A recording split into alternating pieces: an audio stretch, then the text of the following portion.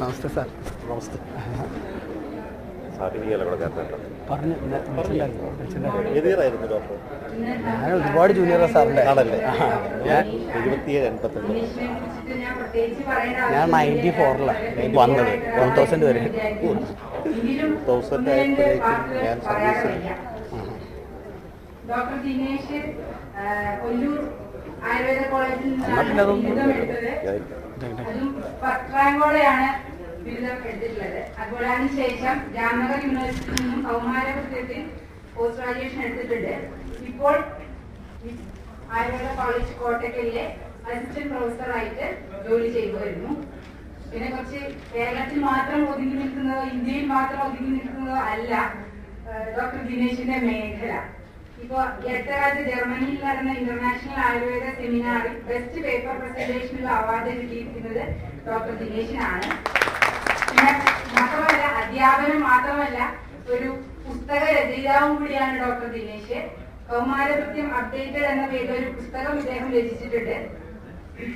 പിന്നെ നമുക്കൊന്നും അറിയാത്ത ഒരു കാര്യം, അല്ലെ, കുറെ പേർക്ക് അറിയാത്ത ഒരു കാര്യം കൂടെ പറയാം. ഡോക്ടർ ദിനേശ് നല്ലൊരു പഠിക്കുന്ന കാലത്ത് വളരെ നല്ലൊരു നടനായിരുന്നു എന്നുള്ളതോടെ ഞാൻ പറയാണ്.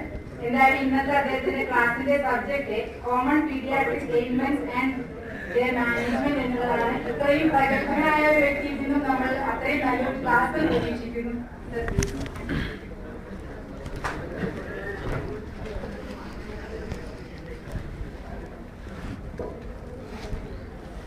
നമസ്കാരം.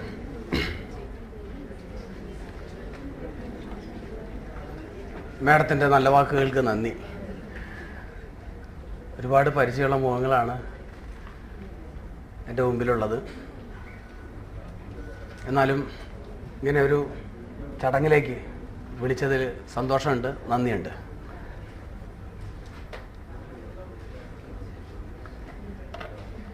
പീഡിയാട്രിക് നമ്മുടെ ആയുർവേദത്തിലെ സ്പെഷ്യലൈസേഷനുകളൊക്കെ ഉണ്ടെങ്കിൽ കൂടിയും നമ്മൾ ബഹുഭൂരിപക്ഷം വരുന്ന ആളുകളും ഇപ്പോഴും ജനറൽ പ്രാക്ടീഷണേഴ്സാണ്. എൻ്റെ പേരിൽ ഞാനിപ്പോൾ ഇന്ന് പറയാൻ പോകുന്ന കേസുകളൊക്കെ തന്നെയും നമ്മളെല്ലാവരും ട്രീറ്റ് ചെയ്തുകൊണ്ടിരിക്കുന്ന കേസുകളൊക്കെ തന്നെ. ഏറ്റവും കോമൺ ആയിട്ടുള്ള കുറച്ച് കേസുകൾ മാത്രം ഡിസ്കസ് ചെയ്യുക എന്നുള്ളതാണ് ഉദ്ദേശിക്കുന്നത്. അപ്പോൾ പിന്നെ ഞാനിന്നത് പറയുന്നതിൻ്റെ ഉദ്ദേശം എന്താണെന്ന് വെച്ച് കഴിഞ്ഞാൽ, സാധാരണയായിട്ട് നമുക്കൊക്കെ കോളുകൾ വരുന്ന ഡോക്ടർമാരെ കോളുകൾ വരുന്നത് എങ്ങനെയാണെന്ന് വെച്ച് കഴിഞ്ഞാൽ, ഞാൻ ഇന്നതൊക്കെ ചെയ്തു എന്നിട്ടും ശരിയാകുന്നില്ല, അങ്ങനെയാണെങ്കിൽ ഇനി എന്താ ചെയ്യേണ്ടത് എന്ന് ചോദിച്ചിട്ട് കുറേ കേസുകൾ വിളിക്കാറുണ്ട്, അല്ലെങ്കിൽ പറഞ്ഞു വിടാറുണ്ട്. അത്തരം കാര്യങ്ങൾ മാത്രം കോമൺ കേസുകളിൽ എങ്ങനെയൊക്കെ വരാം എന്നുള്ളത് മാത്രം പറയാമെന്നുള്ളതാണ് ഇന്നത്തെ ഉദ്ദേശം. ഇപ്പോൾ സാധാരണ ജലദോഷപ്പനി തൊട്ട് ബാക്കി ഏറ്റവും ഇപ്പോൾ ഓട്ടിസം വരെയുള്ള സബ്ജക്റ്റുകളിൽ നമ്മൾക്ക് സാധാരണ നമ്മൾ ചെയ്തുകൊണ്ടിരിക്കുന്ന മാനേജ്മെൻറ്റിൽ സാധാരണ വരാവുന്ന ചില പിഴവുകൾ, അല്ലെന്നുണ്ടെങ്കിൽ ചില നോട്ടപ്പെശകുകൾ എന്തൊക്കെയാണുള്ളത് മാത്രം ചൂണ്ടിക്കാണിക്കുക എന്നുള്ളത് മാത്രമാണ് എൻ്റെ ഉദ്ദേശം. കാരണം എന്ന് വെച്ച് കഴിഞ്ഞാൽ, പലപ്പോഴും നമ്മൾ ഈ മെഡിക്കൽ ഓഫീസർ, ഞാനും 3 മാസം മെഡിക്കൽ ഓഫീസറായിരുന്നു. പുസ്തകവും മെഡിക്കൽ ഓഫീസറും തമ്മിലുള്ള അകലം ഓരോ സർവീസിൻ്റെ എണ്ണം കൂടുന്തോറും ഈ അകലം വർദ്ധിച്ചുകൊണ്ടിരിക്കാറുണ്ട്. അത് തന്നെയാണ് അതിൻ്റെ ഒരു പ്രശ്നം. ഞങ്ങൾ പിന്നെ ഈ അക്കാഡമിയിലായതിൻ്റെ പേരിൽ എപ്പോഴും പുസ്തകങ്ങളായിട്ട് കുറച്ചും കൂടി അടുപ്പമുള്ളതിൻ്റെ പേരിൽ നമ്മൾ മറന്നുപോയ ചില തിയറികളൊന്ന് ഓർമ്മിപ്പിക്കുക. ആ തിയറി ഒന്നുകൂടി ഒന്ന് ഓർമ്മിപ്പിച്ച് കഴിഞ്ഞാൽ നിങ്ങൾക്ക് നിങ്ങളുടെ തിരക്ക് പിടിച്ച നിങ്ങളുടെ ആ ഒരു ഷെഡ്യൂളിൻ്റെ ഇടയിൽ നിങ്ങൾക്ക് വായിക്കാൻ നേരം കിട്ടുന്നില്ല എന്നുള്ളത് നമുക്ക് നന്നായിട്ട് അറിയാം. അതിൻ്റെ പേരിൽ ഒരു വായന ചെറുതായിട്ടൊന്ന് നടത്തുക എന്നുള്ളത് മാത്രമേ ഇതിൽ ഉദ്ദേശമുള്ളൂ. അപ്പോൾ നമുക്ക് നേരിട്ട് കേസുകളിലേക്ക് കിടക്കും. 1 മണിക്കൂർ അല്ലേ നമുക്കുള്ള സമയം. Okay. Common paediatric ailments and ayurvedic management എന്നേക്കാൾ നന്നായിട്ട് മാനേജ് ചെയ്യുന്ന ആളുകൾ എൻ്റെ മുമ്പിലുണ്ടാവും. പ്രത്യേകിച്ച് എൻ്റെ സീനിയർ ആയിട്ടുള്ള ഒരുപാട് ആളുകളുണ്ട്. അവരുടെ തിയറികളുമായി ചിലപ്പോൾ ഒരുപക്ഷെ കോൺട്രാഡിക്ടറി ആയിട്ടുള്ള സ്റ്റേറ്റ്മെന്റുകൾ ഉണ്ടെങ്കിൽ സദയം ക്ഷമിക്കുക. ഞാൻ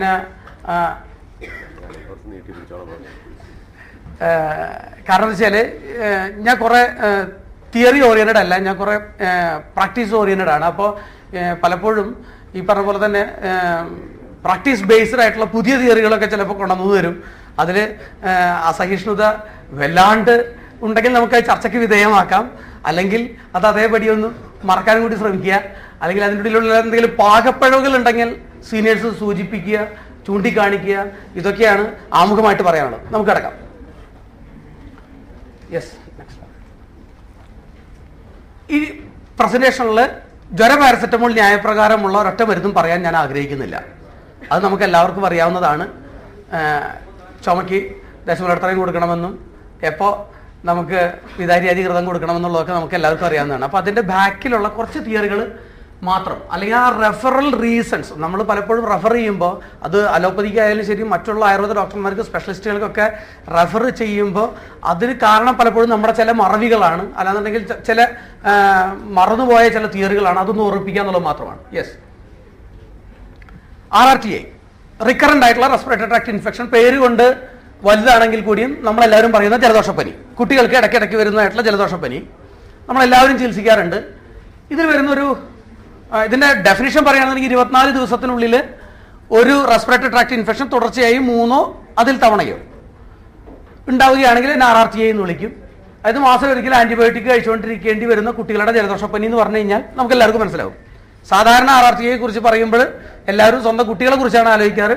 പേഷ്യൻസിനെ കുറിച്ച് ആലോചിച്ചില്ലെങ്കിൽ കൂടി അറ്റ്ലീസ്റ്റ് നമ്മുടെ കുട്ടികളെങ്കിലും ഇത് അനുഭവിച്ചിട്ടുണ്ടാവും എന്നുള്ളതിന്റെ പേരിൽ ഇത് മനസ്സിലാകാൻ ബുദ്ധിമുട്ടുള്ള പ്രശ്നമല്ല. RRTAയിൽ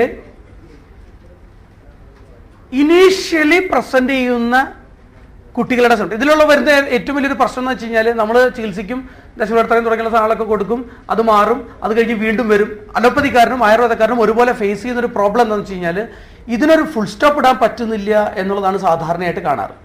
എപ്പോഴും ഒരു റെസ്പിറേറ്ററി ട്രാക്ട് ഇൻഫെക്ഷൻ വന്നു കഴിഞ്ഞാൽ നമുക്കത് മാറ്റാൻ പറ്റാറുണ്ട്, അലോപ്പതിക്കാരനും മാറ്റാൻ പറ്റാറുണ്ട്. അത് പലപ്പോഴും ഈ പറഞ്ഞ പോലെ തന്നെ ഒരു ആന്റിബയോട്ടിക് കൊടുത്തിട്ടോ അല്ലാന്നുണ്ടെങ്കിൽ നമ്മുടെ ഏതെങ്കിലും മരുന്നുകൾ കൊടുത്തിട്ട് മാറ്റാൻ പറ്റാറുണ്ട്. പക്ഷേ ഇത് എല്ലാ മാസവും തുടർന്നുകൊണ്ടിരിക്കുന്നുണ്ട്. അപ്പോൾ ഇതിനി എണ്ണ മാറ്റണോ, അല്ലാന്നുണ്ടെങ്കിൽ ഇനി വേറെ എന്തെങ്കിലും ചെയ്യണോ, ഇനി വേറെ എന്ത് കൊടുത്താലാണ് ഇത് വരാതിരിക്കുക എന്ന് പറയുന്നൊരു പ്രശ്നമാണ് സാധാരണ കാണാറ്. അപ്പോഴാണ് സാധാരണ റെഫറൻസുകൾ വരാറ്.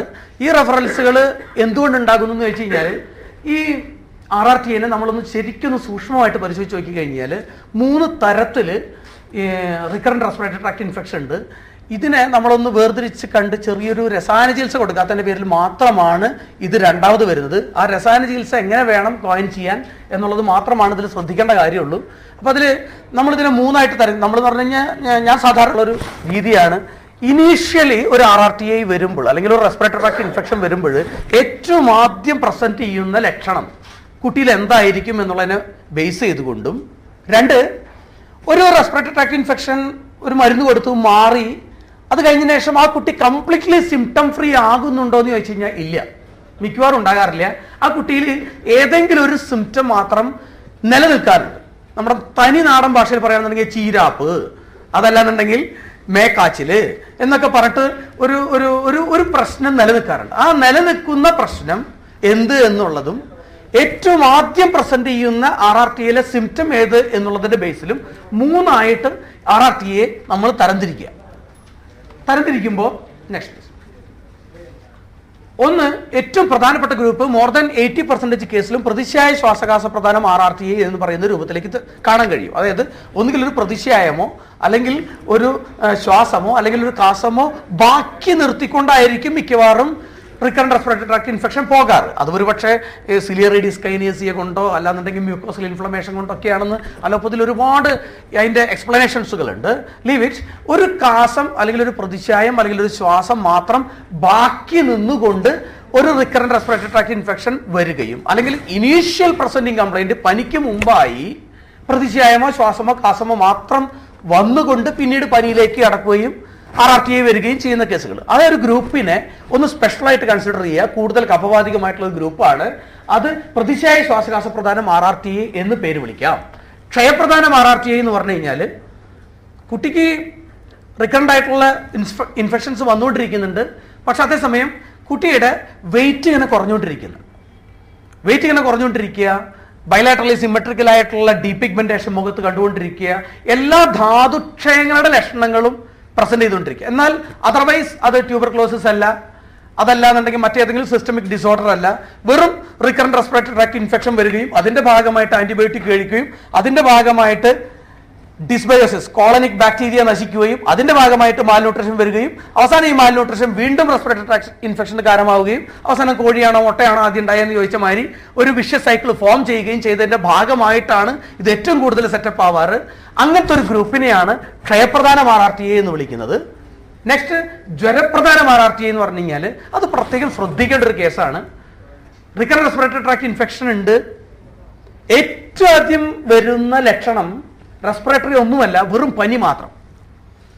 ഏറ്റവും അവസാനം ഇതെല്ലാം മാറിയതിന് ശേഷവും വൈകുന്നേരങ്ങളിൽ അല്ലെങ്കിൽ എപ്പോൾ തൊട്ട് നോക്കിയാലും ഇവനൊരു മേക്കാച്ചിലുണ്ട് എന്ന് പറയുന്ന തരത്തിലേക്ക് ഒരു ഫീവറിഷ്നെസ് മാത്രം നിലനിൽക്കുകയും ആ ഫീവറിഷ്നെസ് പിന്നെ ഫീവറായിട്ട് മാറുകയും പിന്നെ അടുത്ത റെസ്പിറേറ്ററി ട്രാക്ട് ഇൻഫെക്ഷൻ വരും ചെയ്യുന്ന തരത്തിലേക്ക് ഇങ്ങനെ 3 ഗ്രൂപ്പായിട്ട് തരംതിരിച്ചാൽ ഇത് പ്രത്യേകം ശ്രദ്ധിക്കണം എന്ന് പറയാൻ കാരണം ഇതിൽ പലപ്പോഴും അണ്ടർലൈങ് ആയിട്ടുള്ള പല ഡിസീസുകളും ഉണ്ടാകാറുണ്ട്. അതിനൊരു DD നമ്മൾ ചെയ്യേണ്ട വരാറുണ്ട്. അപ്പൊ ഇത് 3ആണ് കോമൺ ആയിട്ടുള്ള RRTAകൾ. ഇങ്ങനെ 3ആയിട്ട് തരം തിരിച്ചാൽ ഏറ്റവും ആദ്യത്തത് പ്രതിശായ ശ്വാസകോശ പ്രധാനത്തിന് കൂടുതൽ കഫവാതികമായിട്ടുള്ള ചികിത്സ ചെയ്യണം.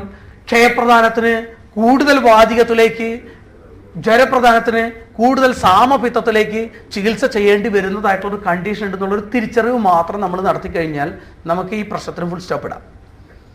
അതിന് ഞാനിവിടെ ഫോളോ ചെയ്യുന്ന അല്ലാന്നുണ്ടെങ്കിൽ ഞാൻ സ്ഥിരമായിട്ട് ക്ലിനിക്കൽ പ്രാക്ടീസിൽ അല്ലെങ്കിൽ മെഡിക്കൽ ഓഫീസർമാരുടെ വയനാട് ജില്ലയിലും അതുപോലെ തന്നെ കോഴിക്കോട് ജില്ലയിലും മലപ്പുറം ജില്ലയിലും ഉള്ള കുറേ മെഡിക്കൽ ഓഫീസർമാർ ഇപ്പോൾ ഇതുമായി ബന്ധപ്പെട്ടിട്ടുള്ള കുറേ പ്രോജക്റ്റുകൾ ചെയ്തിരുന്നു. RRTA മാത്രമായിട്ടുള്ള പ്രോജക്റ്റുകൾ ചെയ്തിരുന്നു. ആ പ്രോജക്റ്റിലൊക്കെ ഉൾപ്പെടുത്തിയിട്ടുള്ള ഒരു പ്രോട്ടോകോൾ എന്താണെന്ന് വെച്ചാൽ ഹേതുവിപരീതവും വ്യാധിവിപരീതവുമായി 3 മാസം മരുന്ന് കഴിക്കുകയും രസായനം അടുത്ത 3 മാസം മരുന്ന് കഴിക്കുകയും ചെയ്യുക എന്ന് പറയുന്ന ഒരു പ്രോട്ടോകോളാണ്. ഹേതുവിപരീതവും വ്യാധിവിപരീതവുമായിട്ടുള്ള മരുന്നും തുടർച്ചയായി 3 മാസമെങ്കിലും കഴിച്ചാൽ മാത്രമേ നമുക്കിതിനൊരു ഫുൾ സ്റ്റോപ്പ് ഇടാൻ കഴിയാറുള്ളൂ. പ്ലസ് അത് കഴിഞ്ഞു കഴിഞ്ഞാൽ തുടർച്ചയായി ഒരു 3 മാസത്തേക്ക് രസായന ചികിത്സ ചെയ്യുക എന്നുള്ളതാണ് കോമൺ ആയിട്ട് യൂസ് ചെയ്യുന്ന ഡ്രഗുകൾ. പ്രതിശായ ശ്വാസകോശ പ്രധാനത്തിൽ കുട്ടികൾ കഷായം കുടിക്കാനുള്ള മടിയുള്ള ആളുകളാണെന്നുള്ളത് നമുക്ക് എല്ലാവർക്കും അറിയാം.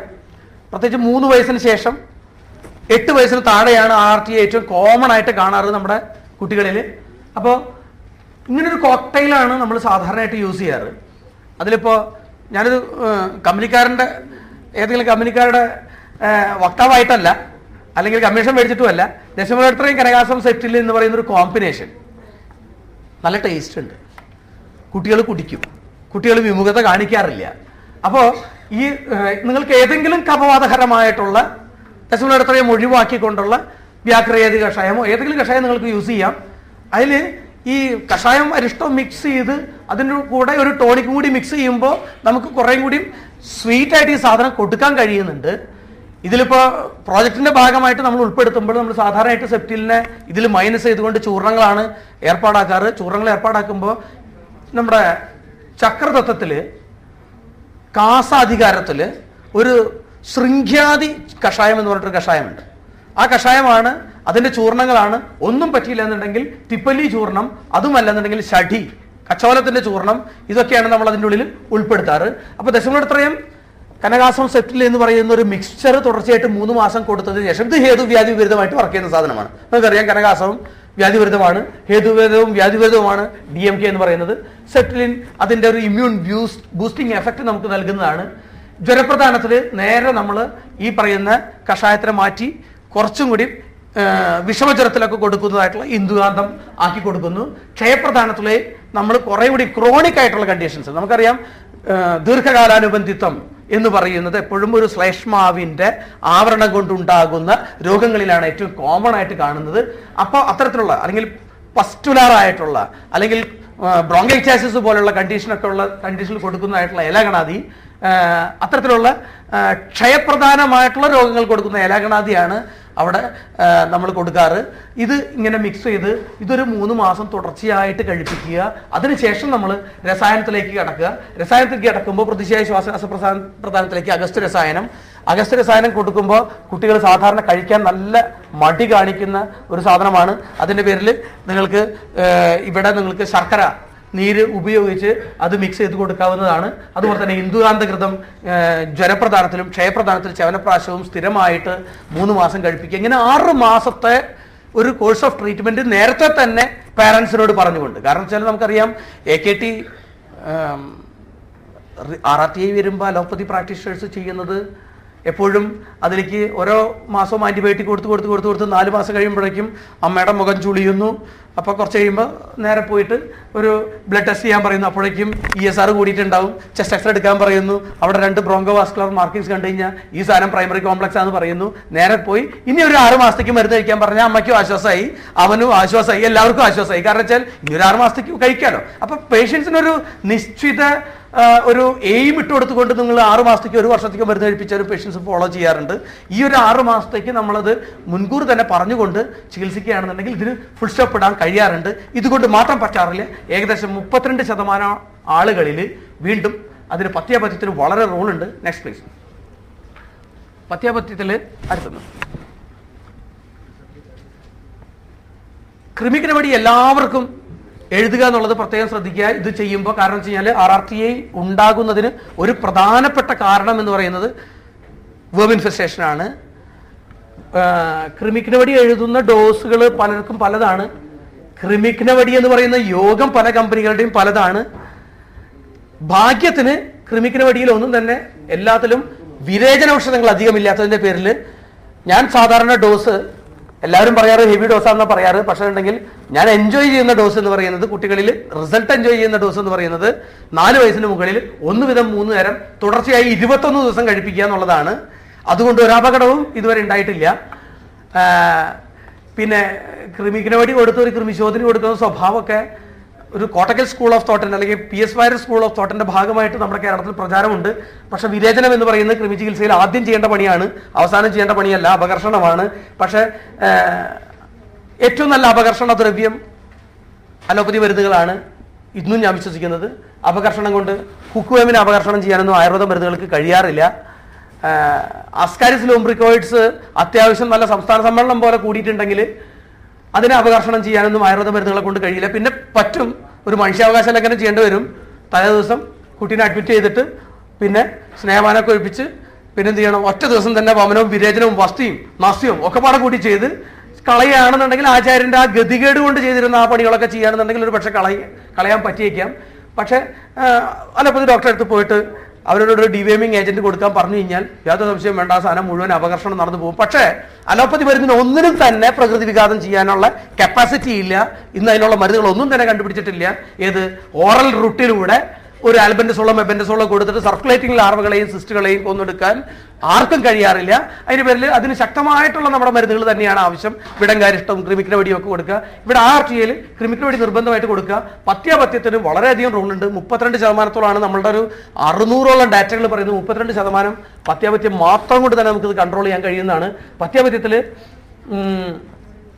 ചോക്ലേറ്റ്, ലേസ്, ചീറ്റൂസ്, ഈ കപവാതകരങ്ങളായിട്ടുള്ള സാധനങ്ങൾ ഒഴിവാക്കുക. വറുത്തവും പൊരിച്ച സാധനങ്ങൾ, തൈര്, പിന്നെ അതുപോലെ തന്നെ ഈ പറയുന്ന ചോക്ലേറ്റ്, ബിസ്ക്കറ്റ്, ഐസ്ക്രീം, വറവ് സാധനങ്ങൾ, ബേക്കറി സാധനങ്ങൾ കംപ്ലീറ്റ് സ്റ്റോപ്പ് ചെയ്യാൻ പറയുക. എന്നിട്ട് നിങ്ങൾ മൂർത്തതൈലം നമ്മുടെ ഒരു നെസ്റ്റാൾജിയാണ്. എപ്പോഴും തലയ്ക്ക് പിടിച്ച എണ്ണ തേച്ചില്ലെങ്കിൽ ശരിയാവില്ല എന്ന് സ്ഥിരമായിട്ട് പറയുന്ന ആളുകളാണ് മലയാളികൾ എന്നുള്ളതിൻ്റെ പേരിൽ പരമാവധി ഈ കേസ് നമുക്ക് എല്ലാവർക്കും അറിയാത്തൊരു പ്രതിശായ ശ്വാസകാസ പ്രധാനം എന്ന് പറഞ്ഞു കഴിഞ്ഞാൽ മൂർത്തതൈലം കോൺട്രാൻഡിക്കേറ്റ് ചെയ്തിട്ടുള്ളതാണ്. പക്ഷേ നിങ്ങൾ എണ്ണയൊന്നും തേക്കേണ്ടത് പറഞ്ഞു കഴിഞ്ഞാൽ നിങ്ങളൊരു പൊട്ട ഡോക്ടറായിട്ട് മാറും എന്നുള്ളതിൻ്റെ പേരിൽ ഞാൻ സാധാരണ കടമെടുക്കാറ് വയനാട്ടിലുള്ള ഒരു അമ്മായിയുടെ ഒരു യോഗമാണ്. ആ അമ്മായി അവിടെ ഒരു ഇടവകയിൽ സ്ഥിരമായിട്ട് ഈ എണ്ണ കാച്ചി കൊടുക്കുന്ന, ജലദോഷത്തിന് എണ്ണ കാച്ചി കൊടുക്കുന്ന ഒരു അമ്മായിയാണ്. മൂപ്പരുടെ ശിഷ്യത്വത്തിൽ നിന്ന് കിട്ടിയതാണ്. 100 മില്ലി വെളിച്ചെണ്ണ എടുക്കുക, അതിൽ 1/2 ടീസ്പൂൺ വെള്ളക്കൊട്ടം, 1/2 ടീസ്പൂൺ ഇരട്ടിമധുരം, 1/2 ടീസ്പൂൺ കരിഞ്ജീരകം. നല്ല ത്രിദോഷാഹാരമാണ്, വേറൊന്നുമല്ല. 100 മില്ലി വെളിച്ചെണ്ണയിൽ കൊട്ടം, കരിഞ്ജീരകം, ഇരട്ടിമധുരം 1/2 ടീസ്പൂൺ വീതം ചേർത്ത് നീരെറുത്ത് ആ സാധനം തേക്കാൻ പറഞ്ഞു കഴിഞ്ഞാൽ അത്യാവശ്യം അത് വല്ലപ്പോഴൊക്കെ തേച്ചാൽ മതി ഇത് പറയുക. അത് അത്യാവശ്യം നല്ല പ്രതിശായ ഹരമായിട്ടുള്ളൊരു സാധനമാണ്. ഇതാണ് നമ്മളതിൽ കൊടുക്കാറ്. ഇതിൽ മിക്കവാറും ഫുൾ സ്റ്റോപ്പ് ഇടും 6 മാസം കൊണ്ട്. പക്ഷേ ഈ 3 കണ്ടീഷൻ നമ്മളെ ചതിക്കാറുണ്ട്. 1 primary complex, 2 chronic allergic bronchitis, 3 congenital heart disease. Congenital heart disease നമ്മൾ ആ ഉപകരണം, നമ്മുടെ സ്റ്റെതസ്കോപ്പ് എന്ന് പറയുന്ന ഉപകരണത്തെ കൃത്യമായിട്ടൊന്ന് ഉപയോഗിച്ച് കഴിഞ്ഞാൽ ബഹുഭൂരിപക്ഷം വരുന്ന കേസുകളിലുമുള്ള കൺജന്റൽ ഹാർട്ട് ഡിസീസ് RRTI ഉണ്ടാക്കുന്നത് കണ്ടുപിടിക്കാവുന്നതേ ഉള്ളൂ. ഒന്നും വേണ്ട, S1 S2 എന്ന് പറയുന്നത് മാത്രം കുറച്ചു നേരം ഇരുന്ന് കേൾക്കുക. എന്തെങ്കിലും അബ്നോർമാലിറ്റി S1-ന്റെയും S2-ന്റെയും ഇടയിൽ S1ന്റെയും S2ന്റെയും ഇടയിൽ S1 lub dub lub dub lubs dub lubs dub lubs dub എന്ന് പറഞ്ഞിട്ട് ഇങ്ങനെ അതിന്റെ ഇടയിൽ ഒരു മിഡ് സിസ്റ്റോളിക് മർമറോ ഒരു ഇജക്ഷൻ ക്ലിക്കോ ഏതെങ്കിലും തരത്തിൽ ഒരു അബ്നോർമൽ സൗണ്ട് S1ന്റെ S2ന്റെ ഇടയിൽ കേൾക്കുന്നതായി നിങ്ങൾക്ക് തോന്നിയാൽ തന്നെ നിങ്ങൾ കൊണ്ടുപോയി ഒന്ന് എക്കോ ചെയ്യുക. എക്കോ ചെയ്ത് കഴിഞ്ഞ് കഴിഞ്ഞാൽ കൺജക്റ്റൽ ഹാർട്ട് ഡിസീസിൽ മിക്കവാറും ഒരു ASD അല്ലെങ്കിൽ ഒരു VSD ചെറിയൊരു ഒരു VSD ഉണ്ടെങ്കിൽ തന്നെ RRTI മാറില്ല. നിങ്ങളിത് കൊടുത്താലും മാറില്ല. പ്രത്യേകിച്ച് 8 മില്ലിമീറ്ററിൽ വലിപ്പമുള്ള ഏട്രിയൽ സെപ്റ്റൽ ഡിഫക്റ്റ് ആണെന്നുണ്ടെങ്കിൽ നിർബന്ധമായി അത് ഓപ്പറേഷൻ ചെയ്താൽ തന്നെ മാറാറുള്ളൂ. 8 മില്ലിമീറ്ററിന് താഴെയാണ് ഏട്രിയൽ സെപ്റ്റൽ ഡിഫക്റ്റ് എന്നുണ്ടെങ്കിൽ നിർബന്ധമായും നിങ്ങൾക്ക് ഓപ്പറേഷൻ വേണ്ട എന്ന് പറയാം. നമുക്ക് നമ്മുടേതായിട്ടുള്ള കപരക്ത പ്രധാനമായിട്ടുള്ള ചികിത്സകൾ ചെയ്തു കഴിഞ്ഞാൽ മാറ്റിയെടുക്കാവുന്നതേ ഉള്ളൂ. അത് ഒന്നുമില്ല, സിമ്പിൾ മെക്കാനിസമാണത്. അതായത് നമുക്കറിയാം, നമ്മുടെ ആ ഫിസിയോളജി ക്ലാസ് ഒന്നും നമ്മളൊന്ന് മനസ്സിലൊന്ന് കൊണ്ടു നോക്കൂ. ലെഫ്റ്റ് വെൻട്രിക്കിളിൽ റൈറ്റ് വെൻട്രിക്കിളിൽ ഇംപ്യൂർ ബ്ലഡ്, ലെഫ്റ്റ് വെൻട്രിക്കിളിൽ പ്യൂർ ബ്ലഡ്. ഇങ്ങനെ വെൻട്രിക്കിൾ ഇങ്ങനെ കൺട്രാക്ട് ചെയ്യുന്ന നേരത്ത് നമുക്കറിയാം ലെഫ്റ്റ് വെൻട്രിക്കിളാണ് ഏറ്റവും പവർഫുൾ ചാമ്പർ. ഇങ്ങനെ കൺട്രാക്ട് ചെയ്യുന്ന നേരത്ത് എന്തുണ്ടാകുന്നു? ലെഫ്റ്റ് സൈഡിൽ നിന്ന് കുറച്ച് ബ്ലഡ് ഈ വെൻട്രിക്കുലർ സെപ്റ്റൽ ഡിഫക്റ്റിലൂടെ എവിടേക്ക് കിടക്കും? റൈറ്റ് സൈഡിലേക്ക് കിടക്കും. കാരണം വെച്ചാൽ വീക്ക് ചേമ്പർ അതാണ്, പ്രഷർ കുറവ് അവിടെയാണ്. അവിടേക്ക് കടന്നു കഴിഞ്ഞാൽ ഈ അഡീഷണൽ ബ്ലഡ് ഇങ്ങോട്ട് പോകും റൈറ്റ് വെൻട്രിക്കിളിൽ നിന്ന്. പിന്നെ അടുത്ത സിസ്റ്റോളിന്റെ ഭാഗമായിട്ട് ലങ്സിൽ പോകും. ലങ്സിൽ ഒരു എക്സ് എമൗണ്ട് ഓഫ് ബ്ലഡ് കൂടുതലായിട്ട് വന്നു, ലങ്സ് സഹിക്കില്ല, ലങ്സിന്റെ കാപ്പിലറി സഹിക്കില്ല. കാപ്പിലറികൾക്ക് ഒരു സ്വഭാവമുണ്ട്, അഡീഷണൽ ആയിട്ട് എന്ത് സാധനം വന്നാലും മൂപ്പരെ ആവശ്യമുള്ള പ്രോട്ടീനൊക്കെ കൺസർവേറ്റ് ചെയ്തിട്ട് നേരെ വാട്ടർ പോർഷനെ പുറത്തേക്ക് അങ്ങോട്ട് വിടും. പോർസുകളൊക്കെ അങ്ങോട്ട് തുറക്കും. അപ്പൊ കാപ്പിലറീസ് അങ്ങോട്ട് പതുക്കെ അങ്ങോട്ട് തുറന്നു കഴിഞ്ഞ് കഴിഞ്ഞാൽ ഒരു ഇച്ചിരി വാട്ടർ പോർഷൻ, ഈ X amount of additional blood വന്നിട്ടുള്ള അതിൽ നിന്ന് കുറച്ച് ആ വാട്ടർ പോർഷൻ എന്ത് ചെയ്യുന്നു? നേരെ തുറന്ന് ലങ്സിലേക്ക് തുറന്നു വിട്ട് കഴിഞ്ഞാൽ ലങ് വിൽ ബി ഓൾവേസ് ഡാമ്പി.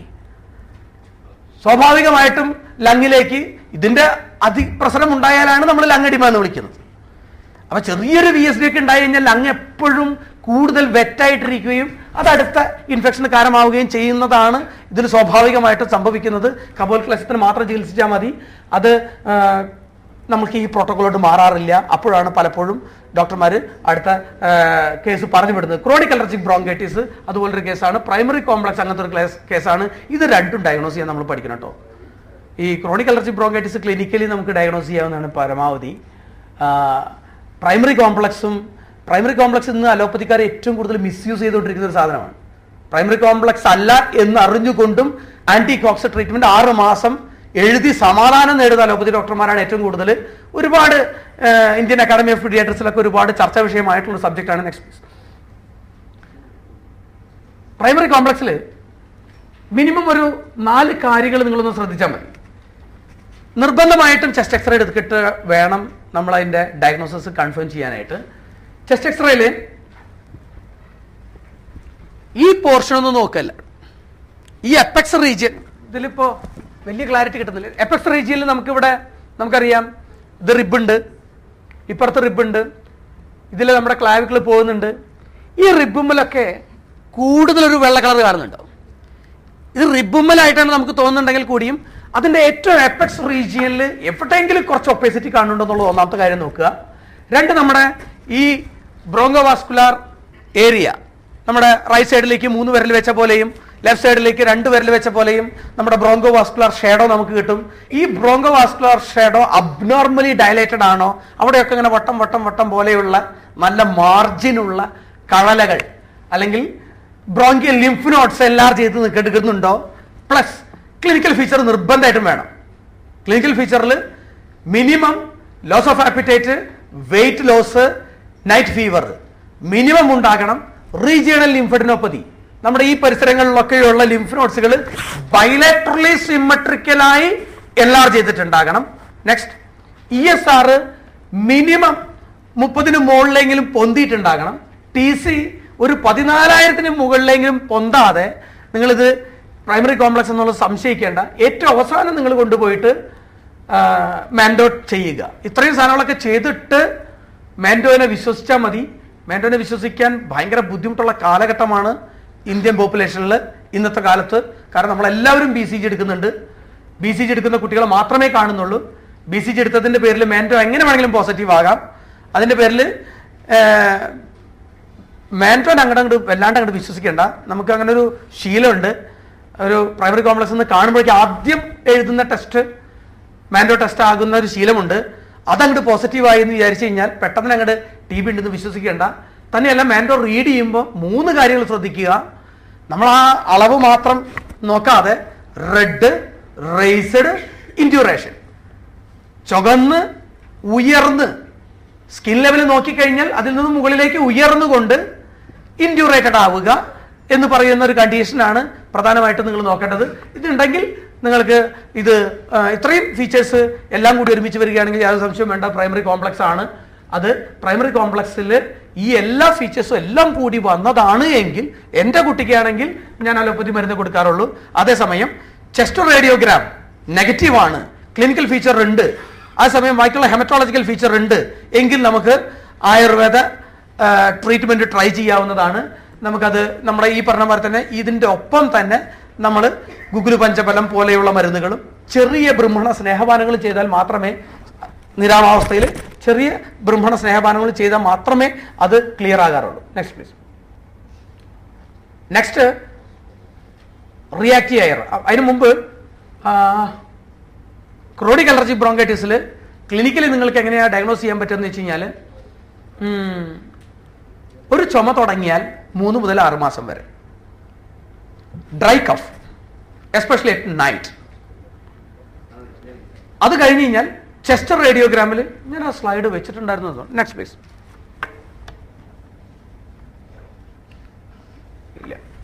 ഇല്ല ചെസ്റ്റ് റേഡിയോഗ്രാമിൽ നമുക്ക് എങ്ങനെയാ അറിയില്ല, കുഞ്ഞ് ഹാർട്ട് പോലെ നമുക്ക് ഇങ്ങനെ നീണ്ട ഹാർട്ട് ഇങ്ങനെ കാണും. നിങ്ങളൊന്ന് നിങ്ങളുടെ ഫ്ലാഷ് ബാക്കിൽ ഒന്ന് എടുത്ത് ആലോചിച്ചാൽ മതി. ചിലരുടെ ഹാർട്ട് കണ്ടു കഴിഞ്ഞ് കഴിഞ്ഞാൽ ഒരുപാട് സ്ഥലത്ത് ഒരു ചെറിയ ഹാർട്ട് ഇങ്ങനെ നടുവിലിരിക്കുന്ന പോലെ ഇങ്ങനെ തോന്നുന്ന തരത്തിലേക്ക് ചെസ്റ്റ് റേഡിയോഗ്രാം കാണാൻ കഴിയും. അതിനെ ഫണൽ ഷേപ്ഡ് ഹാർട്ട് എന്ന് പറയും. ഹൈപ്പർ ഇൻഫ്ലേറ്റഡ് ചെസ്റ്റ്, നല്ല കറുത്ത ലങ്സ്, 11th 12th റിബ് വരെയൊക്കെ വരുന്ന തരത്തിലേക്ക് ഇൻഫ്ലേഷൻ നടന്നിട്ടുണ്ടാവുക.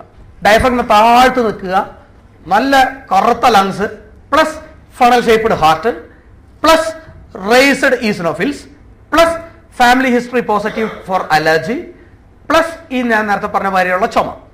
ഒരു ചുമ തുടങ്ങിക്കഴിഞ്ഞാൽ 3 മുതൽ 6 മാസം വരെ, ഒരു ഗ്യാപ്പ് 2 to 3 months, എഗെയിൻ അടുത്ത ചുമ വരുന്നു എന്ന് പറയുന്ന തരത്തിലേക്കുള്ള ദശമൂലം കൊടുത്താൽ കൂടുന്ന, ദശമൂലം കൊടുത്തു കഴിഞ്ഞാൽ രൂക്ഷമായിട്ടുള്ള ഡ്രഗുകൾ കൊടുത്തു കഴിഞ്ഞാൽ കൂടുന്ന ചുമകൾ. ഇതാണ് ക്രോണിക് അലർജി ബ്രോങ്കൈറ്റിസ്. അതിന് RRTA പ്രസന്റിംഗ് കംപ്ലൈന്റ് വന്നു കഴിഞ്ഞ് കഴിഞ്ഞാൽ ഈ പ്രോട്ടോകോൾ കൊണ്ട് അത് ശമിക്കാറില്ല. അതിന് അലർജി ചികിത്സ വേറെ ചെയ്യണം. Reactive airway. നെക്സ്റ്റ് ആസ്മ എന്ന് പറയുന്ന കേസുകൾ. RRTA ഞാൻ സ്റ്റോപ്പ് ചെയ്യാണ്. ഇതിൽ ഈ RRTA കേസുകളിൽ മറ്റുള്ള ഓരോ കേസുകളെ കുറിച്ചിട്ട് നമുക്ക് വേണമെന്നുണ്ടെങ്കിൽ ഇത് കഴിഞ്ഞിട്ട് ജസ്റ്റ് ഒന്ന് നിങ്ങൾക്ക് സംശയമുള്ള കേസുകൾ നമുക്ക് ഡിസ്കസ് ചെയ്യാം. റിയാക്റ്റീവ് എയർവേ ഡിസീസിൽ ശ്രദ്ധിക്കേണ്ട കാര്യം എന്ന് വെച്ച് കഴിഞ്ഞാൽ, റിയാക്റ്റീവ് എയർവേ എന്ന് പറഞ്ഞു കഴിഞ്ഞാൽ പണ്ടത്തെ ആസ്മ, ഇന്ന് അതിനെ റിയാക്റ്റീവ് എയർവേ എന്നാണ് വിളിക്കുന്നത്.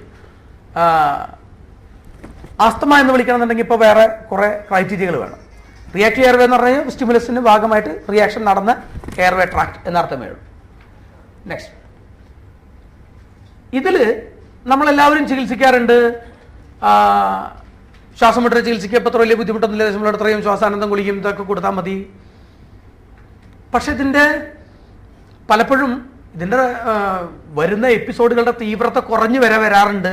പക്ഷെ ഫുൾ സ്റ്റോപ്പ് ആവുന്നത്, അല്ലെങ്കിൽ നമുക്ക് എങ്ങനെ ഒരു ഗ്യാരണ്ടി പറഞ്ഞ്, ഗ്യാരണ്ടി എന്നുള്ള വാക്ക് ഞാൻ ഭംഗിയായിട്ട് ഉപയോഗിക്കുന്നതാണ് കേട്ടോ, അല്ലാതെ ഗ്യാരണ്ടി പറഞ്ഞ് ചികിത്സിക്കാനായിട്ടൊരു രോഗം തുനിയരുതെന്നാണ്, ഒരു രോഗത്തിനെയും ഗ്യാരണ്ടി പറഞ്ഞ് ചികിത്സിക്കരുതെന്നാണ് എൻ്റെ പേഴ്സണലായിട്ടുള്ള അഭിപ്രായം. നമുക്കിതിനൊരു കൃത്യമായിട്ട് ഇത്ര സമയം കൊണ്ട് ഈ സാധനം നിൽക്കും എന്ന് പറയാനായിട്ട് നമ്മളെ തയ്യാറാക്കുന്ന തരത്തിലേക്ക് നമ്മൾ ഈ ഡിസീസിലൊന്ന് മനസ്സിലാക്കേണ്ടതുണ്ട്. പിന്നെ ഏറ്റവും കൂടുതൽ റെഫറൻസ് വരാറ് വെച്ച് കഴിഞ്ഞാൽ എക്സിമാസ്മ സിൻഡ്രോം, അറ്റോപ്പി, ശ്വാസമുട്ട് ചികിത്സിക്കുന്നു, സ്കിൻ ഡിസീസ് കൂടുന്നു, സ്കിൻ ഡിസീസ് ചികിത്സിക്കുന്നു, കുറയുന്നു, അപ്പോൾ ശ്വാസമുട്ട് കൂടുന്നു എന്ന് പറയുന്ന കവണമടൽ ചവിട്ടിയമാതിരിയുള്ള ഒരു സ്ഥിതി. ഇത് വരുമ്പോഴൊക്കെ നമ്മളൊന്ന് കുറച്ച് നമ്മുടെ പഴയ തിയറിയിലേക്ക് ഒന്ന് കുറച്ച് കടന്നു കഴിഞ്ഞാൽ നമുക്കത് ശരിയാക്കി എടുക്കാവുന്നതാണ്. 3 സംപ്രാപ്തികളാണ് ബേസിക്കലി റിയാക്റ്റീവ് എയർവേയിലുള്ളത്. എന്താണ്? ഒന്ന്, കഫം കൂടുതലായിട്ട് പ്രൊഡ്യൂസ് ചെയ്യുന്നു, ഇൻക്രീസ്ഡ് മ്യൂക്കസ് സെക്രീഷൻ. പിന്നെ എന്താണ്? ബ്രോങ്കോസ്പാസം ഉണ്ട്. ബ്രോങ്കോസ്പാസം നോക്കാൻ ഒരു എളുപ്പ വഴി എന്ന് പറയുന്നത്, നമുക്ക് ക്ലിനിക്കലി പോസിറ്റീവ് ആകുമ്പോഴേക്കും അത് വലിവ് അല്ലെങ്കിൽ വരുമ്പോഴേക്കും സ്മൂത്ത് മസിൽസ് ഒക്കെ, ഈ ട്രക്കിയോ ബ്രോങ്കിയൽ ട്രീയുടെ സ്മൂത്ത് മസിൽസ് ഒക്കെ സ്ഥായിയായ മാംസധാതുവിലേക്ക് കടന്ന് ഈ സാധനം സ്പാസ്റ്റിക് ആയിട്ട് മാറിയിട്ടുണ്ടാവും. പിന്നെ നമ്മുടെ കയ്യിൽ നിന്ന് വിട്ടുപോകും. നമ്മൾ സ്റ്റെതസ്കോപ്പ് വെച്ചിട്ട് നമ്മുടെ ആംഗിൾ ഓഫ് ലൂയി ഉണ്ടല്ലോ, നമ്മുടെ സെക്കൻഡ് ഇന്റർകോസ്റ്റൽ സ്പേസിന്റെ അവിടെ ആദ്യം ചാടുന്ന ഹമ്പ്, സ്റ്റേണത്തിന്റെ അവിടെ ഇങ്ങനെ വിരൽ പിടിച്ചു കഴിഞ്ഞാൽ ആദ്യം ചാടുന്ന ഹമ്പ്, ആ ആംഗിൾ ഓഫ് ലൂയിയുടെ അവിടെ നിന്ന് നേരെ ലെഫ്റ്റ് സൈഡിലേക്കും റൈറ്റ് സൈഡിലേക്കും സ്റ്റെതസ്കോപ്പ് വെച്ചിട്ട് ശ്വാസം ഉള്ളിലേക്ക് ഒന്ന് വലിച്ചു വിടാൻ പറയുക. രണ്ട് വശത്തേക്കും ഒരേപോലെയാണോ ഈ ശ്വാസം വിട്ട ശബ്ദം കേട്ടത് എന്ന് മാത്രം നോക്കുക. ഒരൊറ്റ ബയസ് മാത്രമേ ഉള്ളൂ. റൈറ്റ് സൈഡിൽ പ്രിൻസിപ്പൽ ബ്രോങ്കസ് ഏകദേശം സെയിം ലൈനിലാണ്, ലെഫ്റ്റ് സൈഡിൽ കുറച്ചുകൂടി 45 ഡിഗ്രിയിലാണ്.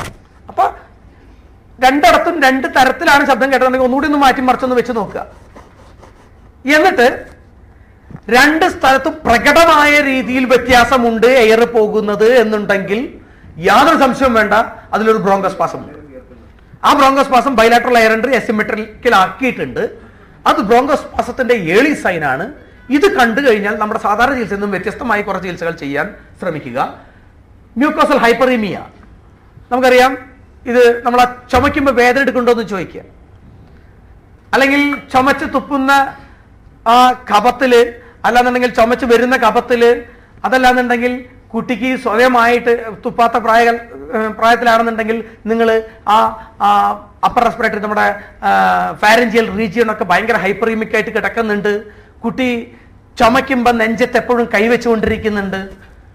തീവ്രാരുച, രക്തധാതുവിലേക്ക് കടക്കാനിരിക്കുന്ന വേദനയോടുകൂടിയ ഒരു വാദത്തിന്റെ സംപ്രാപ്തി നടക്കുന്നുണ്ടെങ്കിൽ ഹൈപ്പറീമിയ നന്നായിട്ടുണ്ട് എന്നുള്ളത് മനസ്സിലാക്കുക. ഈ 3 കണ്ടീഷൻ മാത്രം ഒന്ന് മനസ്സിലാക്കിയാൽ മതി.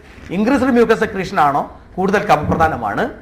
ബ്രോങ്കോസ്പാസം കൂടുതലുണ്ടോ, കൂടുതൽ വാതികമാണ്. ഹൈപ്പറീമിയ കൂടുതലുണ്ടോ, കൂടുതൽ പൈത്തികമാണ്. ഇത് 3 മനസ്സിലാക്കി വെച്ച് കഴിഞ്ഞാൽ നമുക്ക് ഈ റെഫറൻസ് മാറ്റിയെടുക്കാം. Next please.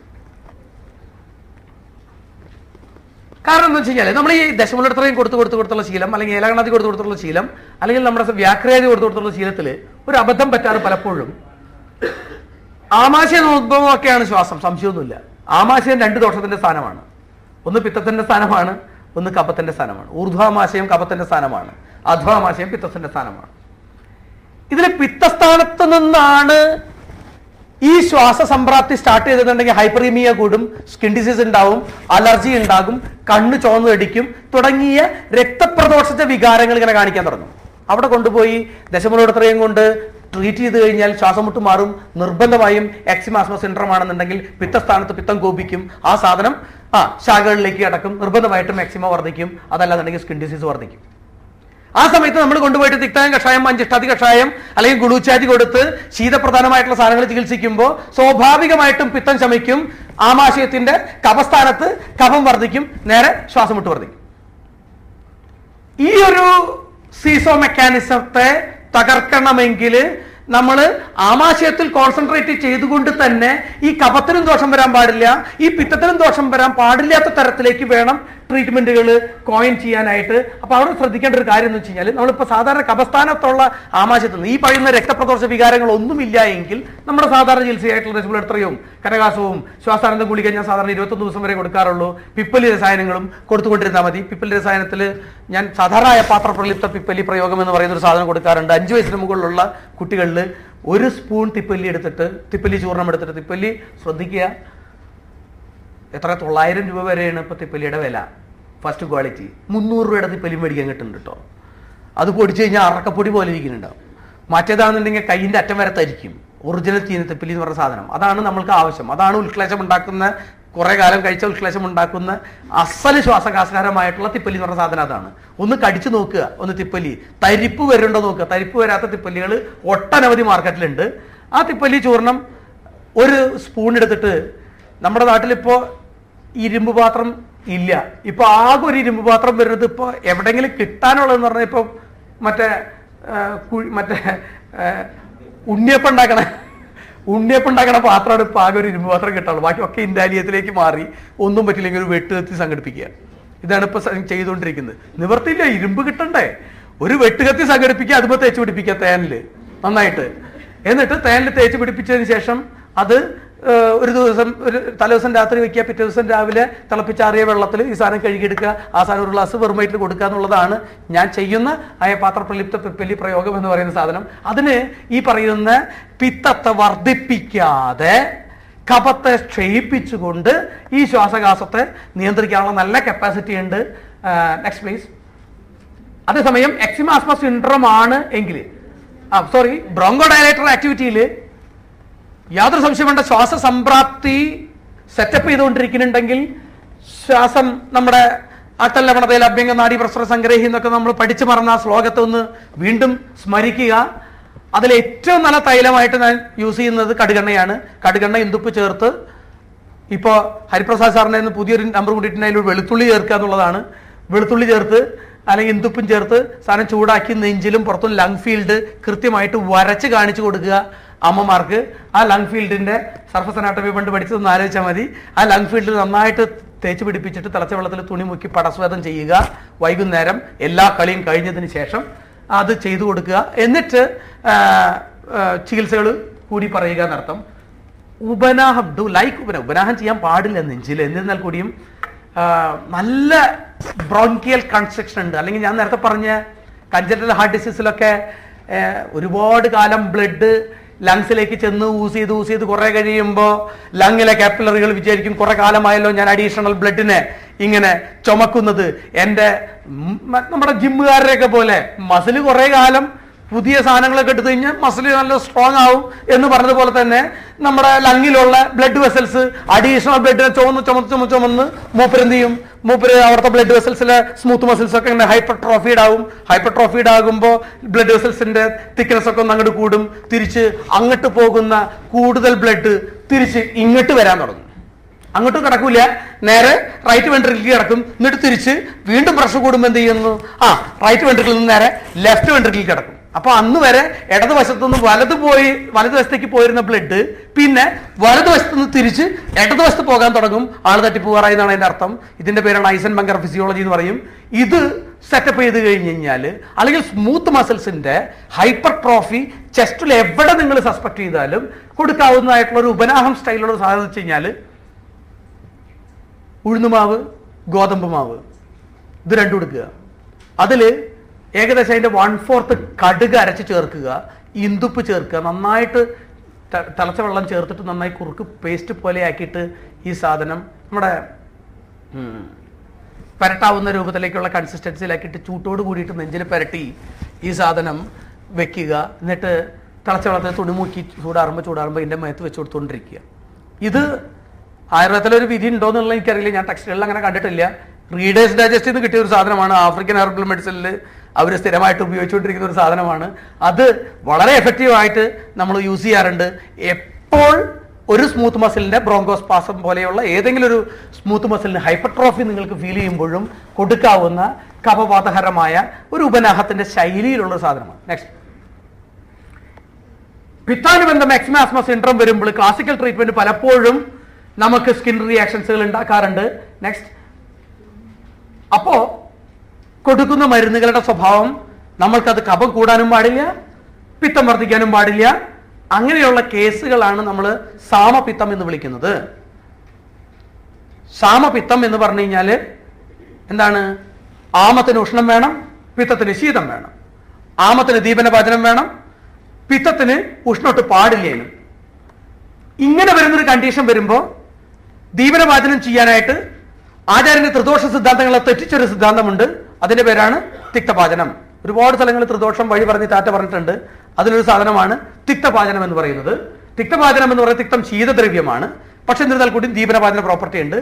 അവിടെ നമ്മുടെ കുറച്ച് തിയറികൾ ഇറങ്ങിപ്പോയി പ്രാക്ടിക്കൽ ആയിട്ടുള്ള കുറച്ച് അപ്ലിക്കബിലിറ്റിയാണ് കാണുന്നത്. തിക്തപാചനങ്ങൾ കൂടുതൽ ഉപയോഗിക്കുക. അത്തരം കേസുകളിൽ സാധാരണ ഉപയോഗിക്കുന്നത് പാചനാമൃതം കഷായമാണ് ഞാൻ ഉപയോഗിക്കുന്നത്. പാചനാമൃതം കഷായത്തിന്റെ പ്രത്യേകത എന്ന് പറഞ്ഞു കഴിഞ്ഞാൽ ഇപ്പൊ അത് വൈദ്യരത്തിന് കിട്ടാനുണ്ടെന്നാണ് അറിഞ്ഞത്. പക്ഷെ അതിനൊരു പ്രശ്നമുണ്ട്. അമൃതാദി കഷായം എന്നാണ് അതിന്റെ പേര്. ശാസ്ത്രയോഗം, ജ്വരം ചികിത്സ, അമൃതോശീര വാശാബ്ദ വിശ്വഭൂനിംബ വാളഗേഹി സപർപ്പട്ടക ധാന്യാഗ ധന്വയാഷ എന്നാണ് അതിന്റെ കണ്ടന്റ് പേര്. അതിലൊരു പ്രശ്നമുള്ളത് വെച്ചാൽ അമൃതം, ഉശീരം, വാശാബ്ദ വിശ്വഭൂനിംബം. ഭൂനിംബം എന്താണ് എടുക്കുക? കിരിയാത്താണ് എടുക്കേണ്ടത്. കിരിയാത്തിന് മാർക്കറ്റിൽ മേടിക്കുന്ന കിരിയാത്തിന്റെ വില 600 രൂപ. ശാസ്ത്രയോഗത്തിന് വ്യാഖ്യാനം നോക്കി കഴിഞ്ഞാൽ പുത്തരിച്ചുണ്ട വേരാണ് വൈദ്യരത്നം ചേർക്കുന്നത്. അവരുടെ കുപ്പിയുമ്പോൾ പുത്തരിച്ചുണ്ട വേരാണ്. പുത്തരിച്ചുണ്ട തീർത്ത് കഴിഞ്ഞാൽ ഞാൻ ഈ പറഞ്ഞ തിക്തപാചനം നടക്കില്ല. റെസ്പിറേറ്ററിക്ക് കൊള്ളാം, കുഴപ്പമൊന്നുമില്ല, പക്ഷെ തിക്തപാചനം നടക്കില്ല. അതിന്റെ പേരിൽ കിരിയാത്ത് തന്നെ ചേർത്തുകൊണ്ട് നിങ്ങൾ ഉണ്ടാക്കേണ്ട വരും, യാതൊരു സംശയവും വേണ്ട കാര്യത്തിൽ. അതല്ലാന്നുണ്ടെങ്കിൽ നിങ്ങൾ നേരെ പഞ്ചതീർത്ഥത്തിലേക്ക് കിടക്കണം. പഞ്ചതീർത്ഥത്തിലേക്ക് കിടന്നാലുള്ള ഒരു പ്രശ്നം എന്ന് പറഞ്ഞു കഴിഞ്ഞാൽ ഇതേ പ്രശ്നം അവിടെയുണ്ട്. ഒരൊറ്റ ആൾക്കാരും തിക്ത എന്ന് പറയുന്ന സാധനത്തിന്, ഭൂനിമ്പം അല്ല സാധനത്തിന് ഇപ്പൊ കിരിയാത്ത് ചേർക്കുന്നവർ വളരെ ചുരുക്കമാണ്. അതിന്റെ വില കൂടിയതാണ് കാരണം എന്നാണ് ഞാൻ മനസ്സിലാക്കിയിട്ടുള്ളത്. കാരണം അത് തന്നെയല്ല, നമ്മുടെ നാട്ടിലെ കിരിയാത്ത് പറിച്ചു ചേർത്ത് കഴിഞ്ഞാൽ പെട്ടെന്ന് പൂപ്പിൽ പിടിക്കും കഷായങ്ങൾ. അതിന്റെ പേരിൽ നമ്മുടെ നാട്ടിലെ കിരിയാത്ത്, നമ്മുടെ മറ്റേ കുഞ്ഞിലയുള്ള കിരിയാത്ത് ഉണക്കി കഴിഞ്ഞാൽ ഒന്നും ഉണ്ടാവില്ല. അതേസമയം ഇത്ര നീളത്തിൽ കിരിയാത്ത് മാർക്കറ്റ് വരുന്നുണ്ട്. പഞ്ചാബ് കിരിയാത്ത് എന്നാണ് അതിനെ വിളിക്കുന്നത് മാർക്കറ്റിൽ. ആ സാധനം മേടിച്ചു കഴിഞ്ഞ് കഴിഞ്ഞാൽ ഇഷ്ടം പോലെ നമുക്ക് ചേർക്കാൻ കഴിയും. പക്ഷെ അതിന് 600 രൂപയോളം വിലയുണ്ട്. അതിന്റെ പേര് കിരിയാത്ത് ചേർക്കാറില്ല. സുദർശനം ചൂർണം, നമ്മളെല്ലാവരും ഉപയോഗിക്കുന്ന ഔഷധിയുടെ സുദർശനം ചൂർണം, നിങ്ങൾ സുദർശനം ചൂർണം എന്ന് ക്ലിയർ ആയിട്ടൊന്ന് ഉണ്ടാക്കി നോക്കുക. കടലും കടലാടിയും തമ്മിലുള്ള വ്യത്യാസം നമുക്ക് മനസ്സിലാക്കാൻ കഴിയും. അപ്പോൾ ഈ തരത്തിലേക്ക് തിക്തപാചനത്തിന് നമ്മൾ ഒരുപാട് കോംപ്രമൈസ് ചെയ്യുന്നുണ്ട്. അതിന്റെ പേരിൽ ഭൂനിമ്പം ചേർത്തുകൊണ്ട് തന്നെ പാചനാമൃതം ഉണ്ടാക്കുക. അതല്ലാന്നുണ്ടെങ്കിൽ നിങ്ങൾ പഞ്ചതിക്ത കഷായത്തിൽ നിങ്ങൾക്ക് സ്കിൻ പ്രസന്റേഷൻ ആണ് ഇപ്പോൾ വന്നിരിക്കുന്നത്. എക്സിമാസ്മോ സിൻഡ്രത്തിൽ സ്കിന്നിന്റെ പ്രോബ്ലം ആണ് കൂടുതലാണ് കിട്ടിയിട്ടുള്ളതെന്നുണ്ടെങ്കിൽ നിങ്ങൾ നേരെ പടവലത്തിന്റെ അളവ് കൂട്ടുക. അതല്ല റെസ്പിറേറ്ററി ആണ് കൂടുതലായിട്ട് കാണുന്നുണ്ടെങ്കിൽ നേരെ നിങ്ങൾ ഈ പറയുന്ന നിതിഗ്ധയുടെ അളവ് കൂട്ടുക. ഇങ്ങനെയുള്ള അഡ്ജസ്റ്റ്മെന്റ് നടത്തിക്കൊണ്ട് തിക്തപാചനം നടത്തിയാൽ മാത്രമേ ഇതിനെ നിങ്ങൾക്ക് സോൾവ് ചെയ്യാൻ കഴിയുള്ളൂ. നമുക്ക് പലപ്പോഴും റെഫറൽസ് വരുന്നത് എന്തുകൊണ്ടാണെന്ന് വെച്ചാൽ നിങ്ങളുടെ ആരുടെയും പ്രശ്നം കൊണ്ടല്ല, നിങ്ങൾ എഴുതി കൊടുക്കുന്ന മരുന്നുകൾ ജനുവിൻ അല്ല കിട്ടുന്നത് എന്നുള്ളതിന്റെ പേരിലാണ്. അത് കൃത്യമായിട്ട് ഇങ്ങനെ വെച്ച് കൊടുത്തു കഴിഞ്ഞ് കഴിഞ്ഞാൽ കഫത്തെയും പിത്തത്തെയും ഒരുമിച്ച് തിക്തപാചനം നടത്തി അവസാനിപ്പിക്കുന്നതാണ്. അത് നിങ്ങളൊന്ന് പ്രത്യേകം ശ്രദ്ധിച്ചു കഴിഞ്ഞാൽ 5 വയസ്സിന് മുകളിലുള്ള കുട്ടികളാണെന്നുണ്ടെങ്കിൽ യാതൊരു സംശയം വേണ്ട, അട്ടോപ്പി ഉണ്ടെങ്കിൽ ശോധന ചികിത്സ ചെയ്യണം. ശോധന ചികിത്സയിൽ അവിപത്തി തന്നെയാണ് മിട്ടുക്കൽ. രൂക്ഷവിരേചനത്തിന് അത് മാസത്തിലൊരു തവണയെങ്കിലും വയറ്റിൽ നിന്ന് കളഞ്ഞുകൊണ്ട് വേണം എക്സിമാസ്മോ സിൻഡ്രത്തെ നിങ്ങളൊന്ന് ചികിത്സിക്കാനായിട്ട്. അല്ലാത്ത പക്ഷം ആ സാധനം കൂടിക്കൊണ്ടിരിക്കും. Next please.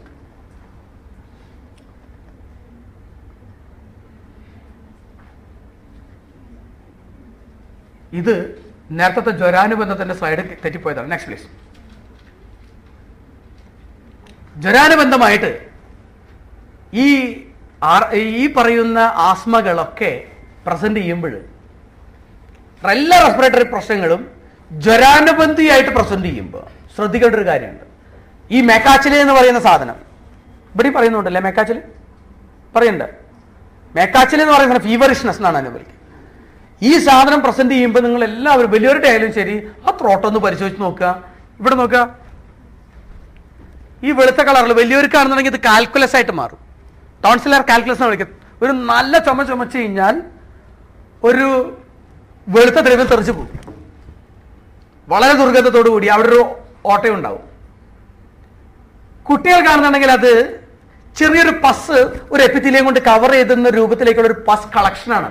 ഈ സാധനം ഉള്ളിടത്തോളം കാലം ഇത് ജ്വരാനുബന്ധിയായിട്ടുള്ള ഒരു റെസ്പിറേറ്ററി ഡിസീസും മാറില്ല. അതിങ്ങനെ വന്നുകൊണ്ടിരിക്കും. ഇത് മാറ്റാനുള്ള എളുപ്പവഴി എന്ന് പറഞ്ഞാൽ ഈ സാധനം പെട്ടെന്ന് ഒന്നും ആന്റിബയോട്ടിക് ഒഴിച്ചാലൊന്നും ഈ സാധനം മാറില്ല. വലിയവർക്കാണെന്നുണ്ടെങ്കിൽ തങ്ങണമധു എടുത്തിട്ട് ഒരു 6 വയസ്സിന് മുകളിലുള്ള കുട്ടികളൊക്കെ ആണെന്നുണ്ടെങ്കിൽ നമുക്ക് കൃത്യമായിട്ട് നമ്മൾ ടങ് ഡിപ്രസർ വെച്ചിട്ട് തങ്കണം വറുത്ത് പൊരിച്ചിട്ട് തേനിച്ചയച്ചിട്ട് ഒരു ഫോഴ്സപ്സിൽ ഒരു പഞ്ഞിയിലെടുത്ത് വെച്ചിട്ട് ഈ സാധനത്തിൽ ഒന്ന് ടച്ച് ചെയ്ത് കൊടുത്താൽ മതി. സാധനം ഉരുകി ഒരു ഐസ്ക്രീം പോലെ പുറത്തേക്ക് വരും. അതല്ലാന്നെങ്കിൽ അഭയാരിഷ്ടം ഒരു 20 മില്ലി എടുത്തിട്ട് 20 മില്ലി തിളപ്പിച്ചാറിയ വെള്ളം കൂടി ചേർത്തിട്ട് ഒന്ന് ഗാർഗിൾ ചെയ്താൽ മതി. ആ സാധനം അതിൻ്റെ ഉള്ളിൽ നിന്ന് പോകും. അഭയാരിഷ്ടം ഗാർഗിൾ ചെയ്ത് കഴിഞ്ഞാൽ. പക്ഷെ വളരെ ചെറിയ കുട്ടികളിൽ ഗാർഗിൾ ചെയ്യാൻ പറ്റില്ല, ഈ സാധനം കൊണ്ടുപോയി വെക്കാനും പറ്റില്ല. അങ്ങനെ വരുമ്പോഴാണ് ഈ പ്രശ്നം കൂടുതലായിട്ട് വരുന്നത്. നേരെ അന്തർവിതരത്തിന്റെ ചികിത്സയിലേക്ക് അടക്കുക. ഗുഗുരു പഞ്ചബലം സാധനങ്ങളൊക്കെ കൊടുക്കുക, അന്തർവിതരത്തിന്റെ ചികിത്സ അടക്കുക, വരണാതി കഷായം ടാബ്ലറ്റ് ഒക്കെ പൊടിച്ചു കൊടുക്കുക. എന്നിട്ട് കുട്ടീനെ അഭയാരിഷ്ടം പോലെയുള്ള അരിഷ്ടങ്ങൾ കഴിപ്പിക്കാനൊന്നും ശ്രമിക്കുക. ഇടയ്ക്കിട്ട് അവിടെ നിന്ന് ഒരു ടിഞ്ച് ഓഫ് അഭയാരിഷ്ടം കുറച്ചു നേരം കിട്ടിക്കൊണ്ടിരുന്നെങ്കിൽ സാധനം പോകും. വലിയവർക്കാണെന്നുണ്ടെങ്കിൽ അഭയാരിഷ്ടം ഗാർഗിളിംഗ് എഫക്റ്റീവാണ്. അതല്ലാന്നുണ്ടെങ്കിൽ കഫപിത്തഹരാണാം ശ്രേഷ്ഠം ദുസ്പർശ, കഫപിത്തഹരാണാം ശ്രേഷ്ഠം ശ്ലേഷ്മ. ദുസ്പർശ മാത്രം നന്നായിട്ട് അങ്ങോട്ട് കഷായം വെച്ചെടുത്തിട്ട് തേനും ചേർത്തിട്ട് ഗാർഗിൾ ചെയ്യുക. ഇതൊക്കെ വളരെ എഫക്റ്റീവായിട്ട് ആ സാധനത്തിന് കളയാൻ പറ്റുന്നതാണ്. അത് നമുക്ക് ഉപയോഗിക്കാവുന്നതാണ്. Next please. ക്രോണിക് അലർജിക് ബ്രോങ്കൈറ്റിസിന്റെ നേരത്തെ ഒരു സ്ലൈഡ് ഇൻസെർട്ട് ചെയ്തപ്പോൾ മാറിപ്പോയതാണ്. ഇതിൽ ശ്രദ്ധിക്കേണ്ട ഒരു കാര്യം വെച്ചാൽ ചെസ്റ്റ് എക്സ്റേ ഞാനൊന്ന് കാണിച്ചു തരാം. Next please. ഇതാ ഫണൽ ഷേപ്ഡ് ഹാർട്ട് എന്ന് പറഞ്ഞു കഴിഞ്ഞാൽ കണ്ടില്ലേ, ഇത് ഇങ്ങനൊരു രൂപത്തിലാണ്. ലെഫ്റ്റ് വെൻട്രിക്കിളിന്റെ സൈസ് പോരാ എന്ന് നമുക്ക് തോന്നിക്കുന്ന, ലെഫ്റ്റ് വെൻട്രിക്കിളിന്റെ സൈസിന് നമുക്ക് പോരാ എന്ന് തോന്നിക്കും എന്ന തരത്തിലേക്ക് ഈ സാധനം ഒന്ന് നേരോ ആയിട്ട് കിടക്കുക. ഇപ്പുറത്തും ഇപ്പുറത്തും കണ്ടില്ല, ഒരുപാട് സ്ഥലം അടിയിലേക്ക് ഈ കോസ്റ്റോ ഡയഫ്രാഗ്മാറ്റിക് റീസസ് ഈ ഹാർട്ടിന്റെ ലെവലിനേക്കാളും ഒരുപാട് താഴെ പോകുക. പ്ലസ് നിങ്ങള് അയോർട്ട കാണുന്നുണ്ടല്ലോ, അയോർട്ടിക് നക്കിള് കാണുന്നുണ്ടല്ലോ. ഈ അയോർട്ട ഇതിങ്ങനെയാണ് പോകുന്നത്, ഇതിങ്ങനെയാണ് പോകുന്നത്. കണ്ടാ, ഐഡന്റിഫൈ ചെയ്യാൻ പറ്റുന്നുണ്ടാ? അയോർട്ട, ഈ ഡിസെൻഡിങ് അയോർട്ട ഇങ്ങനെയാണ് പോകുന്നത്. ഇതെനിക്ക് തിരിച്ചറിയാൻ കഴിയുന്നതിന്റെ കാരണം എന്തുകൊണ്ടാന്ന് വെച്ച് കഴിഞ്ഞാൽ ഇത് കുറെ വൈറ്റ് ആണ്, നല്ലോണം വൈറ്റ് ആണ്. അതിന് തൊട്ടിപ്പുറത്ത് ശരിക്കും ശ്രദ്ധിച്ചു കഴിഞ്ഞാൽ ഒരു ബ്ലാക്ക് ഷാഡോ ഉണ്ട്. ഇതിന്റെ പേര് പാരായോർട്ടിക് ഇന്റർഫേസ് എന്നാണ്. ഏത് ചെസ്റ്റ് എക്സ്റേ എടുത്താലും കാണാൻ പറ്റും. ഈ പാരായോർട്ടിക് ഇന്റർഫേസിൽ നിന്ന് ലെഫ്റ്റ് വെൻട്രിക്കിളിലേക്കുള്ള ദൂരം 3 മുതൽ 4 സെന്റിമീറ്റർ വരെ ഉണ്ടാകണുള്ളൂ ഈ കേസിൽ. അതിനേക്കാൾ കൂടുതലാണ് സാധാരണ ഉണ്ടാവുന്നത്. ഈ പാരായോർട്ടിക് ഇന്റർഫേസിൽ ഒന്ന് കണ്ടുപിടിക്കുക. അതിനോട് വളരെ അടുത്താണ് ലെഫ്റ്റ് വെൻട്രിക്കിൾ എടുക്കുന്നുണ്ടെങ്കിൽ അതൊരു ഇൻഫൻറ്റിബുലർ ഹാർട്ടാണ്, അതൊരു ഫണൽ ഷേപ്ഡ് ഹാർട്ടാണ്, അതൊരു ക്രോണിക് അലർജിക് ബ്രോങ്കൈറ്റിസിന്റെ ഒരു ലക്ഷണമായിട്ട് നമുക്ക് ക്ലിനിക്കൽ പ്രാക്ടീസിൽ ഉപയോഗിക്കാവുന്നതാണ്. Next please. അതിലൊക്കെ ധാതുഗത അഗ്നിമാന്ദ്യത്തെ ട്രീറ്റ് ചെയ്യുക. എപ്പോഴും ക്രോണിക് അലർജിക് ബ്രോങ്കൈറ്റിസ് ട്രീറ്റ് ചെയ്യുമ്പോൾ ഒരു മിനിമൽ സ്നിഗ്ധമായിട്ട്, നമുക്കറിയാം വിതാരിയാതി കൊടുത്തു കഴിഞ്ഞാൽ അല്ലെങ്കിൽ കണ്ടകാരീകൃതം വിതാരിയാതികൃതമൊക്കെ കൊടുക്കുമ്പോൾ നമുക്ക് ആ കേവലവാദിക ശ്വാസം നിൽക്കും. എത്ര ദിവസം നിൽക്കും? ഒരു 14-15 ദിവസം കഴിയുമ്പോഴേക്കും പതുക്കെ വീണ്ടും ചുമ വരാൻ തുടങ്ങും. ആ ചുമ എന്ന് പറഞ്ഞു കഴിഞ്ഞാൽ സാമമായിരിക്കും. ആ ചുമ എന്ന് പറഞ്ഞു കഴിഞ്ഞാൽ പിന്നെ ദശമൂലത്രയം കൊണ്ട് കുറയുന്നതാണ്. അതുവരെ ദശമൂലത്രയം കൊടുത്തു കഴിഞ്ഞ് കഴിഞ്ഞാൽ ആ ഏത് കടുരസമുള്ള സാധനം കൊടുത്തു കഴിഞ്ഞാൽ ത്രോട്ട് ഇറിറ്റേഷൻ കൂടുകയും ചുമ കൂടും. ദശമൂല രസായനം കഴിപ്പിക്കുക, താമ്പൂൽ രസായനം കഴിപ്പിക്കുക, ഇങ്ങനെയുള്ള താലിസപത്രാദി കഴിപ്പിക്കുക, താലിസപത്രാദി കഴിച്ച് ചുമ കൂടിക്കൊണ്ടിരിക്കുക. ഇങ്ങനെ കടുരസപ്രധാനമായ സാധനം കൊടുത്തുമ്പോൾ ഇങ്ങനെ ചുമ ഇങ്ങനെ കൂടിക്കൊണ്ടിരിക്കുകയും കേവലവാദികം നൈറ്റ് ടൈമിൽ ഇങ്ങനെ വന്നുകൊണ്ടിരിക്കുമ്പോൾ നമ്മൾ വിതാരിയാതികൃതം കൊടുക്കും, ഒന്ന് ശമിക്കും. ഒരു 10-15 ദിവസം കഴിയുമ്പോഴേക്കും വീണ്ടും ചുമ സ്റ്റാർട്ട് ചെയ്യും. ആ ചുമ ദശമൂലത്രയം കൊടുത്താൽ കുറയും. ഇതിന്റെ അർത്ഥം നമ്മളിവിടെ ധാതുഗതമായിട്ടുള്ള ആമത്തെ നമ്മളൊന്നും നോക്കുന്നില്ല എന്നുള്ളതാണ് അതിന്റെ സാരം. അവിടെ കൃത്യമായിട്ട് ധാതുഗതമായിട്ടുള്ള ആമങ്ങൾ നിങ്ങൾക്ക് കാണാൻ കഴിയും. 5 സിംറ്റംസുകൾ നിങ്ങൾ നോക്കിയാൽ മതി. വായിൽ ഇടയ്ക്കിടയ്ക്കിട്ട് പോളങ്ങൾ വരിക, 1. 2 സ്കിൻ ഭയങ്കര റഫായിട്ടിരിക്കുക, 3 ത്വചി ശ്ലേഷ്മാസ്ഥിതം കുര്യാൽ സ്തബ്ദം ശ്വേതാവഭാസതാം, ബയലാട്രൽ സിമെട്രിക്കൽ ആയിട്ടുള്ള ശ്വേതാവഭാസത കാണുക. ഇങ്ങനെയുള്ള ധാതുഗതമായിട്ടുള്ള ആമാവസ്ഥ കാണുമ്പോൾ നിർബന്ധമായിട്ടും അവിടെ ധാതുഗത ആമത്തെ ട്രീറ്റ് ചെയ്യാനായിട്ട് കുറച്ച് വില്വാദി ഗുളിക നിർബന്ധമായിട്ടും കഴിപ്പിക്കുക. അതുപോലെ വാശാപത്രാദി കഷായം ധാതുഗതമായിട്ടുള്ള ആമത്തെ നന്നായിട്ട് ട്രീറ്റ് ചെയ്യുന്നൊരു കഷായമാണ്. വാശാപത്രാദി ഇപ്പൊ CNS മാത്രമേ കിട്ടാനുള്ളൂ. നമുക്ക് ഉണ്ടാക്കാം, വളരെ എളുപ്പമാണ്. വരട്ട് കഷായം എന്നാണ് നമ്മൾ വൈദ്യധാരത്തിൽ പറഞ്ഞിട്ടുള്ളൂ. വരട്ട് കഷായം എന്ന് കേട്ടില്ലേ? വരട്ട് കഷായം കേട്ടിട്ടുണ്ടാ? ഇല്ല, എഴുതിയെടുത്തോളൂ. ആടലോടകത്തിൽ അരിഞ്ഞെടുത്തത് 12 കഴിഞ്ച്, ജീരകം 8 കഴിഞ്ച്, ജീരകം 8 കഴിഞ്ച്. ഇത് ഓട്ടിലിട്ട് വറുത്ത്, ഇത് നമ്മുടെ MGR സാറ് സ്ഥിരമായിട്ട്, MGR സാറാണ് നമ്മളെ പഠിപ്പിച്ചത് കേട്ടോ. ഓട്ടിലിട്ട് വറുത്ത്, ഓട്ടുകാലത്തിലിട്ട് വറുത്ത് ജീരകം ചുമക്കുമ്പോൾ അതിൽ 2 അടങ്ങഴി വെള്ളം ഒഴിക്കുക. 2 അടങ്ങഴി വെള്ളം ഒഴിച്ച് അതില് താഴെ പറയുന്ന മരുന്നുകൾ 2 കഴിഞ്ച് വീതം ചേർക്കുക. പുത്തരിച്ചുണ്ട പേര് കടുകുരോഹിണി, അവനാണ് വില്ലൻ ഇതിനുള്ളിലത്തെ. കടുകുരോഹിണി, ആടലോടക വേര്, തിപ്പല്ലി, കടുക്കത്തോട്. ഈ 5 മരുന്നുകൾ 2 കഴിഞ്ച് വീതം പൊടിച്ചു ചേർത്ത് കുറുക്കി നാഴിയാക്കി അരിച്ചെടുത്ത് 2 അടങ്ങഴിയാക്കിയില്ലേ, 2 അടങ്ങഴി വെള്ളം ഒഴിച്ചു, പൊടി ചേർത്താ 5 കിട്ടിയ. പുത്തരിച്ചുണ്ട പേര്, കടുക്കത്തോട്. ഞാൻ ഈ ജ്വര പാരസെറ്റമോൾ ന്യായക്കാരനല്ല, അതിന്റെ പേരിൽ ഞാനത് വേഗം പറഞ്ഞു പോണത്. കാരണം വെച്ചാൽ നിങ്ങൾ ഉദ്ദേശം ധാതുഗതമായിട്ടുള്ള ആമത്തെ ചികിത്സിക്കുക എന്നുള്ളത് മാത്രമാണ്. പുത്തരിച്ചുണ്ട പേര്, ഹരിതകി, പിപ്പല്ലി, ആടലോടക പേര്, കടുകുരോഹിണി. 5 സാധനങ്ങൾ പൊടിച്ചു ചേർക്കുന്നു 2 കഴിഞ്ച് വീതം. ആദ്യം 2 നാഴിയാക്കി വറ്റിച്ച് അരിച്ചെടുക്കുന്നു, വീണ്ടും കുറുക്കി നാഴിയാക്കുക. നല്ല കട്ടി കഷായമാണ് ആ സാധനം കിട്ടുക. ആ സാധനം ഉഴക്ക് വീതം 2 തരം കൊടുത്തുകൊണ്ടിരിക്കുക. ഇതിനെ വാശാപത്രാദി കഷായം എന്ന് വിളിക്കും. മാർക്കറ്റിൽ CNS ഉണ്ട്. ഇത് ചെയ്യുക. 10 വയസ്സിന് മുകളിലുള്ള കുട്ടികളാണ് ക്രോണിക് അലർജിക് ബ്രോങ്കൈറ്റിസ് കംപ്ലീറ്റ് ആയിട്ട് വിട്ടുമാറുന്നുണ്ടെങ്കിൽ ഇതുകൊണ്ടൊന്നും നിൽക്കില്ല. ചെറിയൊരു വമനൊക്കെ കൊടുക്കേണ്ടി വരും. എത്ര കണ്ട് വമനം കുട്ടികൾ നിങ്ങൾ ചെയ്യാറുണ്ടെന്നുള്ളത് എനിക്കറിയില്ല. ഞങ്ങൾ ഇത്തരം കേസുകളിലൊക്കെ ഫ്രീക്വൻ്റ് ആയിട്ട് ചെയ്യാറുണ്ട്. ഒന്നും വേണ്ട, നല്ല പാലും വെള്ളം 2 ഗ്ലാസ്, 1 ഗ്ലാസ് ഇരട്ടിമധുരം കഷായം, 1 ഗ്ലാസ് സൈന്ധവജലം, 4 ഗ്ലാസ് വെള്ളം മാത്രം കുടിപ്പിച്ചിട്ട് കുട്ടീനോട് ബ്രഷ് ചെയ്യാൻ പറയുക. ബ്രഷ് ചെയ്യുന്നതിൻ്റെ ഇടയിൽ നമ്മൾ ബ്രഷ് ചെയ്ത് കൊടുക്കുക. പതുക്കനെ ഫാരിങ്സിലേക്ക് ബ്രഷ് എത്തിക്കുക. കുട്ടി ഛർദ്ദിച്ചോളും. ഒരു 4 വേഗം കിട്ടിയാൽ മതി. കിട്ടില്ലെന്നായിട്ടൊരു 4 വേഗം കിട്ടിക്കഴിഞ്ഞ് കഴിഞ്ഞാൽ മാസത്തിലൊരു വമനം അങ്ങനെ ചെയ്താൽ മതി. അതൊരു 3-4 മാസം ചെയ്യാൻ തുടങ്ങിക്കഴിഞ്ഞാൽ പിന്നെ ഒപ്പം അട്ടലവണ തൈലാഭ്യങ്ങൾ തുടങ്ങിയുള്ള സാധനം ചെയ്തുകൊണ്ടിരുന്നു കഴിഞ്ഞാൽ നമുക്ക് ആ സാധനം ക്ലിയർ ചെയ്തെടുക്കാൻ പറ്റുന്നതാണ്. Next please. Generalised skin diseases. പ്രത്യേകിച്ച് സ്പെസിഫിക് പാത്തോളജികൾ ഒന്നും ഞാൻ പറയുന്നില്ല. അതൊരു ആചാര്യന്റെ നയമാണ്, അല്ല പ്രധാനപ്പെട്ട നമ്മുടെ ബൃഹത്രൈകളുടെ നയമാണ്. 18 തരത്തിലുള്ള കുഷ്ഠങ്ങളൊക്കെ ഡയലോഗ് അടിച്ചിട്ട് ഏറ്റവും അവസാനം പിന്നെ ചികിത്സ ചെയ്യാൻ നേരത്ത് വാദം പിത്തം കഫം എന്ന് പറയുന്ന ഒരു നയം നമ്മുടെ ആചാര്യന്മാർക്കുണ്ട്. കൃത്യമായിട്ട് ചക്രപാണിയൊക്കെ വ്യാഖ്യാനിച്ച് വെച്ചിട്ടുണ്ട്. ഇത് മോർഫോളജിക്കൽ ഡിസ്ക്രിപ്ഷൻ നിങ്ങളുടെ ക്യൂരിയോസിറ്റി വർദ്ധിപ്പിക്കുന്നതിന് വേണ്ടിയിട്ടും നിങ്ങളുടെ ഗവേഷണ ബുദ്ധി വർദ്ധിപ്പിക്കുന്നതിനും വേണ്ടിയിട്ടാണ്. ഭാവിയിൽ നിങ്ങൾക്ക് യോഗ ഉണ്ടെങ്കിൽ മരുന്നുണ്ടാക്കിക്കോളൂ എന്നാണ് ചക്രപാണി അതിൽ പറഞ്ഞിട്ടുള്ളത്. അത് അനുസരിച്ച് ആചാര്യന്മാർ വളരെ കുറവുള്ളൂ. ഒന്ന് കൈക്കുളക്കര രാമവാര്യരാണ്, പിന്നെ പണ്ട് മുതൽ മൂപ്പര് സ്വാതന്ത്ര്യ സമര സേനാനി. അതിൻ്റെ പേരിൽ മൂപ്പര് അതൊരുപാട് തരത്തിൽ ഡെവലപ്പ് ചെയ്തു. ഓരോ കണ്ടീഷനും മൂപ്പര് മരുന്ന് ഉണ്ടാക്കി വെച്ചു.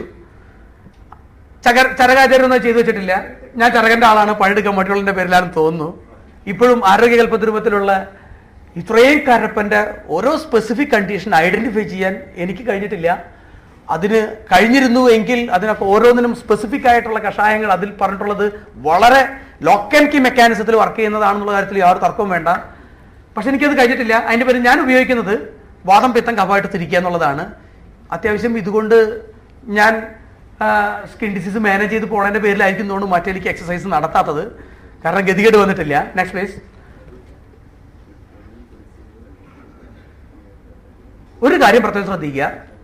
നമുക്കൊക്കെ അനുഗ്രഹമായിട്ടുള്ള കേരളീയരുടെ ഒരു വിശ്വാസമുണ്ട്.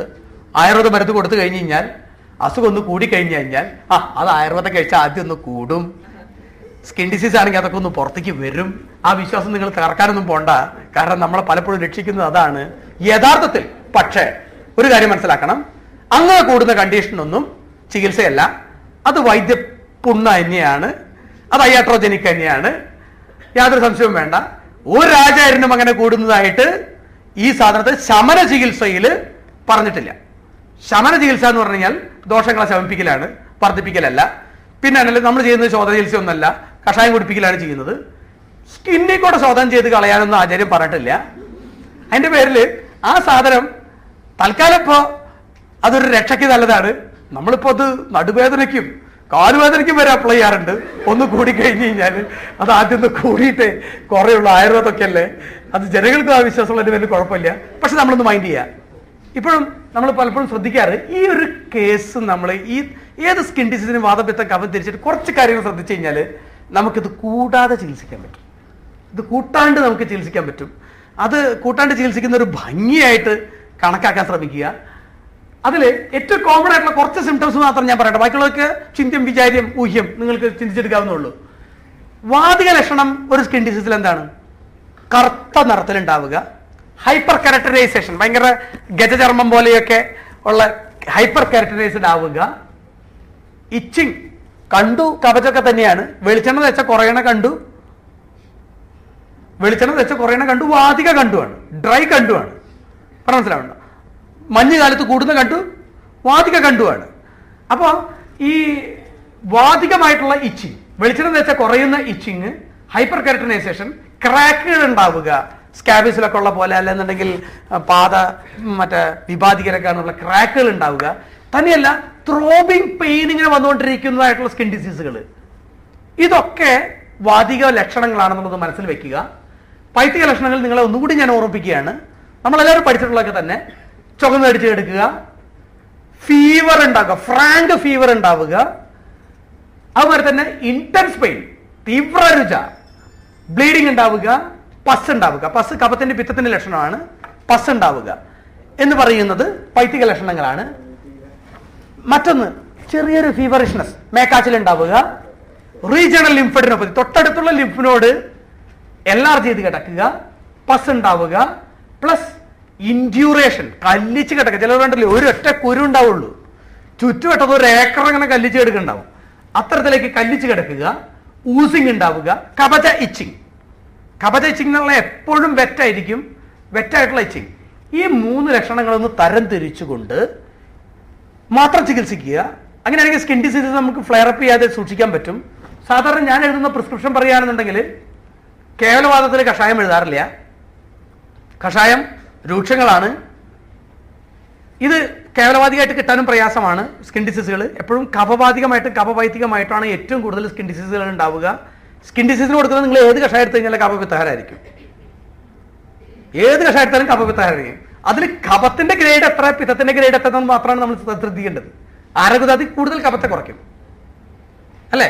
തിക്തകം കൂടുതൽ പിത്തത്തെ കുറയ്ക്കും എന്ന് പറയുന്ന തരത്തിലേക്ക് നിങ്ങളൊന്ന് മനസ്സിലാക്കുക. ഇതില് താഴെ പറയുന്ന ന്യായങ്ങൾ ഒന്ന് ശ്രദ്ധിക്കുക. അപ്പൊ കൂടുതൽ കവചമായിട്ടുള്ള സാധനത്തിൽ ആരകുതാതി, കൂടുതൽ വാദവൈദികമായിട്ടുള്ളതിൽ മഞ്ചഷ്ടാതി, കൂടുതൽ വാദികമായിട്ടുള്ളതിൽ സ്നിഗ്ധങ്ങളായിട്ടുള്ള പ്രയോഗങ്ങൾ. ഇതാണ് നമ്മൾ മനസ്സിൽ വെക്കേണ്ടത്.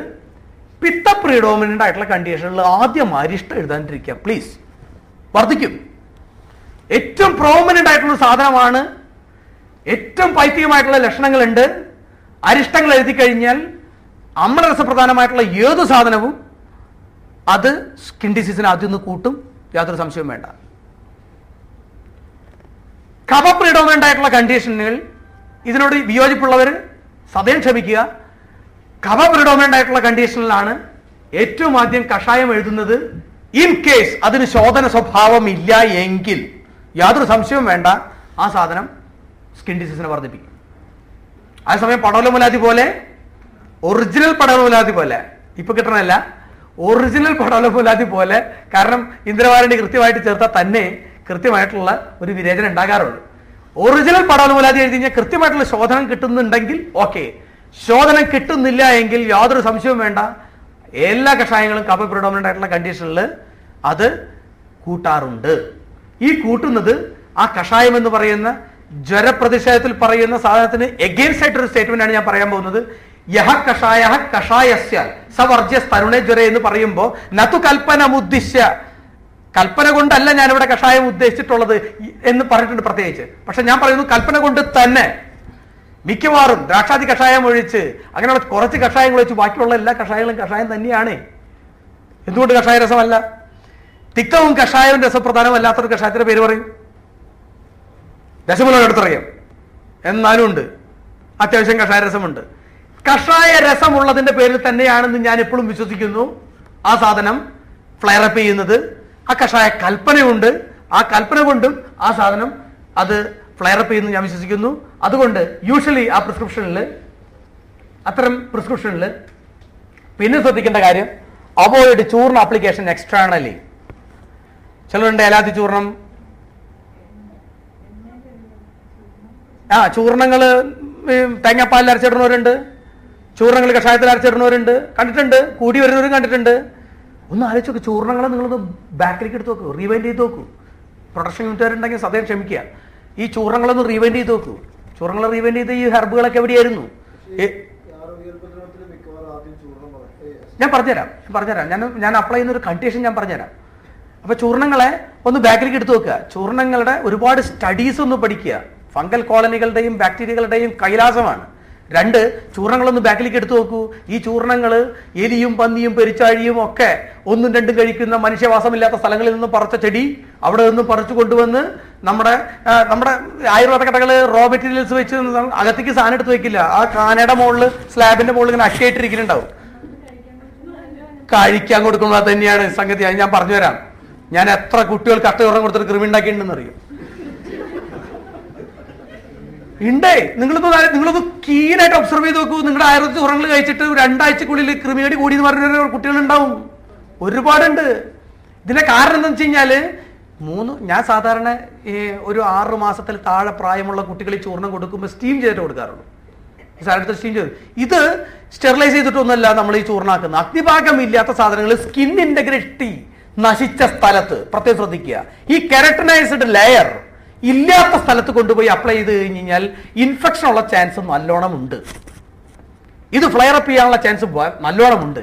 അതേസമയം ഈ കെരട്ടിൻ ലെയർ ഉള്ള സ്ഥലത്ത് സ്കിൻ ഡിസീസ് ഉള്ള സ്ഥലത്താണെന്ന് തുകാശ്രിതമായിട്ട് മാത്രം കിടക്കുന്ന ഒരു കുഷ്ഠത്തിന്റെ സംപ്രാപ്തിയാണെന്നുണ്ടെങ്കിൽ അപ്ലൈ ചെയ്തോളൂ. ഒരു വിരോധം ഞാൻ ചെയ്യാറില്ല എപ്പോഴും. അപ്ലൈ ചെയ്തോളൂ എന്നുള്ള ഒരുപാട് കൽപ്പത്തിരുമത്തിലത്തെ സാറ് പറഞ്ഞ സാധനമാണ്. കൽപ്പത്തിരുമത്തിലത്തെ യോഗങ്ങൾ അപ്ലൈ ചെയ്തിട്ട് കുറയുന്ന കണ്ടീഷൻസുകൾ നോക്കുമ്പോൾ കാണുന്നത് ഏറ്റവും കൂടുതൽ അത് ഫംഗസ് ആയിരിക്കില്ല. ഒന്ന്. രണ്ടാമത്തെ സ്ഥാനത്ത് സ്കിന്നിന്റെ ഇന്റഗ്രിറ്റി നശിച്ച ഒരു സ്ഥലത്തായിരിക്കില്ല അത് മിക്കവാറും അപ്ലൈ ചെയ്ത് കഴിഞ്ഞാൽ കുറയുന്നത്. Better you go for kashaya parishekam. നിങ്ങൾ ആ ചൂർണ്ണങ്ങൾ ഇപ്പോൾ ഏലാതി ചൂർണ്ണം നമുക്ക് തയ്ക്കാൻ തോന്നുന്നുണ്ട്. ഏലാതി ചൂർണ്ണം തിളപ്പിച്ച് കഷായ പരിഷേകമായിട്ട് ചെയ്ത് കഴിഞ്ഞാൽ പോലീസ് പിടിക്കൊന്നുമില്ല. സാധനം നന്നായിട്ട് കുറയുന്നുണ്ട് സാധനം. പക്ഷെ കഷായ പരിഷേകമാക്കുമ്പോൾ അതിനെന്താണ് ന്യൂനത വരാൻ പോകുന്നത് എന്നുള്ളതിനെ കുറിച്ചിട്ട് ഞാൻ വിശദമായിട്ട് ചിന്തിച്ചുകൊണ്ടിരിക്കുന്നത്. എനിക്ക് ഇതുവരെ ഉത്തരം കിട്ടിയിട്ടില്ല. നമുക്കൊന്ന് ആലോചിക്കാം. Leave it. അപ്പൊ ഞാൻ പറഞ്ഞത് ചൂർണ്ണ ഇത് എൻ്റെ ഒരു സജഷനായിട്ട് മാത്രം കണക്കാക്കുക. അതൊരു നിയമമൊന്നും ആക്കണ്ട. ചൂർണ്ണ ആപ്ലിക്കേഷൻ ചെല്ലുമ്പോൾ നിങ്ങളൊരു 2 തവണ ഒന്ന് മനസ്സിൽ ആലോചിക്കുക. ഈ സാധനം കൊടുക്കുമ്പോൾ അത് കൊടുക്കണോ വേണ്ടയോ നിങ്ങൾക്ക് ഉറപ്പുണ്ട് കുറയുന്നുണ്ടെങ്കിൽ കൊടുത്തോളൂ, കുഴപ്പമൊന്നുമില്ല. തൈല ആപ്ലിക്കേഷൻസിൽ കവചമായിട്ടുള്ള കണ്ടീഷൻസിൽ, ഫീവറിഷ്നസ് പോലെയുള്ള സാമമായിട്ടുള്ള കണ്ടീഷൻസിൽ, അങ്ങനെയുള്ള സംഗതികളിൽ. പിന്നെ ഓൾവേസ് മൈൻഡ് കോഷ്ടം. നമ്മൾ എല്ലാപ്പോഴും കോഷ്ടം പറയും. സ്കിൻ ഡിസീസ് ട്രീറ്റ് ചെയ്യുമ്പോൾ ഏറ്റവും കൂടുതൽ ആയുർവേദക്കാർ കോഷ്ടത്തെ മൈൻഡ് ചെയ്ത് വയറിളക്കാൻ മാത്രമാണ്. ദീപനവാദനം കൊടുക്കുന്ന കാര്യത്തെ കുറിച്ച് ചിന്തിക്കാറേ ഇല്ല ബഹുഭൂരിപക്ഷം വരുന്ന ആളുകൾ. ഞാൻ ഒരുപാട് ആളുകളെ നമ്മൾ കാണുമ്പോൾ ഞാൻ ചോദിക്കാറുണ്ട്, ഈ ബാക്കി എല്ലാപ്പോഴും വിശപ്പ് എങ്ങനെയുണ്ട്, മറ്റേതുണ്ട് ഇതൊക്കെ ചോദിക്കും. പക്ഷേ ഉണ്ടെങ്കിൽ സ്കിൻ ഡിസീസ് ട്രീറ്റ് ചെയ്യുമ്പോൾ ഉഷ്ണം കൊടുക്കാനുള്ള മടി കൊണ്ടാണെന്ന് തോന്നുന്നത്. എന്തായാലും കോഷ്ടത്തിനൊന്നും മൈൻഡ് ചെയ്യുക. വിശപ്പ് കുറവ് തുടങ്ങിയിട്ടുള്ള സാധനങ്ങൾ ഉണ്ടെങ്കിൽ നിർബന്ധമായും രജന്യാദി ചൂർണം, സുദർശനം ചൂർണം തുടങ്ങിയിട്ടുള്ള സാധനങ്ങൾ, സുദർശനം ഗുളിക, സുദർശന അരിഷ്ടം പൈത്തികമല്ല എന്നുണ്ടെങ്കിൽ ഇങ്ങനെയുള്ള കേസുകളിൽ നിർബന്ധമായിട്ടും ആദ്യത്തെ പ്രിസ്ക്രിപ്ഷനിലെ കഷായം എഴുതുന്നത് എത്ര വാശി. ഞാൻ എൻ്റെ ക്ലിനിക്കിൽ അല്ലെങ്കിൽ എൻ്റെ OP-യിൽ ഞാൻ സാമാന്യമായിട്ട് ചെയ്യുന്നൊരു പരിപാടി എന്ന് പറഞ്ഞാൽ നല്ല സ്കിൻ ഡിസീസിൻ്റെ അട്ടോപ്പിക് എക്സിമയാണ്, നല്ല കൃത്യമായിട്ടത് കൂടും എന്ന് 100% ഉറപ്പുള്ള കേസിലാണെന്നുണ്ടെങ്കിൽ രജന്യാദി ചൂർണവും ഹരിദ്രാഖണ്ഡവും ക്രിമിനോടി മാത്രം കൊടുത്ത് വിടുക. ആദ്യത്തെ ഒരാഴ്ച പരിഷേകവും കൊടുക്കും, പുറത്ത് കൊടുക്കും, പരിഷേകവും കൊടുക്കുക. ഒരാഴ്ച കഴിഞ്ഞിട്ട് വരൂ, അല്ലെങ്കിൽ 3 ദിവസം കഴിഞ്ഞിട്ട് വരൂ. 3 ദിവസം കഴിഞ്ഞ് വന്നു കഴിഞ്ഞപ്പോഴേക്കും പിത്ത സിംറ്റംസുകൾ, അവനാണ് അഗ്രവേറ്റഡ് ഉണ്ടാക്കുന്നത്. പിത്തമാണ് ഏറ്റവും ആദ്യം പ്രശ്നം ഉണ്ടാക്കുന്നത്. ഈ പിത്ത സിംറ്റംസ് വേണമെങ്കിൽ നിങ്ങൾ അഭിപത്തി കൊടുത്ത് വിരേനം കൊടുത്തോളൂ. ആ ദിവസങ്ങളിൽ ഒരു 3-4 ദിവസം കഴിഞ്ഞ് വന്നതിന് ശേഷം മാത്രം അരിഷ്ടത്തിലേക്കും പിന്നീട് കഷായത്തിലേക്കും പോകുക എന്ന് പറയുന്ന ഒരു ഗ്രാജുവൽ ട്രാൻസിഷൻ വെയിറ്റ് ചെയ്യാൻ തയ്യാറാണ് പേഷ്യൻസ്. സ്കിൻ ഡിസീസ് ഉണ്ടോ, കരപ്പനുണ്ടോ, 3 വർഷം വരെ അവർ വേണമെന്നുണ്ടെങ്കിൽ നമ്മുടെ കൂടെ നിൽക്കും, ഒരു കുഴപ്പമില്ല. അങ്ങനെ ഒരു വിശ്വാസം നമ്മുടെ നാട്ടിലുള്ളതിൻ്റെ പേരിൽ വെയിറ്റ് ചെയ്തോളൂ. ആദ്യത്തെ കുറച്ച് ദിവസങ്ങളിൽ ചൂർണങ്ങൾ, ഗുളികകൾ, പിന്നീട് അരിഷ്ടങ്ങളിലേക്ക് എക്സ്റ്റേണലിന് കൂടുതൽ പ്രാധാന്യം കൊടുത്ത് അതിനുശേഷം അവസാനത്തെ സ്റ്റെപ്പ് എന്നുള്ള നിലയ്ക്ക് കഷായത്തിലേക്ക് കടന്നു നോക്കൂ. നിങ്ങൾ ഇപ്പോൾ ചെയ്തുകൊണ്ടിരിക്കുന്നതിൽ ഫ്ലെയറപ്പ് വരുന്നതിൻ്റെ ഒരു മോർ ദാൻ 70% ഫ്ലെയറപ്പ് നിങ്ങൾക്ക് കുറയ്ക്കാൻ കഴിയും. ഇതൊരു ഹംബിൾ സജഷനായിട്ട് മാത്രം കണക്കാക്കുക. ബാക്കിയുള്ളത് നിങ്ങൾ make your own testimonials with your experience please. Never apply calculus devoid of Agnibhagam in affected areas of the skin. Yes. Parishega is recommended. Next. Soap. ഇത് ഒരു പ്രത്യേകം ശ്രദ്ധിക്കുക. ആയുർവേദം ഇങ്ങോട്ട് തുടങ്ങി കഴിഞ്ഞാൽ പിന്നെ നോൺ വെജ് കൂട്ടാൻ പാടില്ല, സോപ്പ് ഉപയോഗിക്കാൻ പാടില്ല, ചെറുപയർ പൊടി, ഇങ്ങനെ പറഞ്ഞിട്ട് കുറേ സാധനങ്ങളുണ്ട്. ഒരു സ്റ്റീരിയോ ടൈപ്പിക്കാണ് ആ സാധനം. നിങ്ങൾക്ക് ക്ലീനിങ് ആക്ഷൻ ആവശ്യമുണ്ടെങ്കിൽ സോപ്പ് വേണം. പണ്ടത്തെ സോപ്പ് 501 വാഷ്വെല്ലൊന്നും അല്ലല്ലോ ഇപ്പോൾ ഉള്ളത്. നല്ല സ്നിഗ്ധമായ, അത്രയധികം കോട്ടറൈസേഷൻ എഫക്റ്റ് ഇല്ലാത്ത ഒരുപാട് സോപ്പുകൾ ഇന്ന് മാർക്കറ്റിലുണ്ട്. ഞാൻ ഡവ് സോപ്പ് ഉപയോഗിക്കാനാണ് പറയാറ്, ചെറുപയറോട് ഉപയോഗിക്കണ്ട എന്നാണ് ഞാൻ പറയാറ്. മിക്കവാറും കേസുകളിൽ കടലപ്പൊടി ഒക്കെ പൊടികൾ ഞാൻ ഉപയോഗിക്കേണ്ട എന്നാണ് ഞാൻ നേരിട്ട് പറയാറ്. പൊടിയുടെ സാമാന്യ ന്യായം തന്നെയാണ് ഒന്നാമത്തെ കാര്യം. രണ്ടാമത്തെ ഒരു അലർജി ഫാക്ടർ ഉണ്ടെങ്കിൽ കടലപ്പൊടിയൊക്കെ കൂട്ടാൻ കുട്ടികളിൽ ഒരുപാട് സഹായിക്കാറുണ്ട്. സ്കിൻ വളരെ രൂക്ഷമായിട്ട് കൂടി നിങ്ങൾ എണ്ണ തേച്ച് കുളിക്കൂ, അതിനുശേഷം കടലപ്പൊടി ഇട്ടോളൂ എന്ന് പറഞ്ഞാൽ എന്താ ന്യായമുള്ളത്? ഒരു രൂക്ഷമായ കണ്ടീഷനാണ്, അവിടെ കൊണ്ടുപോയി സ്നിഗ്ധമായിട്ടൊരു തൈലം അപ്ലൈ ചെയ്തു, അത് കഴിഞ്ഞിട്ട് വീണ്ടും ഒരു രൂക്ഷമായിട്ടുള്ള സാധനം അപ്ലൈ ചെയ്യാൻ പറയുന്നു എന്ന് പറയുമ്പോൾ അവന്റെ കോസ്റ്റ് എത്രയും കൂടുതലെന്നുള്ള ആലോചിക്കും. വീണ്ടും ആ സമയം ആ കടലപ്പൊടി മാത്രം ഒഴിവാക്കി കഴിഞ്ഞ് കഴിഞ്ഞാൽ, സോപ്പ് തേക്കണ്ടെന്ന് പറഞ്ഞു കഴിഞ്ഞാൽ തന്നെ പകുതി ആശ്വാസമുണ്ട്. സ്കിൻ ഡിസീസിൽ ഞാൻ ഏറ്റവും കൂടുതൽ കോൺസെൻട്രേറ്റ് ചെയ്യാറ് ക്ലൻസിങ് ആക്ഷനാണ്. അതിൽ ഡവ് സോപ്പോ അല്ലെങ്കിൽ തത്തുല്യമായ ഏതെങ്കിലും സോപ്പോ ഉപയോഗിച്ച് കഴുകിക്കളയാൻ തന്നെയാണ് ഞാൻ പറയാറ്. അതിൽ യുക്തിസഹമായ തീരുമാനം നിങ്ങൾ എടുത്തോളൂ. അതിൽ ഒന്ന് നോക്കുക, ഈ പറഞ്ഞ പോലെ തന്നെ കടലപ്പൊടി അല്ലെങ്കിൽ ചെറുപയർ പൊടിയൊക്കെ ഉപയോഗിക്കുമ്പോൾ അതിൻ്റെ പിറ്റേ ദിവസം കൂടിയിട്ടുണ്ടോ തുടങ്ങിയായിട്ടുള്ള സാധനങ്ങളൊന്നും നിങ്ങൾ അസസ് ചെയ്യുക. കൂടിയിട്ടില്ല എന്നുണ്ടെങ്കിൽ ഉപയോഗിച്ചോളൂ, ഒരു വിരോധമില്ല. നെക്സ്റ്റ്. അരിഷ്ടം സിറപ്പുകൾ ഇപ്പോൾ ലഭിക്കാനുണ്ട്. ആദ്യത്തെ പ്രിസ്ക്രിപ്ഷനിൽ കൊടുക്കാവുന്ന ഇപ്പൊ ഞാൻ നേരത്തെ പറഞ്ഞത് അരിയാറാദി സിറപ്പ് ദേശീയ ഫാർമസിക്ക് ഉണ്ട്. അരിയാറാദി കഷായത്തിന്റെ സിറപ്പ് മേടിക്കാൻ കിട്ടും.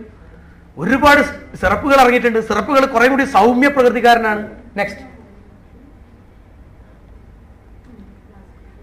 ഇത് നമുക്കൊരു ചലഞ്ചാണ്. പലപ്പോഴും നല്ലോണം പനിയൊക്കെ വന്നിരിക്കുന്ന, നല്ലോണം ഫെബ്രൈൽ ആയിട്ടുള്ള കണ്ടീഷനിൽ ഒരു ആന്റിബയോട്ടിക് ഇല്ലാതെ കുറയില്ല എന്ന് നമ്മളെ ബോധിപ്പിക്കുന്ന തരത്തിലേക്ക് സ്കിൻ കണ്ടീഷൻസ് ഒക്കെ ഡെവലപ്പ്. ഞാൻ പലപ്പോഴും എപ്പിഡെർമോലൈസിസ് ബുള്ളോസ് ഞാൻ ഇപ്പോൾ ട്രീറ്റ് ചെയ്യാറില്ല പലപ്പോഴും.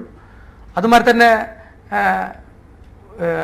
നമ്മുടെ ഒരു ഓട്ടോഇമ്യൂൺ ഡിസീസ് ഉണ്ടല്ലോ, വലിയവരിൽ കാണുന്ന ബുള്ളസ് ലിഷൻ വരുന്നത് പെംഫിക്കസ് ഒക്കെ കയ്യപ്പെട്ട് പോയിട്ടുള്ള സാധനങ്ങൾ. പെംഫിക്കസ് എനിക്കറിയില്ല, നന്നായിട്ട് ട്രീറ്റ് ചെയ്യുന്ന ആളുകളൊക്കെ ഉണ്ടാകുമായിരിക്കും. പക്ഷെ എനിക്ക് പേടിയാണ് എപ്പോഴും. കാരണം എന്ന് വെച്ച് കഴിഞ്ഞാൽ വെറുതെ ഒരു ഇൻഫെർട്ടിലിറ്റി ട്രീറ്റ്മെന്റ് വന്നതാണ് എൻ്റെ പേഴ്സണൽ ക്ലിനിക്കിൽ ഒരാൾ, ഒരു സ്ത്രീ, നല്ല ഭംഗിയുണ്ട്, ഒരു കുഴപ്പമില്ല. അതിൻ്റെ ഇടയിൽ അവരോട് ചോദിച്ചു, ഞാനൊരു വയസ്സിലും കഴിക്കുന്നുണ്ട് കേട്ടോ. അതെന്തിനാ? ഇവിടെ ഒരു കുഞ്ഞി പോളം പോലെ ഒരു സാധനം ഉണ്ടായിരുന്നു. അപ്പോൾ ക്രേറ്റൻ ഡോക്ടർ പറഞ്ഞു ഒരു വയസ്സിലും കഴിച്ചോളൂ എന്ന്. ഞാൻ വിചാരിച്ചൊരു കുഞ്ഞു പോളുണ്ടായിരുന്നു, ഇതിനിപ്പോൾ ഇത്ര സാറിനൊക്കെ കൂടുതൽ എക്സ്പീരിയൻസ് ഉണ്ടാവും. ഒരു കുഞ്ഞു പോളത്തിന് വയസ്സിലും കഴിക്ക്. ഞാൻ പറഞ്ഞു നിർത്തിക്കോളും.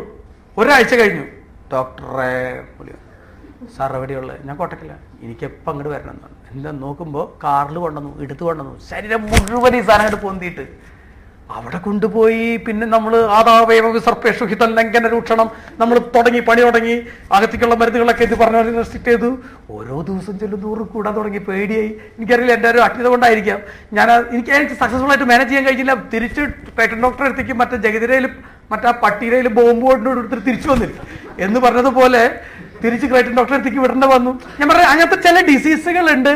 അതൊഴിവാക്കി ബാക്കിയുള്ള കേസുകളിലൊക്കെ, അതിലെനിക്ക് കോൺഫിഡൻസ് ഇല്ലാത്തതിന്റെ പേരിൽ, അതൊഴിച്ച് ബാക്കിയുള്ള കേസുകളിലൊക്കെ ഒരു ആന്റിബയോട്ടിക് കൊടുക്കേണ്ട ഒരു അവസരം വരുന്ന പോലെയൊക്കെ തോന്നുമ്പോൾ ഞാൻ കൊടുക്കാറുള്ള ബയോജസ്റ്റ് ടാബ്ലറ്റ് രസസന്തൂരം കൊടുത്തു കഴിഞ്ഞാൽ, രസസന്തൂരം പ്രവാളവസ്മം മുക്താശുക്തി കോമ്പിനേഷൻ നല്ല പവർഫുൾ ആന്റിബയോട്ടിക് ആക്ഷനുള്ള ഒരു യോഗമായിട്ടാണ് ഞാൻ ഇത്തരം കേസുകൾ ഉപയോഗിക്കാറ്. പ്രവാളവസ്മം മുക്താശുക്തി രസസന്തൂരം ഈ സാധനം ഉപയോഗിക്കുക. മധുസ്നുഹി മാത്രമായിട്ട് കൊടുക്കുക, മധുസ്നുഹി രസായനം കൊടുക്കുക. ഇങ്ങനെ കൊടുത്തിട്ട് ആദ്യം ഈ ഡിസീസിന്റെ പിത്ത സ്വഭാവത്തെ ഒന്ന് സപ്രസ് ചെയ്യാനായിട്ട് ഉപയോഗിക്കാവുന്നതാണ്. അധികം ഈ വിരയൊന്നും ചെയ്യാൻ പറ്റാത്ത കേസുകളൊക്കെയാണ്. നെക്സ്റ്റ്, വാദപ്രീഡമൻ്റ് ആയിട്ടുള്ള കേസുകളിൽ സ്നിഗ്ധങ്ങളുടെ ഉപയോഗിക്കുക. പ്രത്യേകിച്ച് ഘൃതങ്ങളാണ് തൈലത്തിനേക്കാൾ കൂടുതലായിട്ട് പനിവാതിക കേസുകളിലൊക്കെ, ഗജകർമ്മം പോലെയുള്ള കേസുകളിലൊക്കെ ഞാൻ സാധാരണയായിട്ട് ഉപയോഗിക്കാറ്. ഒരു കാര്യം നിങ്ങൾ പ്രത്യേകം ശ്രദ്ധിച്ചോളൂ. നിങ്ങൾ സോറിയാസിസിനെ ട്രീറ്റ് ചെയ്തിട്ടുണ്ടെങ്കിൽ കേവലവാതിക സ്റ്റേജൊക്കെ നിങ്ങൾ കണ്ടിട്ടുണ്ടാകും. നല്ല ജോയിന്റ് പെയിനും നല്ല സ്കെയിലിങ്ങോട് കൂടി മാത്രം നിൽക്കുകയും നമ്മുടെ തൊണ്ടപ്പാലെണ്ണ അങ്ങോട്ട് തേക്കുന്നു. 2.5 മണിക്കൂർ കഴിയുമ്പോഴേക്കും വരണ്ടു പോകുന്നു. വീണ്ടും തൈലം തേക്കുന്നു, വീണ്ടും 2.5 മണിക്കൂർ. ഒരു ദിവസം 4-5 തവണ തേച്ചാലൊക്കെയാണ് ഈ സാധനം എന്തെങ്കിലും ഒരു സ്നിഗ്ധത എന്നൊക്കെ പറയാൻ പറ്റുള്ളൂ. ആ കേസിലൊക്കെ ഘൃതങ്ങൾ അപ്ലൈ ചെയ്യൂ. ഘൃതങ്ങൾ ചൂടാക്കി ചൂടോടുകൂടി അപ്ലൈ ചെയ്യൂ. ആരോഗ്യ മഹായുക്ത ഘൃതം പോലെയുള്ള സാധനങ്ങളൊക്കെ ചൂടോടുകൂടി ഒന്ന് അപ്ലൈ ചെയ്ത് നോക്കൂ.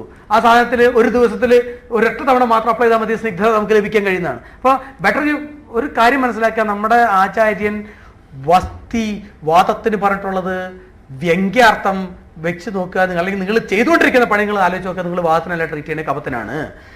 വാദത്തിന് തൈലം നിങ്ങൾ അപ്ലൈ ചെയ്യാൻ പറയുന്നു. തൈലമല്ല യഥാർത്ഥത്തിൽ, അല്ലെങ്കിൽ വാദത്തിനല്ല നിങ്ങൾ ഒബ്വിയസ്ലി ട്രീറ്റ് ചെയ്യുന്നത്, നിങ്ങൾ കഫത്തിനാണ്. തൈലം കഫവാതഹരമാണ്. അതിൽ ഏറ്റവും കൂടുതൽ അതിൻ്റെ പ്രോപ്പർട്ടി കൊണ്ട്, ഫാർമക്കോഡൈനാമിക് പ്രോപ്പർട്ടി കൊണ്ട് അത് കഫഹരമാണ്. വസ്തി കഫഹരമാണ്. കഷായവസ്തി കഫഹരമാണ്. ആ ചർച്ചയിലേക്ക് നമുക്ക് വേണമെങ്കിൽ പിന്നീട് കിടക്കാം. Next please. Always there should be prolonged medication. അതിൽ ഹരിദ്രകണ്ഠം കഷായ കുട്ടികളിൽ പ്രത്യേകിച്ച് ഈ പറഞ്ഞ പോലെ തന്നെ ഇതൊക്കെ കഴിഞ്ഞിട്ട് ഒരു ഇച്ചിരി സ്കിന്ന് കാലിന്റെ ഇടയിൽ, നമ്മൾ മുഴങ്കാലി കരപ്പനെ കാലിന്റെ അടിയിൽ കൊണ്ടുവന്ന് ഇടണമെന്നാണ് കാരണന്മാർ പറയാ അങ്ങനെയല്ലേ? കാലിന്റെ അടിയിൽ കൊണ്ടുവന്ന് കരപ്പനെ ഇറക്കി അവിടെ ഇട്ടു, ഇന്നെ അവിടെ കിടന്നോളും 3 വർഷത്തേക്ക്, കുഴപ്പമില്ല എന്ന് പറഞ്ഞിട്ടാണ് വിടുക. അത് അങ്ങനെയൊക്കെ വരുമ്പോൾ നമ്മളൊന്ന് ആലോചിച്ച് നോക്കുക. നമുക്കത് 3 വർഷം തന്നെ നിലനിർത്തണമെന്ന് നിർബന്ധമൊന്നുമില്ല. മാസത്തിലൊരിക്കൽ അഭിപത്തി കൊടുത്തുകൊണ്ടിരിക്കുന്നതിൻ്റെ ഒപ്പം തന്നെ ഈ ഹരിദ്രാണ്ട കഷായ ടാബ്ലറ്റുകളിലേക്ക് കൺവേർട്ട് ചെയ്ത് പ്രൊലോങ്ഡ് യൂസിലേക്ക് സാധനം വിടുക. മൃദുവിരേചനം മാസത്തിലൊരിക്കൽ കൊടുത്തുകൊണ്ടിരിക്കുക. കോഷ്ടം നോക്കി വിരേചനം ചെയ്യുക. ഒരിക്കലും കോൺസ്റ്റിപ്പേഷന് ചികിത്സ വിരേചനമല്ല. കോൺസ്റ്റിപ്പേഷൻ വാതിക ലക്ഷണമാണ്. വാദത്തിന് ശോധന ചികിത്സ ലംഘനമാണ്, വായു വീണ്ടും വർദ്ധിക്കും. അതിന്റെ പേരിൽ വാദത്തിന് ഒരു കാരണവശാലും വിരേചനം ചികിത്സയല്ല, മൃദു സംശോധനമാണ് പറഞ്ഞിട്ടുള്ളത്. അതല്ലെങ്കിൽ നിങ്ങൾ സ്നിഗ്ധം ചെയ്യുക, കോഷ്ടത്തിൽ സ്നിഗ്ധസ്വേദം മാത്രം ചെയ്തുകൊണ്ടിരിക്കുക. നെയ്യ് കൊടുത്ത് പുറമെ ചൂടുവെള്ളം കുടിക്കുക, സുകുമാരൻ നെയ്യ് കൊടുത്ത് പുറമെ ചൂടുവെള്ളം കുടിക്കുക, 10 തുള്ളി മിശ്രക സ്നേഹം കഴിപ്പിക്കുക തുടങ്ങിയ തരത്തിലേക്ക് സ്നിഗ്ധം കൊണ്ട് കോൺസ്റ്റിപ്പേഷൻ ട്രീറ്റ് ചെയ്യാൻ ശ്രമിക്കുക. അവിപത്തി ചൂർണം രൂക്ഷമായിട്ടുള്ള വിരേചനമാണ്. നെക്സ്റ്റ്, ഒരു കഷായത്തെ എനിക്ക് ഇൻട്രൊഡ്യൂസ് ചെയ്യാതെ പോകാതെ വയ്യ. കാരണം എന്ന് വെച്ച് കഴിഞ്ഞാൽ 2 വയസ്സിന് താഴെ പ്രായമുള്ള കുട്ടികളിൽ നിങ്ങൾക്ക് കാണാൻ കിടക്കുന്ന മിക്കവാറും സ്കിൻ ഡിസീസുകളിൽ ഈ സ്പെക്ട്രം ഉണ്ടാകും. ഒരു അബ്ഡമിനൽ സിംറ്റം, പച്ച നിറത്തിൽ സ്രവിച്ചിടും, മുക്കലായി, പതയായി, പച്ചവർണ്ണമായി, നമ്മുടെ അകക്കരപ്പന്റെ ലക്ഷണങ്ങൾ പറയുന്നത്. അതായത് പച്ച നിറത്തിൽ പോകും, മുക്കി മുക്കി പോയിക്കൊണ്ടിരിക്കും, തല ചുട്ടുപൊള്ളിയിടും. അതുമാതിരി തന്നെ സ്കിൻ ഡിസീസിൽ മറ്റേ സ്കിന്നിൽ നല്ലോണം ഇറപ്ഷൻസുകൾ ഉണ്ട്. പിന്നെ അതുമാതിരി തന്നെ റെസ്പിറേറ്ററി ആയിട്ടുള്ള ഏങ്ങലും മുട്ടലും തഥ എന്ന് പറയുന്ന റെസ്പിറേറ്ററി ആയിട്ടുള്ള കുറെ സിംറ്റംസും കണ്ടുകൊണ്ടിരിക്കുക. സ്കിന്നിലുണ്ട്, റെസ്പിറേറ്ററിയിലുണ്ട്, അബ്ഡോമിനലായിട്ട് പച്ച നിറത്തിലൊക്കെ പോകുന്നതായിട്ടുള്ള ഇൻക്രീസ്ഡ് ഗാസ്ട്രോകോളിക് റിഫ്ലക്സോട് കൂടിയ കുറെ സാധനങ്ങൾ നിങ്ങൾക്ക് കാണാൻ കഴിയും. ആ കേസുകളിൽ മക്കിപ്പൂവാതി കഷായം എന്ന് പറയുന്ന ഒരു കഷായത്തെ ഇൻട്രൊഡ്യൂസ് ചെയ്യാൻ ആഗ്രഹിക്കുന്നു. മക്കിപ്പൂവോട് മാശാക്ക് മല്ലി ജാതിക്ക പുള്ളടി എന്ന് പറഞ്ഞിട്ട് വൈദ്യതാരകത്തിൽ നിങ്ങൾക്ക് വായിക്കാൻ കിട്ടും. മക്കിപ്പൂവാതി CNS-നുണ്ട്. ഇങ്ങനെയാണ് തുടക്കം. മക്കിപ്പൂവോട് മാശാക്ക് മല്ലി ജാതിക്ക പുള്ളടി കടുക തുളസി പത്ര കടുക്കാത്തോട് തിപ്പല്ലി ജീരകദ്വയ വെള്ളുള്ളി പ്ലാവിലയ്ക്കുള്ള ഞെട്ടതും പ്ലാവില ഞെട്ടും പാവും ചേർത്തു കൂട്ടും കുഴമ്പിലാൽ എന്ന് പറഞ്ഞിട്ടൊരു സാധനമുണ്ട്. നിങ്ങൾ മക്കിപ്പൂവാതി എന്ന് മാത്രം ഒന്ന് വൈദ്യാരത്തിലും തപ്പി നോക്കുക. പറ്റില്ലെങ്കിൽ എൻ്റെ പുസ്തകമുള്ളവർ അതൊന്നും മറച്ചു നോക്കി എൻ്റെ ബാക്കിൽ എഴുതിയിട്ടുണ്ട്. ഒന്നും പറ്റില്ലെങ്കിൽ എന്നെ ഒന്ന് വിളിച്ചോളൂ, ഞാൻ പറഞ്ഞുതരാം. നെക്സ്റ്റ്, അതിന് അകക്കരപ്പൻ ഏകിടാം പനിയും ചുമ മുട്ടലും എന്നാണ് അതിന്റെ ഫലശ്രുതി. അകക്കരപ്പന്റെ ലക്ഷണങ്ങൾ GIT, സ്കിന്ന്, റെസ്പിറേറ്ററി ആണ്. ഇതെല്ലാം രസധാതുവിന്റെ 3 സൈറ്റിൽ നിന്ന് അർത്ഥമുള്ളൂ കേട്ടോ. നെക്സ്റ്റ്, അബ്ഡോമിനൽ പെയിൻ, വയറുവേദന എടുത്ത് വന്നുകൊണ്ടിരിക്കുന്ന ആളുകൾ. നമുക്കറിയാം അക്യൂട്ട് പെയിൻ ഒന്നും നമ്മുടെ അടുത്തേക്ക് വരാൻ പോകുന്നില്ല. ക്രോണിക് പെയിൻ എന്ന് പറഞ്ഞു കഴിഞ്ഞാൽ 1 വർഷമായിട്ട് വയറുവേദനയുണ്ട്. ഭക്ഷണം കഴിക്കുമ്പോൾ വയറുവേദന, ഇടയ്ക്കിടയ്ക്ക് ഇങ്ങനെ പരിങ്ങി വേദന. സ്കൂളിൽ നിന്ന് ഈ മാസം 3 തവണ ടീച്ചർമാർ വിളിച്ചു എന്ന് പറയുന്ന തരത്തിലേക്കുള്ള വേദനകൾ. സ്കാൻ ചെയ്ത് നോക്കിയാൽ കുഴപ്പമില്ല, എല്ലാ പരിശോധനകളും നോക്കി കുഴപ്പമില്ല, ആയുർവേദ ഡോക്ടറെ പോക്കോളൂ, അലോപ്പതിക്കാരൻ തന്നെ പറയുന്നു. എപ്പോൾ വേദന കൂടി അങ്ങോട്ട് വന്നോളൂ, ഇപ്പം ഞങ്ങളൊരു ഇഞ്ചക്ഷൻ അടിച്ചു തരാമെന്ന് പറയുന്നു. എന്ന് പറയുന്ന അവസ്ഥയിലേക്ക് 1 വർഷം കൊണ്ട് നടക്കുന്ന ഒരുപാട് കേസുകൾ നിങ്ങളുടെ ക്ലിനിക്കൽ പ്രാക്ടീസിൽ വന്നിട്ടുണ്ടാവും. ഒരുപാട് കേസുകൾ നിങ്ങൾ ചികിത്സിച്ച് മാറ്റിയിട്ടുണ്ടാവും. യാതൊരു സംശയം വേണ്ട കാര്യം. ഒരു കാര്യം മാത്രം അതിൽ പ്രത്യേകം ശ്രദ്ധിക്കുക, മാറാത്ത കേസുകൾ ഉണ്ടാകുന്നുണ്ട് എങ്കിൽ അതിന് ചെറിയ 1-2 കേസുകൾ മാത്രം നിങ്ങളൊന്ന് നോക്കിയാൽ മാത്രം മതി. ഒന്നാലോചിച്ച് നോക്ക്, മന്ദരുക്ക് കഫമാണ് അല്ലെ? നമുക്കറിയാലോ, പിത്തത്തിന്റെ വേദന ഭയങ്കരമായിട്ടുള്ള വേദന, വാദത്തിന്റെ വേദന ഭയങ്കര പാരോക്സിസ്മൽ വേദന, അത് കഴിഞ്ഞ് കഫത്തിന്റെ വേദന എന്ന് പറഞ്ഞാൽ മന്ദരുക്ക്. കുട്ടിക്ക് കണക്ക് പരീക്ഷ ഉണ്ടെങ്കിൽ ആ വേദന ഒന്ന് കൂടും എന്ന് പറയുന്ന തരത്തിലേക്ക്. വേദന ഉണ്ട് കേട്ടോ, പക്ഷെ കുട്ടിക്ക് വേദന ഉണ്ട്, പക്ഷെ കണക്ക് പരീക്ഷ ഉണ്ടെങ്കിൽ ആ വേദന കൂടും എന്ന് പറയുന്ന തരത്തിലേക്കുള്ള സാധനം. ആ തരത്തിലേക്ക് വരുന്ന ക്രോണിക് ആയിട്ടുള്ള അബ്ഡോമിനൽ പെയിനുകൾ ഇവാലുവേറ്റ് ചെയ്യുമ്പോൾ ശ്രദ്ധിക്കുക, രാവിലെ പല്ല് തേക്കുമ്പോഴുള്ള ഒരു ഛർദി, അല്ലെങ്കിൽ ഛർദ്ദിക്കാൻ വരുന്നു, അല്ലെങ്കിൽ രാവിലെ ഭക്ഷണം കഴിക്കുമ്പോൾ ഛർദ്ദിക്കാൻ വരുന്നു എന്നുള്ളൊരു സിംറ്റം, ഭക്ഷണം കഴിച്ച അപ്പം തന്നെ അപ്പിടാൻ പോകുന്നതായിട്ടുള്ള സിംറ്റം, ഭക്ഷണം കഴിച്ച ഉടനടി വേദന തുടങ്ങുന്ന symptom, associated respiratory symptom, associated tenderness. ഇവിടെ ഗ്രഹണ ചികിത്സ ചെയ്യുക. കൂടുതൽ കവചമായിട്ടുള്ള സാധനങ്ങളാണ് ഗ്രഹണ ചികിത്സ ചെയ്യുക. നെക്സ്റ്റ്, ഇതിലെല്ലാം നമ്മൾ ഉപയോഗിക്കാറുള്ള മരുന്നുകളാണ് ഞാൻ PH-ട്ടുള്ളത്. ഇതല്ലാതെ ഉപയോഗിക്കുന്നവരുണ്ടെങ്കിൽ സദയം ക്ഷമിക്കുക. ഈ സാധനം ഏറ്റവും കോമൺ ആയിട്ട് ഉപയോഗിച്ചുകൊണ്ടിരിക്കുന്നതാണ്. നയോപായം, ഗന്ധർവസ്ഥാതി, ചിരുവില്ലാതി, ചിത്രഗ്രന്ഥിയാതി, കുലത്താതി, ഹിങ്കുവജാതി എന്ന് പറയുന്ന ഒരു ഗ്രേഡിങ് എടുത്തു കഴിഞ്ഞ് കഴിഞ്ഞാൽ കഫവാതകരമായിട്ടുള്ള ദ്രവ്യങ്ങളാണ്. മോളിയും താഴ്ത്തിക്ക് വരുമ്പോൾ അങ്ങോട്ട് കഫവാതകരത്വം കൂടി പിത്ത കോപം നടത്തുന്ന സാധനങ്ങളാണ്. താഴ്ത്തിക്ക് വരുമ്പോൾ ഹിങ്കുവജാതിയൊക്കെ പിത്ത കോപം നടത്തുന്ന സാധനങ്ങളാണ്. കുലത്താതിയൊക്കെ പിത്തം വർദ്ധിച്ചാണല്ലോ സ്ത്രീകൾക്ക് മെൻസസ് ഉണ്ടാക്കുന്നത്. കുലത്താതി ഇങ്ങനെ പറയുന്ന സാധനങ്ങൾ ഉപയോഗിക്കുക എന്നുള്ളതാണ് ഞാൻ പറയുന്നത്. പറയുമ്പോൾ ശ്രദ്ധിക്കേണ്ട ഒരു കാര്യം എന്ന് വെച്ച് കഴിഞ്ഞാൽ, എത്ര കണ്ട് നമ്മൾ ഈ കുട്ടീനെ പരിശോധിക്കുന്നു എന്നുള്ളത്. എൻ്റെ പ്രീവിയസ് സ്ലൈഡ് ഒന്നും എടുത്ത്, ഈ കേസുകൾ നമ്മൾ റെസ്പിറേറ്ററി സിംറ്റംസുകൾ നമ്മൾ നെഗ്ലക്ട് ചെയ്യാറുണ്ട്. Please don't neglect it. Respiratory സിംറ്റംസുകളോടി നമ്മൾ മുന്നിൽ കാണുക. 1. 2, അസോസിയേറ്റഡ് ടെൻഡർനെസ് ഉണ്ടോ ഇല്ലയോ എന്നുള്ളത് നിർബന്ധമായും നോക്കുക. കുട്ടികളിൽ ടെൻഡർനെസ് പരിശോധിച്ച് നോക്കുമ്പോൾ ശ്രദ്ധിക്കേണ്ട കാര്യം, വേദന ഉണ്ടോ എന്ന് ചോദിച്ചാൽ വേദന ഉണ്ടെന്ന് പറയും. ചോദിച്ച് ടെൻഡർനെസ് കണക്കാക്കണ്ട. എക്സ്പ്രഷൻ കൊണ്ട് തന്നെ ടെൻഡർനെസ് എടുക്കുക. കുട്ടി നിർബന്ധമായും ഒരു കരച്ചിലോട് കൂടിയേ മാത്രമേ ടെൻഡർനെസ് പ്രസന്റ് ചെയ്യാൻ പാടുള്ളൂ. അല്ലാതെ നിങ്ങൾ എങ്ങനെ അമർത്തിയാലും നമ്മൾ ബവലാണ് നമ്മൾ നോക്കുന്നതെങ്കിൽ, നമ്മൾ ഏറ്റവും കോമൺ ആയിട്ട് നോക്കുക right iliac fossa, left iliac fossa, ലിവറിന്റെ സ്ഥലം, സ്പ്ലീനിന്റെ സ്ഥലം, പിന്നെ എപ്പിഗാസ്ട്രിക് റീജിയൻ അല്ലേ. റൈറ്റ് ഇലിയാക് ഫോസ അപ്പൻഡിസൈറ്റിസ് ഉണ്ടോ എന്നുള്ളത് നമ്മുടെ ശ്രമമാണ്. ടെൻഡർനെസ് കണ്ട ടെൻഷനായി. ലെഫ്റ്റ് ഇലിയാക് ഫോസയിലും ടെൻഡർനെസ് കണ്ടു കഴിഞ്ഞാൽ പേടിക്കൊന്നും വേണ്ട, അപ്പുറത്തുള്ള ടെൻഡർനെസ് തന്നെയാണെന്നുള്ളത് 100% വിശ്വസിക്കേണ്ട. ടെൻഡർനെസ് എന്ന് പറയുമ്പോൾ നിർബന്ധമായും കുട്ടി ഒരു കരച്ചിലോട് കൂടി അല്ലെങ്കിൽ അയ്യോ എന്ന് പറച്ചിലോട് കൂടി മാത്രമുള്ള ടെൻഡർനെസ് ആണ് ഒറിജിനൽ ടെൻഡർനെസ് കുട്ടികളുടെ കണ്ടക്സ്റ്റിൽ. ബാക്കിയുള്ളതൊന്നും ടെൻഡർനെസ് അല്ല. ടെൻഡർനെസ് ഉണ്ടെങ്കിൽ അവിടെ നിങ്ങൾ പൈത്തികമായിട്ടുള്ള ഹിംഗുവജാതി പോലെയുള്ള അല്ലെങ്കിൽ മറ്റേ കുലത്താതി പോലെയുള്ള സാധനങ്ങളൊക്കെ ഒഴിവാക്കുക. ബാക്കിയുള്ളതിന് നെക്സ്റ്റ് പ്ലേസ് കപവാദഹരത്തിന് ഇങ്ങനെ ഒന്ന് ഗ്രേഡ് ചെയ്യാം. മൈൽഡ് ആണെന്നുണ്ടെങ്കിൽ നയോപായം, കുറച്ചുകൂടി ഉണ്ടെങ്കിൽ ഗന്ധർവസാദി, കുറച്ചുകൂടി ഉണ്ടെങ്കിൽ ജരുല്ലാദി, പിന്നെ കുറേ കൂടി ഉണ്ടെങ്കിൽ ചിത്രക ഗ്രന്ഥികാദി എന്ന് പറയുന്ന സ്ഥലത്തിലേക്ക് ഉപയോഗിക്കുക. നെക്സ്റ്റ് പ്ലേസ് അത് എവിടെയെങ്കിലും ടെൻഡർനെസ് പോസിറ്റീവ് ഉണ്ടെങ്കിൽ കോൺട്രാ ഇൻഡിക്കേറ്റഡ് ആണ്. എൻ്റെ അഭിപ്രായത്തിൽ ഹിംഗുജാതി, അഷ്ടചൂർണം, രജന്യാദിയാണ് ഏറ്റവും ഓപ്ഷൻ നല്ലത്. അത് പിത്തത്തെ ശമിപ്പിക്കുകയും ചെയ്യും, അതേസമയം ഈ ബാധാലോമനം ഉണ്ടാക്കുകയും ചെയ്യും.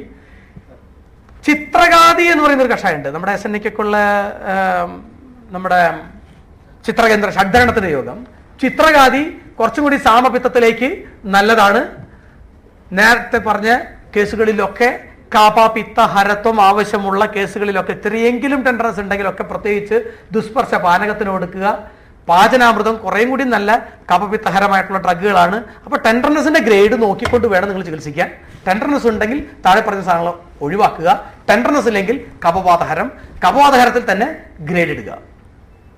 ശ്രദ്ധിക്കുക. നെക്സ്റ്റ്, അത് കഴിഞ്ഞ് കഴിഞ്ഞാൽ എല്ലാത്തിനും വില്ലൻ ഇവനാണ്. നിങ്ങൾ സ്കാൻ ചെയ്ത് വിടുമ്പോൾ പ്രത്യേകം സ്കാൻ ചെയ്യാൻ വിടുമ്പോൾ ഒരു കാര്യം നിങ്ങൾ എഴുതി വിടുക. പ്രത്യേകിച്ച് specially make a note on paraaortic and mesenteric lymphadenopathy എന്ന് പ്രത്യേകം എഴുതുക. ആസ് എ യൂഷ്വൽ പ്രൊസീജിയർ അവരത് നോക്കുന്നുണ്ടെങ്കിൽ കൂടിയും നമുക്ക് എല്ലാവർക്കും അറിയാവുന്നൊരു സത്യം, അല്ലെങ്കിൽ അറിയില്ലെങ്കിൽ അറിഞ്ഞിരിക്കേണ്ട ഒരു സത്യം, അൾട്രാസോണോഗ്രാഫിക് മെഷീന്റെ വില 2 ലക്ഷം രൂപ മുതൽ 14 ലക്ഷം രൂപ വരെയാണ്. അൾട്രാസോണോഗ്രാഫിക് മെഷീന്റെ വില 2 ലക്ഷം രൂപ മുതൽ 14 ലക്ഷം രൂപ വരെയാണ്. 2 ലക്ഷം രൂപയുടെ മെഷീൻ എടുത്ത് ഉപയോഗിച്ച് കഴിഞ്ഞ് കഴിഞ്ഞാൽ റേഡിയോളജിസ്റ്റിന് ഇല്ലാത്ത PCOD ഉണ്ടാകും, ഇല്ലാത്ത ലിംഫഡിനോപ്പതി ഉണ്ടാകും. പോളിസിസ്റ്റിക് പാറ്റേൺ എഴുതി അവർ രക്ഷപ്പെടും പലപ്പോഴും സംശയം തോന്നിക്കഴിഞ്ഞാൽ. അപ്പോൾ ഇവിടെ മീസെൻട്രിക് ലിംഫഡിനോപ്പതി ഉണ്ടെന്നുള്ള പ്രത്യേകം എടുത്ത് ചോദിക്കുക. ഹൈ റെസൊല്യൂഷനിൽ ആ സാധനം നോക്കാൻ വേണ്ടി അവരെ പ്രേരിപ്പിക്കുക. ഈ മീസെൻട്രിക് ലിംഫഡിനോപ്പതി ഉള്ള കേസുകളായിരിക്കും മോർ ദാൻ 80% കേസും നിങ്ങൾ ഈ അറ്റൻഡ് ചെയ്യുന്ന ഒരു വർഷം എത്തിയ ഈ കേസുകൾ. ഇത് എന്തുകൊണ്ട് ഉണ്ടായി എന്ന് ചോദിച്ചു കഴിഞ്ഞ് കഴിഞ്ഞാൽ ചലഞ്ചബിൾ ആണ് അതിൻ്റെ ആൻസറുകളൊക്കെ. ഒരൊറ്റ കാര്യം മാത്രം നിങ്ങൾ പ്രത്യേകം ശ്രദ്ധിക്കുക. ഇങ്ങനെയുള്ള കേസുകളിൽ ഏറ്റവും കൂടുതൽ ചാർജ് ചെയ്യപ്പെട്ടിട്ടുള്ള കൾപ്രിറ്റ് എന്ന് പറയുന്നത്, കുറ്റവാളി എന്ന് പറയുന്നത് MMR വാക്സിനാണ്. ശരിയാണോ തെറ്റാണോ എന്നൊന്നും എനിക്കറിയില്ല. ഒരുപാട് സപ്പോർട്ടിംഗ് ആയിട്ടുള്ളതും എഗെയിൻസ്റ്റ് ആയിട്ടുള്ളതും സംഗതികളുണ്ട്. MMR വാക്സിനേഷൻ എടുത്തതിൻ്റെ പിറ്റേ ദിവസം അല്ലെങ്കിൽ അന്ന് ദിവസം മുതൽ നമ്മളൊക്കെ പാരസെറ്റമോൾ കൊടുക്കുന്നതിൻ്റെ പേരിൽ സബ് ക്ലിനിക്കലായിട്ട് കിടക്കുന്ന ഒരു ഇലിയോ നൊഡുലാർ ഹൈപ്പർപ്ലേസിയ എന്ന് പറയുന്ന ഒരു സംപ്രാപ്തിയുണ്ട്. അതാണ് എന്ന് ഞാനിപ്പോഴും വിശ്വസിക്കുന്നു. പല ലിറ്ററേച്ചറുകളുടെ അടിസ്ഥാനത്തിലും എന്തെങ്കിലും ആയിക്കോട്ടെ, മീസെൻട്രിക് ലിംഫഡിനോപ്പതി എന്ന് പറയുന്ന ലിംഫഡിനോപ്പതിയാണ് ഇതിന് ഏറ്റവും പ്രധാനപ്പെട്ട വില്ലനായിട്ടുള്ളത്. അവൻ ഇൻഫ്ലെയിം ചെയ്യാൻ തുടങ്ങിയ ടെൻഡർനെസ് ഉണ്ടാവും. ഇൻഫ്ലെയിം ചെയ്തില്ലെങ്കിൽ കാലാകാലങ്ങളായിട്ട് ഇങ്ങനെ ഇടയ്ക്കിടയ്ക്കുള്ള വയറുവേദന ഉണ്ടാകും. അതുകൊണ്ട് നിർബന്ധമായും അത്തരം കേസുകളിൽ ചികിത്സിക്കുമ്പോൾ നമ്മൾ ഉപയോഗിക്കുന്ന ചികിത്സയോടൊപ്പം ഗുഗുലു പഞ്ചബലത്തെയും കല്യാണ ഗുളകത്തെയും അല്ലെങ്കിൽ അടുത്ത കണ്ടീഷൻ ഗുഗുലു പഞ്ചബലം പോലുള്ള അന്തർവിതരതിയെ ഗ്രന്ഥി ചികിത്സയെ ഒക്കെ ചികിത്സിപ്പിക്കുക എന്നർത്ഥം. ആ അബ്ഡോമിനൽ ചികിത്സ നടത്തുമ്പോൾ നിർബന്ധമായിട്ടും ഒരു ഗ്രന്ഥി ചികിത്സ, അതല്ലാന്നുണ്ടെങ്കിൽ ഒരു അന്തർവിതരതി ചികിത്സ നടത്തുക എന്നർത്ഥം. യൂറിൻ ഒന്ന് ടെസ്റ്റ് ചെയ്യുക. നമ്മളെപ്പോഴും ശ്രദ്ധിക്കുക, പസൽസ് മാത്രം RBC മാത്രം നോക്കാതെ എപ്പിത്തീലിയൽ സെൽസ് എങ്ങനെ ഉണ്ടെന്ന് ഒന്ന് നോക്കുക. എപ്പിത്തീലിയൽ സെൽസിന്റെ എണ്ണം കൂടുതലാണ് എങ്കിൽ ഒരു വാതിക സംപ്രാപ്തി ഗ്ലോമറുലാർ നെഫ്രോട്ടിക് ആ ബെഡിൽ നടക്കുന്നുണ്ട്. അവിടെ നിന്നുള്ള ലാർജ് സെൽസുകളാണ് ഈ കൊഴിഞ്ഞു പോകുന്നത്, ഡെസ്കമേഷൻ നടക്കുന്നത്. അത്തരം കേസുകളിൽ ഒരു ബ്രഹ്മണ സ്നേഹപാനം, അതല്ലാന്നുണ്ടെങ്കിൽ ഒരു സാമുദ്ഗം, എന്താണെന്നറിയില്ലേ, നമ്മുടെ അവപീഡകം ഏതച്ച, നമ്മുടെ മൂത്രവിചാരങ്ങളിൽ അവപീഡകം ഏതച്ച ഉണ്ടല്ലോ. ഈ അവപീഡകത്തിന്റെ പ്രത്യേകത പറഞ്ഞാൽ ഒരു സിംഗിൾ ഡോസിന് കൊടുക്കുന്ന ഒരു എമർജൻസി ട്രീറ്റ്മെന്റ് ആണ് ആ സാധനം അല്ലേ. ഭക്ഷണത്തിന് മുമ്പും ശേഷവുമായിട്ട് ഉത്തമമാത്രയിലുള്ള സ്നേഹപാനം എന്ന് നമ്മൾ ക്ലാസിക്കലായിട്ട് പഠിച്ചിട്ട്, ഭക്ഷണത്തിന് മുമ്പും ശേഷവും കൊടുക്കുന്ന സാധനങ്ങൾക്ക് KUB-യിൽ നല്ല ആക്ഷൻ ഉണ്ടെന്നുള്ള സാധനം അടിവരയിട്ട് മനസ്സിൽ വെച്ചോളൂ. അത് ഈ പറയുന്ന അവപീഡക സ്നേഹപാനത്തിന്റെ അളിയനാണ് സാമുദ്ഗം. അവപീഡക സ്നേഹപാനത്തിന്റെ അളിയനാണ് സാമുദ്ഗം. സാക്രലജനസിസ്, അല്ലെങ്കിൽ നിങ്ങൾ എന്യൂറസിസ് ട്രീറ്റ് ചെയ്യുമ്പോൾ, അല്ലെങ്കിൽ ന്യൂറോജനിക് ബ്ലാഡർ ട്രീറ്റ് ചെയ്യുമ്പോൾ, ഇങ്ങനെയുള്ള ബ്ലാഡർ റിലേറ്റഡ് KUB റിലേറ്റഡ് സാധനങ്ങൾ ട്രീറ്റ് ചെയ്യുമ്പോൾ സാമുദ്ഗമായിട്ട് നിങ്ങളൊരു ഘൃതം കൊടുക്കുകയാണെന്നുണ്ടെങ്കിൽ അതിനൊരു special affinity towards this KUB ഉണ്ട്. എനിക്ക് അതിന് പ്രത്യേകിച്ച് ലോജിക്കൊന്നും മനസ്സിലായിട്ടില്ല. അത് ഭൈഷജ്യ കൽപ്പനയുടെ മൊത്തം മറ്റേ ഭൈഷജ്യ കാലങ്ങളുടെ മൊത്തം ലോജിക്ക് ഇപ്പോഴും പ്രത്യേകിച്ച് പിടികിട്ടാതെ കിടക്കുന്ന ഒരു സബ്ജക്റ്റാണ്. എന്തായാലും വേണ്ടില്ല, വസ്ത്യാമ്യാന്ത ഘൃതം അത്തരം കേസുകളിൽ എപ്പിത്തീലിയൽ സെൽസ് കൂടുതലുണ്ടെങ്കിൽ കൊടുക്കാൻ കഴിയുന്ന നല്ലൊരു ഓപ്ഷനാണ് chronic abdominal pain presenting complaint ആയിട്ട് വരുമ്പോൾ. അബ്ഡോമിനൽ എപ്പിലെപ്സി ഇപ്പോൾ അൺകോമൺ ആണെന്ന് പറയാൻ എന്നെ കൊണ്ടാകില്ല. അബ്ഡോമിനൽ എപ്പിലെപ്സി എന്ന് പറയുന്ന സാധനം നിർബന്ധമായും അത്തരം കുട്ടികളോട് പഠിപ്പ് എങ്ങനെയുണ്ടെന്ന് ചോദിക്കുക. ഉറക്കത്തിൽ നൈറ്റ് മയേഴ്സ് പിച്ചും പേയും പറയൽ കൂടുതലാണോ എന്ന് ചോദിക്കുക. ഉറക്കത്തിൽ ഞെട്ടൽ കൂടുതലുണ്ടോ എന്ന് ചോദിക്കുക. പണ്ട് ഫെബ്രവരി കൺവെൻഷൻ പനിയോടുകൂടി ഈ ഞെട്ടലുകൾ അപസ്മാരം വന്നിട്ടുണ്ടോ എന്ന് ചോദിക്കുക. വീട്ടിൽ ആർക്കെങ്കിലും അപസ്മാരം ഉണ്ടോ എന്ന് ചോദിക്കുക. എവിടെയെങ്കിലും ഒരു അപസ്മാരത്തിന്റെ ഹിന്റ് ഉണ്ടെങ്കിൽ ഈ കുട്ടിയുടെ ഛർദിയുടെ സ്വഭാവം എങ്ങനെയാണെന്ന് നോക്കുക. അതേസമയം ഈ വേദന എടുത്തിരിക്കുന്ന സമയത്ത് നിങ്ങളൊന്ന് കൊണ്ടുവന്ന് പരിശോധിക്കുക. ആ സമയത്ത് ഈ ഓസ്കൾട്ടേഷനിൽ, അബ്ഡോമിനൽ ഓസ്കൾട്ടേഷനിൽ ഒരു കടലാരവൻ നന്നായി നിങ്ങൾക്ക് ഇലിയത്തിന്റെയും ജജുനത്തിന്റെയും സ്ഥലത്തേയും കിട്ടുന്നുണ്ടെങ്കിൽ ഒന്ന് EEG എടുപ്പിക്കുക. വിസറൽ എപ്പിലെപ്സിക്കുള്ള ചാൻസ് ഒരുപാടുണ്ട്. ഒരുപാട് കേസുകൾ വന്നു തുടങ്ങിയിട്ടുണ്ട്. കല്യാണം കഷായം ഹൈപ്പോത്തറ്റിക്കലി ഉപയോഗിക്കാൻ നല്ലതാണ്. ഞാൻ ഉപയോഗിക്കാറുള്ള നയോപായം തന്നെയാണ്. എന്തുകൊണ്ട് കല്യാണത്തിന് നല്ല റിസൾട്ട് കിട്ടുന്നില്ല എന്ന് എന്നോട് തന്നെ ഞാൻ ചോദിച്ചുകൊണ്ടിരിക്കുന്ന സമയമാണ് ഇപ്പോൾ. എനിക്കറിയില്ല കൺക്ലൂഷൻ. എന്തായാലും നയോപായം കഷായം അത് പ്രസന്റേഷൻ ഗുൽമമായതിന്റെ പേരിലായിരിക്കുമെന്ന് തോന്നുന്നു. നയോപായം നല്ല റിസൾട്ട് കിട്ടുന്ന സാധനമാണ്. Next please. ഇൻഫന്റൈൽ കോളി. ഇതേ അബ്ഡോമിനൽ പെയിൻ തന്നെ കൊച്ചുകുട്ടികളിൽ ഇൻഫന്റൈൽ കോളിക്കായിട്ട് വന്നു കഴിഞ്ഞാൽ ശ്രദ്ധിക്കേണ്ട കാര്യത്തിലൊക്കെ ഉള്ളൂ. എല്ലാ അമ്മൂമ്മമാരും ചികിത്സിച്ച് റിസൾട്ട് ഉണ്ടാക്കുന്ന സാധനമാണ് ഇൻഫന്റൈൽ കോളിക് അല്ലെ. കൊതി പറ്റിയതാണ്. കുറച്ച് കടുകും മുളകും ഉപ്പും എടുത്ത് 4 ഒഴിഞ്ഞ് അടുപ്പത്ത് കൊണ്ടുവന്നിട്ട് പുക വന്ന് നല്ലോണം പുകഞ്ഞ് വന്നാൽ നല്ല കണ്ണ് കിട്ടിയിട്ടുണ്ട്, നല്ലോണം പുകയൊക്കെ എല്ലാവരുടെയും സ്പ്രെഡ് ചെയ്ത് വരുമ്പോഴേക്കും 3 മണിക്കൂർ കഴിയും ആ സാധനം നിൽക്കും. അതല്ലെങ്കിൽ 3 മാസത്തിന് താഴെയുള്ള കുട്ടികളിൽ 3 ആഴ്ച അടുപ്പിച്ച് 3 മണിക്കൂർ നേരത്തേക്ക് വരുന്ന സാധനത്തിന്റെ പേരാണ് ഇൻഫന്റൈൽ കോളിക് എന്ന് പറയുന്നത്.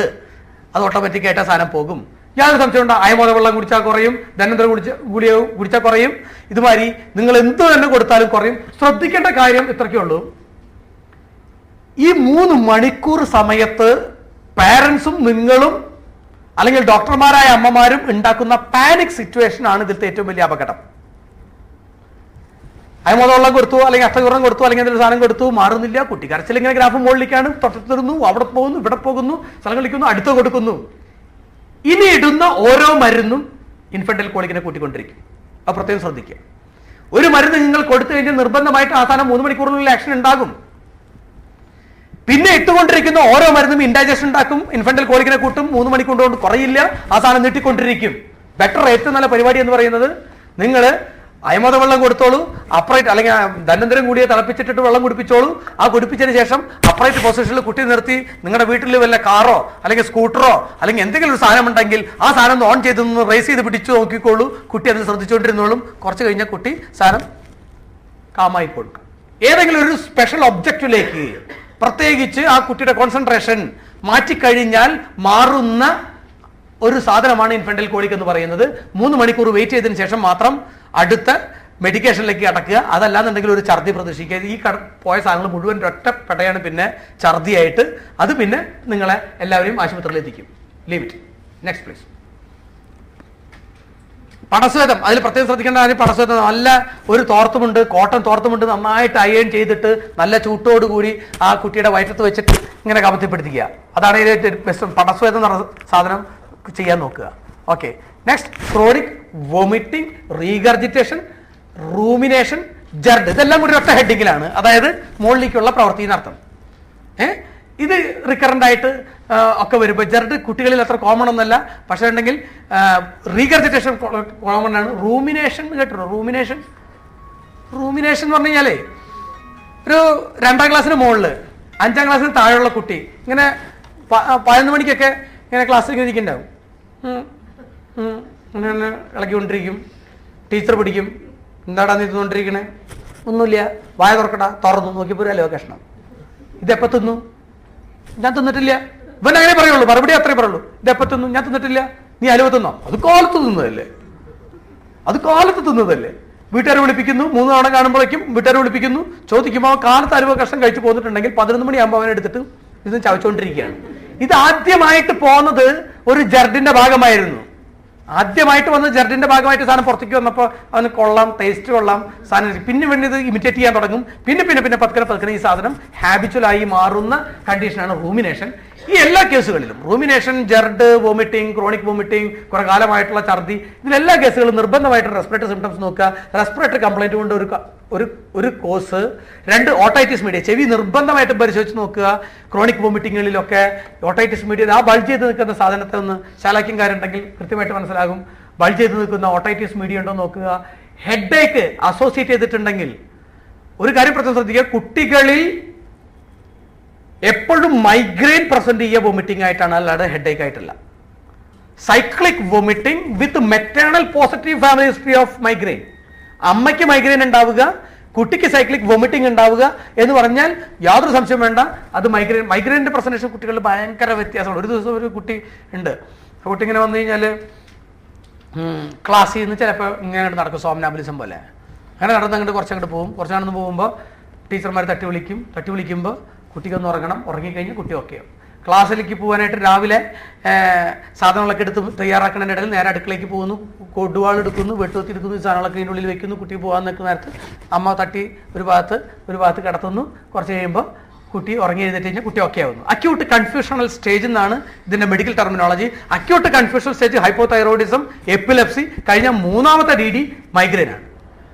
മൈഗ്രെയിൻ നമുക്ക് പക്ഷെ ചികിത്സിക്കേണ്ടത് അപസ്മാരത്തിനെയാണ്. കാരണം സ്മൃതേരപഗതമാണ്, സ്മൃത്യപായമാണ്. നമ്മൾ അപസ്മാരത്തെ ചികിത്സിച്ചാലാണ് ഈ സാധനം മാറാറ്. ഇതിലൊരു കാര്യം പ്രത്യേകം ശ്രദ്ധിക്കുക. അതിപ്പോൾ വലിയവരിൽ നെഞ്ചരിച്ചിലായാലും ശരി, ഈ മുകളിലേക്ക് വരുന്ന പ്രവൃത്തികൾ, വലിയവരിൽ നെഞ്ചരിച്ചൽ, തണുത്ത വെള്ളം കുടിച്ചാൽ കുറയുന്ന നെഞ്ചരിച്ചലും ചൂടുവെള്ളം കുടിച്ചാൽ കുറയുന്ന നെഞ്ചരിച്ചലും രണ്ടും രണ്ടാണ്. തണുത്ത വെള്ളം കുടിച്ചാൽ കുറയുന്ന നെഞ്ചരിച്ചിലാണ് പിത്തം സ്വഹേതു പചിതം പുരായ തദമ്ല പിത്തം പ്രവദന്തി സന്തഹ. ചൂടുവെള്ളം കുടിച്ചാൽ അവിടെ ശമിക്കുന്നത് വായുവാണ്, പിത്തമല്ല. വായു തള്ളിയതാണ് പിത്തത്തിനെ എന്ന് ശ്രദ്ധിക്കുക. പീത മുൻമാർഗം വാതമനുലോമയതിക്ഷണ രസോനാദി കൊടുക്കുക, ഗന്ധർവസ്ഥാദി കൊടുക്കുക. അത് റെസ്പിറേറ്ററിന്ന് ഉദാനം പിടിച്ചു വലിച്ചതാണെന്നുണ്ടെങ്കിൽ നയോപായം കൊടുക്കുക. ഇനി അതല്ല, നമ്മുടെ ഹാർട്ടിൽ നിന്ന് നെഞ്ചരിച്ചൽ, ഹാർട്ട് അറ്റാക്ക് കണ്ടിട്ടില്ലേ? അപ്പോൾ വ്യാനം പിടിച്ചു വലിച്ചതാണെന്നുണ്ടെങ്കിൽ വ്യാനനെ ചികിത്സിക്കുക എന്നുള്ളത് നിങ്ങളൊന്ന് മനസ്സിൽ വെച്ചാൽ മതി. ഇവിടെ ഈ ചിലപ്പോൾ ഈ പറഞ്ഞ സാധനത്തെ പിടിച്ചു വലിക്കുന്ന വായു ആരാന്ന് കണ്ടുപിടിക്കൽ മാത്രം നിങ്ങൾ ചെയ്തു കഴിഞ്ഞാൽ നമുക്ക് ഈ റെഫറൽ ഒഴിവാക്കാം. ശ്രദ്ധിക്കേണ്ട കാര്യം, നെക്സ്റ്റ് പ്ലീസ്. ചിത്രാദി കഷായം, ബലാജീരകാദി, രജന്യാദി ചൂർണ്ണ, നയോപായം കഷായമാണ് നമ്മുടെ യൂഷ്വൽ പ്രിസ്ക്രിപ്ഷനിൽ വരുന്നതായിട്ടുള്ള മരുന്നുകൾ. ഒരൊറ്റ കാര്യം ശ്രദ്ധിച്ചാൽ, കോൺസ്റ്റിപ്പേഷൻ, അബ്ഡോമിനൽ പെയിൻ, UTI ഉണ്ടെങ്കിൽ അപാനെ ചികിത്സിക്കുക. വൊമിറ്റിങ്ങിൽ കോൺസ്റ്റിപ്പേഷൻ, അബ്ഡോമിനൽ പെയിൻ, UTI ഉണ്ടെങ്കിൽ അപാനവാതാനുലോമനം കൊടുക്കുക. നെക്സ്റ്റ്, 1 കോഴ്സ് ഓഫ് യോഗവസ്തി കുറിച്ച് ചിന്തിക്കുക. 1 വർഷമായിട്ടൊക്കെ ഈ സാധനം പ്രശ്നമുണ്ടെങ്കിൽ യാതൊരു സംശയവും വേണ്ട, 1 കോഴ്സ് ഓഫ് യോഗവസ്തിയെ കുറിച്ച് നിർബന്ധമായി ചിന്തിക്കുക. ആ സാധനം ചെയ്തു കഴിഞ്ഞാൽ ഡ്രാമാറ്റിക് എഫക്റ്റ് ആണ്. ഗന്ധർവസ്ഥാദി, അഭയാരിഷ്ടം, തൃണപഞ്ചമൂലം കഷായം, എക്സ്റ്റേണൽ ആപ്ലിക്കേഷൻ. വൈദ്യധാരകത്തിൽ ഇതിന് ഒരു എക്സ്റ്റേണൽ ആപ്ലിക്കേഷൻ, ജലോശീല രുചാധാത്രി ശീത കിര്യാത്തു പച്ചില ഗൈരി ആശാളി സംയുക്തം സമൻ ചൂർണിച്ചെടുക്കണം. ജീരകത്തിൻ കഷായത്തിൽ അരച്ചിയിടുക നല്ലപോൽ, മാറത്ത് ഭൂഷണം നന്നായി, പൊക്കിൽ കൊഴി വരയ്ക്കുമായി, എന്നാൽ ഛർദി ചമിച്ചിടും നിൽക്കാതെ തുടരുന്നതും. എങ്ങനെയാണ് ആക്ഷൻ എന്നൊന്നും അറിയില്ല. ഈ സാധനം കൊതിപ്പിക്കുന്ന തരത്തിലൊന്നല്ല, തരക്കേടില്ലാത്ത റിസൾട്ടുള്ള സാധനമാണ്. Next please. നേരെ ലാസ്റ്റ് 2 ടോപ്പിക് കൂടി കഴിഞ്ഞ് അവസാനിപ്പിക്കുകയാണ്. Motor developmental disorder in general നിങ്ങളുടെ കയ്യിൽ വരുമ്പോൾ 3ആയി തരംതിരിക്കാൻ ശ്രമിക്കുക. Child with movement disorder, Child with ഹൈപ്പോട്ടോണിയ, Child with ഹൈപ്പർട്ടോണിയ. ബലം പിടുത്തമുള്ളത്, കുഴഞ്ഞു കിടക്കുന്നത്, മൂവ്മെന്റ് ഡിസോർഡർ ഉള്ളത്, അല്ലെങ്കിൽ അതിന്റെ കോമ്പിനേഷൻ. എല്ലാം സ്ഥിരാസ്നായു വികാരമാണ്.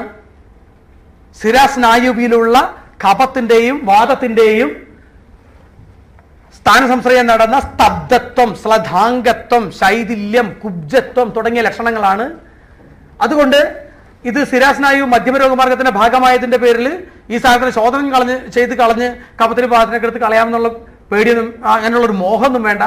അത് ശമിപ്പിക്കൽ മാത്രമേ നടക്കുള്ളൂ. അതിന്റെ പേരിൽ കഫവാത ദോഷത്തെ ട്രീറ്റ് ചെയ്യുന്ന ശമന ചികിത്സകൾക്ക് പ്രാധാന്യം കൊടുക്കുക. ഇത്രയാണ് നമ്മൾ ഒരു 31 days ഓഫ് ട്രീറ്റ്മെന്റ്. ഒരു 6 മാസം കൂടുമ്പോൾ 31 ദിവസത്തെ ഒരു ചികിത്സ. കഫവാതഹരം സിരാസ്നായുഗതം. കഫം വാദം, ഉഷ്ണം സ്നിഗ്ധം, ശീതം രൂക്ഷം എന്ന് പറയുന്ന തരത്തിലേക്ക് നിങ്ങളൊന്ന് ആലോചിച്ച് നോക്കൂ. കഫത്തിന് നല്ലത് രൂക്ഷക്രിയയാണ്, വാദത്തിന് നല്ലത് സ്നിഗ്ധക്രിയയാണ്. സ്നിഗ്ധവാദങ്ങളെ ഒന്ന് മാറ്റി മാറ്റി ഉപയോഗിക്കുക എന്ന് പറയുന്നത് ഞങ്ങളുടെ ഒരു ഗ്രൂപ്പുകളുടെ ഒരു പഴയ സ്കൂൾ ഓഫ് തോട്ട് തന്നെയാണ് ഇപ്പോഴും നമ്മൾ ഉപയോഗിച്ചുകൊണ്ടിരിക്കുന്നത്. അത് ഉപയോഗിക്കുമ്പോൾ നമ്മൾ സാധാരണ ചെയ്യാറെന്ന് വെച്ചാൽ അത് CP ആയിക്കോട്ടെ, ലിസൻസെഫാലി ആയിക്കോട്ടെ, എന്ത് സാധനങ്ങളായിക്കോട്ടെ, അത് സ്പാസ്റ്റിസിറ്റി ഉണ്ടാക്കുന്നു, അട്ടോണിസിറ്റി ഉണ്ടാക്കുന്നു, മൂവ്മെന്റ് ഡിസോർഡർ ഉണ്ടാക്കുന്നു. എങ്കിൽ സ്പാസ്റ്റിസിറ്റി ആണെങ്കിൽ കൂടുതൽ വാദത്തിന് പ്രാധാന്യം കൊടുക്കുക, ടോൺ കുറഞ്ഞതാണെങ്കിൽ കൂടുതൽ കഫത്തിന് പ്രാധാന്യം കൊടുക്കുക. മൂവ്മെന്റ് ഡിസോർഡർ ഉണ്ട്, ജർക്ക് ഉണ്ട്, ഇങ്ങനെയാണ് എങ്കിൽ കഫത്തിന് വേണോ വാദത്തിന് വേണോ പ്രാധാന്യം കൊടുക്കുക എന്നുള്ളത് നിങ്ങളൊരു ഉപശാന വിഷയം കൊണ്ട് മാത്രമേ കണ്ടുപിടിക്കാൻ പറ്റുള്ളൂ. ഒരു 7 ദിവസം ഉദ്ധാരണം ചെയ്യുക. ഇനീഷ്യലി കൂടുതലുണ്ടെങ്കിൽ, ആക്ഷേപം കൂടുതലുണ്ടെങ്കിൽ നേരെ അത് നിങ്ങൾ മനസ്സിലാക്കുക, വാദത്തിലേക്കാണ് സാധനം കൊടുക്കേണ്ടതെന്നുള്ളത് മനസ്സിലാക്കുക. അങ്ങനെ പല അനുഭവങ്ങൾ ഉണ്ടായിട്ടുള്ളതിന്റെ പേരിലാണ് പറയുന്നത്. SSP എന്നൊക്കെ പറഞ്ഞിട്ടുള്ള കേസുകളുണ്ട്. സബക്യൂട്ട് സ്ക്ലീറോസിംഗ് പാനൻസെഫലൈറ്റിസ്. ഒരു മിനിറ്റിൽ 3 ചർക്കുണ്ടായിരുന്നത് ഉദ്ധാരണം ചെയ്ത് 3 ദിവസം കൊണ്ട് 56 ചർക്ക് വരെയൊക്കെ കിട്ടാറുണ്ട്. അപ്പൊ അതിന്റെ പേരിൽ അത് നിങ്ങളൊന്ന് ജഡ്ജ് ചെയ്യുക. എന്നിട്ട് കണ്ടിന്യൂസ് ആയിട്ടുള്ള മെഡിക്കേഷൻ ആവശ്യമുണ്ട്. ഈ 31 ദിവസത്തെ ട്രീറ്റ്മെന്റിൽ നിങ്ങൾ സ്നിഗ്ധവും രൂക്ഷവും മാറി മാറി നിങ്ങളൊന്ന് അപ്ലൈ ചെയ്യുക. അഭ്യംഗം ഉദ്ധാരണം, അഭ്യംഗം ഉദ്ധാരണം, അഭ്യംഗം ഉദ്ധാരണം. അതിന്റെ കൂടെ അഭ്യംഗത്തിന്റെ കൂടെ വേണമെങ്കിൽ നിങ്ങൾ ഒരു പ്രതിവർഷം അസ്യം ചെയ്യുക, ഫുൾ സ്കാൽപ്പ് പിച്ചു ചെയ്യുക, ഒരു ചെറിയൊരു മാത്രാവസ്ഥയും കൂടി കൊടുക്കുക. ഉദ്ധാരണം ചെയ്യുമ്പോൾ ഒരു 2 നുള്ളു രാസനാഥിപ്പൊടി കൊണ്ട് പ്രഥമനം ചെയ്യുക, തലയിൽ ഒരു തലപോയിച്ചനം ചെയ്യുക, താഴത്തൊരു ചെറിയൊരു രൂക്ഷമായിട്ടുള്ള വസ്തു കൂടി കൊടുക്കുക എന്ന് പറയുന്ന തരത്തിലേക്ക് രൂക്ഷം എല്ലാ പോർട്ടലിലൂടെയും സ്നിഗ്ധം, എല്ലാ പോർട്ടലിലൂടെയും രൂക്ഷം കൊടുത്തുകൊണ്ട് സ്നിഗ്ധം രൂക്ഷം മാറി മാറി ഒരു 31 ദിവസം കൂടി ചെയ്യുക. നസ്യാഭ്യഞ്ജന ഗണ്ഡൂഷ മൂർധ കർണ അക്ഷി തർപ്പണം ഏത് പോർട്ടൽ വേണമെങ്കിൽ നിങ്ങൾക്ക് ഉപയോഗിക്കാം. അങ്ങനെ ചെയ്തിട്ട് 31 ദിവസത്തിനൊക്കെ കണക്ക് ന്യൂറോപ്ലാസ്റ്റിസിറ്റിയുടെ കണക്കാണ്. ന്യൂറോപ്ലാസ്റ്റിസിറ്റി എന്ന് പറയുന്ന മെക്കാനിസം നടക്കാനുള്ള ഒരു കണക്കാണ്. ഇങ്ങനെ ചെയ്യുകയാണെന്നുണ്ടെങ്കിൽ ഓരോ 3 മാസം കൂടുമ്പോഴും ഒരു മൈൽ സ്റ്റോൺ ഡെവലപ്മെന്റ് പുതുതായിട്ട് തുടങ്ങുകയോ അല്ലെങ്കിൽ എക്സിസ്റ്റിംഗ് ആയിട്ടുള്ള ഒരു മൈൽ സ്റ്റോൺ നന്നായിട്ട് ഡെവലപ്പ് ചെയ്യുകയോ ചെയ്യുക എന്നുള്ളതാണ് നമ്മുടെ ഒരു എയിം എന്ന് പറയുന്നത്. അങ്ങനെ കിട്ടുകയാണെന്നുണ്ടെങ്കിൽ നമ്മുടെ ട്രീറ്റ്മെന്റ് സക്സസ്ഫുൾ ആണ്. കിട്ടുന്നില്ല എന്നുണ്ടെങ്കിൽ എവിടെയോ പ്രശ്നമുണ്ട് എന്നുള്ളത് മാത്രം മനസ്സിലാക്കുക. Next please. ഓട്ടിസത്തിലേക്ക് കിടക്കുമ്പോൾ ഇത് നിങ്ങൾ എല്ലാവരും കേസുകൾ ഓട്ടിസം കാണാത്തവരുണ്ടെങ്കിൽ ഒന്ന് കൈവെക്കുക. ഓട്ടിസം കേസ് കാണാത്തവരുണ്ടെങ്കിൽ ഒന്ന് കൈവെക്കുക. എക്സ്പീരിയൻസ് ചെയ്യാത്ത ആരുമില്ല. അപ്പോൾ ഓട്ടിസം അത്രയും കോമൺ ആയിക്കൊണ്ടിരിക്കുകയാണ്. കഴിഞ്ഞ മാസത്തെ കണക്ക് ഇപ്പോൾ അത് 1 in 63 എന്നാണ്. യൂറോപ്പിലെ കണക്കാണ് ഞാൻ പറയുന്നത്. നമ്മളിവിടുത്തെ അങ്ങനത്തെ കണക്കില്ല. 1 in 63 എന്നാണ് ഇപ്പോഴത്തെ കണക്ക് പറയുന്നത്. 4-5 കാര്യങ്ങൾ ശ്രദ്ധിച്ചാൽ ചികിത്സയ്ക്ക് മാക്സിമം പോയ ഒരു 20% റോള് 25% റോളാണുള്ളത്. ഒരു 4-5 കാര്യം മാത്രം ശ്രദ്ധിച്ചുകൊണ്ട് നമ്മൾ മുന്നോട്ട് നീങ്ങിക്കഴിഞ്ഞാൽ കുറേ റിസൾട്ട് ഉണ്ടാക്കാൻ കഴിയുന്നതാണ്. Next please. എല്ലാ ഓട്ടിസം കേസുകളിലും ധാത്വാഗ്നിമാന്ദ്യമുണ്ട്. കാരണം അവർക്ക് ലാക്റ്റേറ്റ് പരിശോധിച്ച് നോക്കിയാൽ കൂടുന്നത് കാണാം, അമോണിയ പരിശോധിച്ച് നോക്കിയാൽ കൂടുന്നത് കാണാം. മിക്കവാറും കേസുകളിലൊക്കെ ഓട്ടിസത്തിൽ ധാത്വാഗ്നിമാന്ദ്യമുണ്ട്. ധാത്വാഗ്നിമാന്ദ്യത്തെ മൈൻഡ് ചെയ്തുകൊണ്ട് ട്രീറ്റ് ചെയ്യുക. 1. മിക്കവാറും കേസുകളിലൊക്കെ കഫാവൃത പ്രാണനും ഉദാരനുമുണ്ട്. അവരുടെ ഗൈറസിന്റെ വലിപ്പം കൂടുതലാണ്, അവർക്ക് മിനി കോളം പാത്തോളജി ഉണ്ട്, അവർക്ക് ന്യൂറോണൽ സർക്യൂട്ടുകൾ ഡെഫിഷ്യന്റ് ആണ്. നെക്സ്റ്റ്. കഫവാതഹരത്വം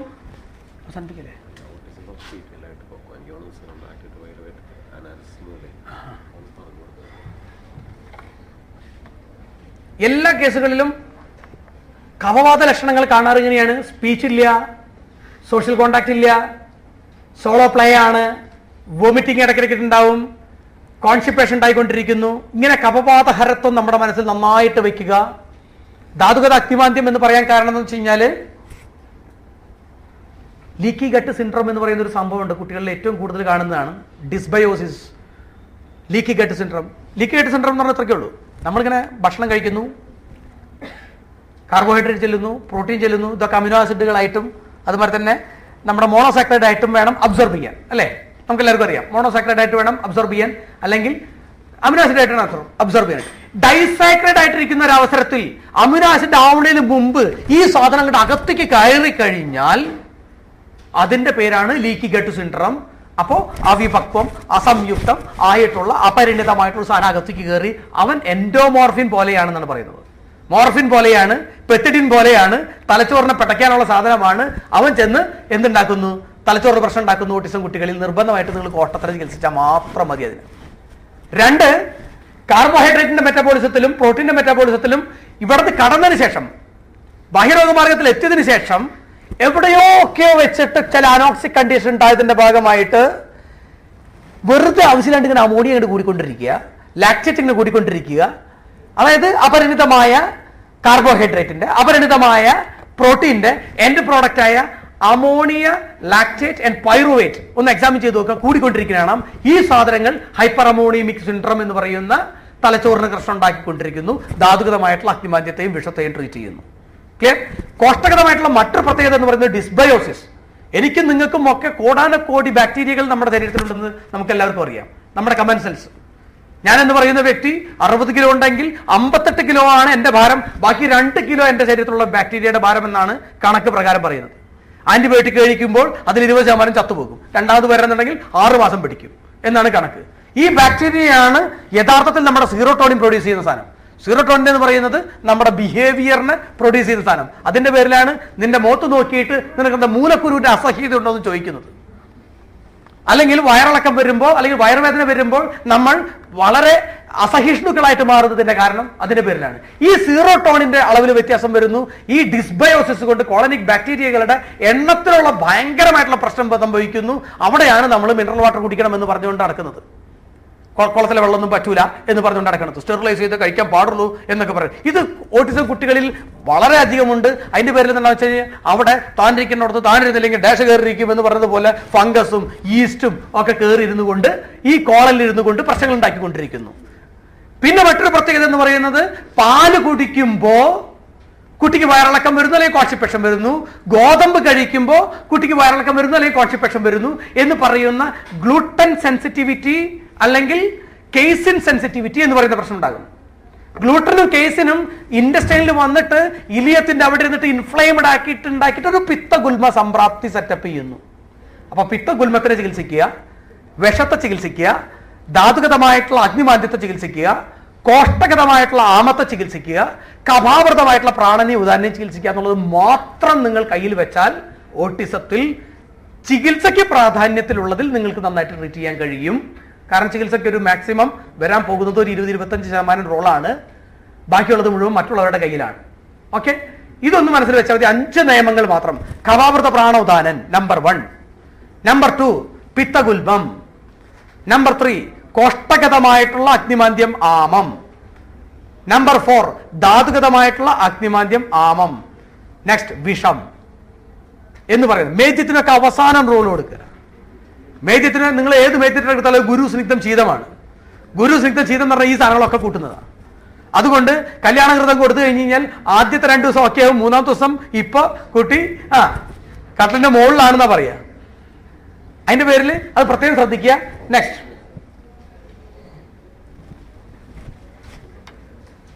വാദവൈദികമായിട്ടുള്ള സിംറ്റംസുകൾ. അതുകൊണ്ട് hyper activity, diarrhoea, skin reaction, anger കൂടുതലുണ്ടാക്കുന്ന സ്റ്റീരിയോടൈപ്പി, എക്സസീവ് ഹങ്കർ, എത്ര തിന്നാലും മതിവരായിക എന്ന് പറയുന്നതാണ്. അപ്പൊ വാദവൈദിക സിംറ്റമാണോ കഫവാദ സിംറ്റമാണോ ഏറ്റവും കോമൺ ആയിട്ടുള്ളത് നോക്കുക.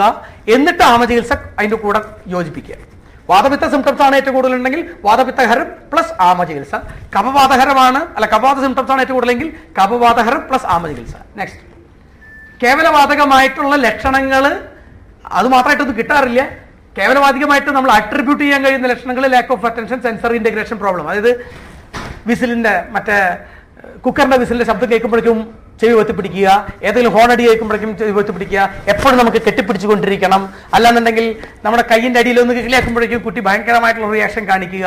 അങ്ങനെയുള്ള സെൻസറി ഇന്റഗ്രേഷൻ പ്രോബ്ലം, എപ്പോഴും ആടാൻ തോന്നുക ഒരു സെൻസറി ഇന്റഗ്രേഷൻ പ്രോബ്ലം ആണ്. കാരണം വെച്ചാൽ ഈ വെസ്റ്റിബുലർ സ്റ്റിമുലേഷൻ എപ്പോഴും ഇങ്ങനെ കിട്ടിക്കൊണ്ടിരിക്കണം. അപ്പോൾ ആടാൻ തോന്നുന്നത് ആദ്യമൊക്കെ ഇങ്ങനെയായിട്ടായിരിക്കും ആട്. അത് കഴിഞ്ഞ പിന്നെ ഒറ്റക്കാലിൽ ആടാൻ തുടങ്ങും. അത് കഴിഞ്ഞ പിന്നെ ബോൾ പകർന്ന് ആടാൻ തുടങ്ങും. ഇങ്ങനെ എങ്ങനെയെങ്കിലും വെസ്റ്റിബുലർ സ്റ്റിമുലേഷനെ സ്റ്റിമുലേറ്റ് ചെയ്തുകൊണ്ടിരിക്കും. അത് കഴിഞ്ഞ പിന്നെ കെട്ടി തൂങ്ങി ഇങ്ങനെ താഴത്തേക്ക് ഇങ്ങനെ തൂങ്ങാൻ തുടങ്ങും. ഇതൊക്കെ വെസ്റ്റിബുലർ സെൻസർ ഇന്റഗ്രേഷൻ പ്രോബ്ലമാണ്. ജസ്റ്റ് പിജ് കൊണ്ട് മാത്രം മാറുന്ന സാധനമാണ്.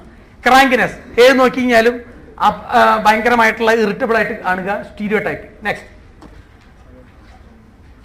സിംറ്റംസ്.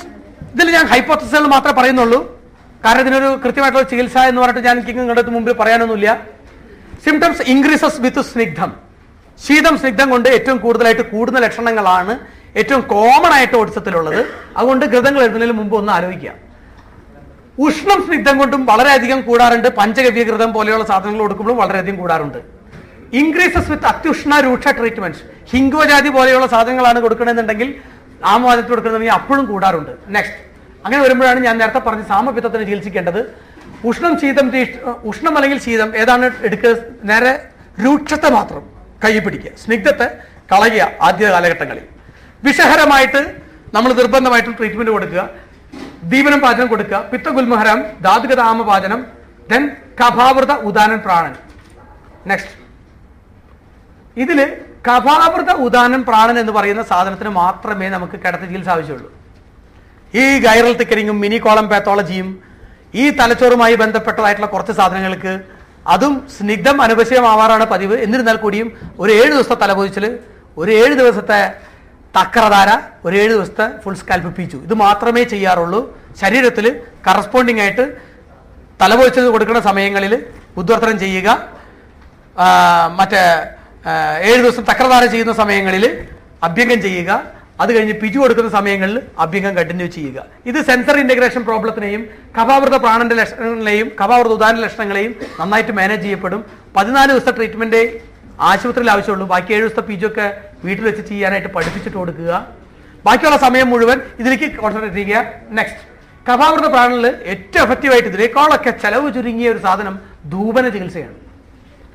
ഒന്നും വേണ്ട, ഇങ്ങനെയുള്ള കുട്ടികളുടെ റൂമിൽ കിടക്കുന്നതിന് മുമ്പായിട്ട് താഴെ പറയുന്ന മരുന്നുകളൊന്ന് പിന്നെ ഒരു കാര്യം ആലോചിക്കുക. ഈ തലപൊതിച്ചിലിനും തക്രധാരയ്ക്കൊക്കെ ഉപയോഗിക്കുമ്പോൾ നമ്മൾ സാധാരണ നെല്ലിക്ക മാത്രമാണല്ലോ ഉപയോഗിക്കുന്നുള്ളൂ. കൺസെപ്റ്റ് ഒന്ന് മാറ്റുക. നമുക്ക് കഫാവൃത പ്രാണന് തന്നെയാണ് ചികിത്സിക്കുന്നത്. ദശമൂലമാണ് ഏറ്റവും പവർഫുൾ ഡ്രഗ്. ദശമൂലമാണ് ഏറ്റവും മനോഹരമായ ഡ്രഗ്. അപ്പൊ ദശമൂലം നേരത്തെ പറഞ്ഞ ദുസ്പർശ, അശ്വഗന്ധ തുടങ്ങിയിട്ടുള്ള മരുന്നുകൾ ഉപയോഗിക്കുക. നെല്ലിക്കയുടെ അളവൊക്കെ കുറച്ച് കുറയ്ക്കുക. ധൂപനത്തിന് ഏറ്റവും നല്ല വഴി എന്ന് പറഞ്ഞു കഴിഞ്ഞാൽ റൂമിൽ കയറി കിടക്കണതിന് തൊട്ട് മുമ്പായിട്ട് റൂം മുഴുവൻ ഒരു പുക കൊണ്ട് നിറയ്ക്കുക. ഒരൊറ്റ കോൺട്രാൻഡിക്കേഷൻ മാത്രം ശ്രദ്ധിക്കുക, ശ്വാസം മുട്ടുള്ള കുട്ടിയാകരുത്. മനസ്സിലാണ്?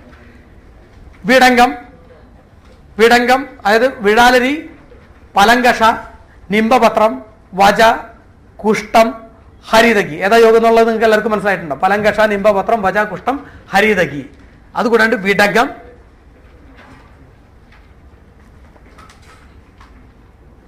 വജ പറഞ്ഞല്ലേ, വജ പറഞ്ഞ ജഡാമാൻസി. ഇത്രയും സാധനങ്ങൾ നിർബന്ധമായിട്ടും പുകച്ച് ഈ റൂം മുഴുവൻ അങ്ങോട്ട് നിറയ്ക്കുക. റൂം മുഴുവൻ നിറച്ചതിന് ശേഷം അതിൽ അമ്മയും കുഞ്ഞും കിടക്കാൻ പോവുക എന്ന് പറയും. 1 മണിക്കൂർ ധൂപനം വളരെ എഫക്റ്റീവാണ്. അത് ചെയ്യുന്ന ദിവസം പ്രത്യേകം ശ്രദ്ധിക്കുക. ചെയ്യുന്ന ദിവസം തന്നെ നെക്സ്റ്റ് ഡേ തന്നെ അതിൽ സിംറ്റംസുകളിൽ വ്യത്യാസം അവർ ഒബ്സർവ് ചെയ്യാൻ തുടങ്ങുന്നതായിരിക്കും. അത് കുറച്ച് നാൾ കഴിഞ്ഞ് കണ്ടിന്യൂഷൻ ചെയ്യാറുണ്ട്. എന്നിരുന്നാൽ കൂടി ധൂപനം കൊടുക്കുക. അഞ്ജനം എല്ലാ കുട്ടികൾക്കും കണ്ണെഴുതി എന്താ പ്രശ്നം? ദേ വിൽ എൻജോയ് ഇറ്റ്, യാതൊരു സംശയം വേണ്ട. അതിന്റെ പേരിൽ നിർബന്ധമായിട്ടും അത്തരം കേസുകളിലൊക്കെ ഒരു അഞ്ജനം കൊടുക്കാൻ നോക്കുക. ഇളനീർ കുഴമ്പ് മതി.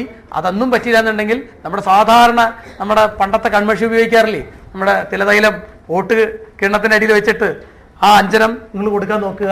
ഇത് കൊടുക്കുമ്പോൾ ശ്രദ്ധിക്കേണ്ട കാര്യം, ഹൈലി ഇറിറ്റന്റ് ആണ്. ബിഹേവിയറൽ പ്രോബ്ലം ഭയങ്കരമായിട്ട് കൂട്ടുന്നുണ്ടെങ്കിൽ സ്റ്റോപ്പ് ചെയ്ത് വയ്ക്കുക. പതുക്കെ അമ്മയൊക്കെ കണ്ണെഴുതി സുന്ദരിയാക്കിയിട്ട് അത് നോക്കി കണ്ടുപിടിച്ചിട്ട് അത് ഇമിറ്റേറ്റ് ചെയ്യാനുള്ള ഒരു സമ്പ്രദായം ഉണ്ടാക്കുമ്പോൾ മാത്രം കൊടുക്കുന്നതായിരിക്കും ഏറ്റവും നല്ലത്. നെക്സ്റ്റ് യൂഷ്വൽ പ്രിസ്ക്രിപ്ഷനിൽ, ഓട്ടിസത്തിന്റെ പ്രിസ്ക്രിപ്ഷനിൽ വരാറുള്ള മരുന്നുകൾ, ഈ സിദ്ധാന്ത പ്രകാരം വരാറുള്ള മരുന്നുകൾ ഇതൊക്കെയാണ്. വില്ലുവാതി ഗുളിക, ഗുളൂച്ചിയാദി കഷായം. ഒന്ന് ആലോചിച്ച് നോക്കുക. എനിക്ക് വിഷഹരവും ഉഷ്ണവും പാടില്ല, ശീതവും പാടില്ല, എന്നൊട്ട് മേദ്യവും വേണമെന്ന് പറഞ്ഞു കഴിഞ്ഞാൽ ഒരൊറ്റ മരുന്ന് മാത്രമേ എനിക്ക് ആയുർവേദത്തിൽ കണ്ടുപിടിക്കാൻ പറ്റുള്ളൂ. അത് ഗുളൂജിയാണ്. ഞാൻ എൻ്റെ ബ്ലോഗിൽ പ്രത്യേകിച്ച് ഞാനൊരു സാധനം എഴുതിയിട്ടുണ്ടായിരുന്നു. അതായത് ഗുളൂജി is going to be the future drug of autism. യാതൊരു സംശയവും വേണ്ട. ഒരുപാട് റിസർച്ചുകൾ വിദേശികൾ നടത്തിക്കൊണ്ടിരിക്കുന്നുണ്ട്. നമ്മൾ $100-200 കൊടുത്ത് ഗുളൂജി വാങ്ങാൻ ഇരിക്കുന്നതേ ഉള്ളൂ. അത് വിഷഹരമാണ്, മേദ്യമാണ്, രക്തപ്രദോഷ വികാരങ്ങളിലും അതുമാതിരി തന്നെ വാദപ്രദോഷ വികാരങ്ങളിലും ഒരുമിച്ച് കൊടുക്കാവുന്നതാണ് എന്നുള്ളതാണ് എൻ്റെ ബ്യൂട്ടി. ഗുരുചാതിക് വാദം, തിക്തകം വാദം, ഈ കൈഡര്യാദിക് വാദമാണ് മറ്റേ ആമപാചനത്തിനൊക്കെ ഏറ്റവും കോമൺ ആയിട്ട് ഞാൻ യൂസ് ചെയ്യാറ്. കൈഡര്യാദി, അമൃതോത്തരം, പാചനാമൃതം കഷായം. വരാവിശാലാദിക് വാദം എൻ്റെ അവസാനത്തെ ഓപ്ഷനാണ്. വരാവിശാലാദിക് വാദം എന്ന് പറയുന്നത് അത് പലപ്പോഴും അബ്ഡോമിനൽ സിംറ്റംസുകളെ ചിലപ്പോൾ കൂട്ടാറുണ്ട്. Next page. സ്വർണ്ണപ്രാശം നിർബന്ധമായും എല്ലാവരും സ്വർണ്ണപ്രാശം ഉണ്ടാക്കാൻ പഠിക്കണമെന്നാണ് എൻ്റെ അഭിപ്രായം.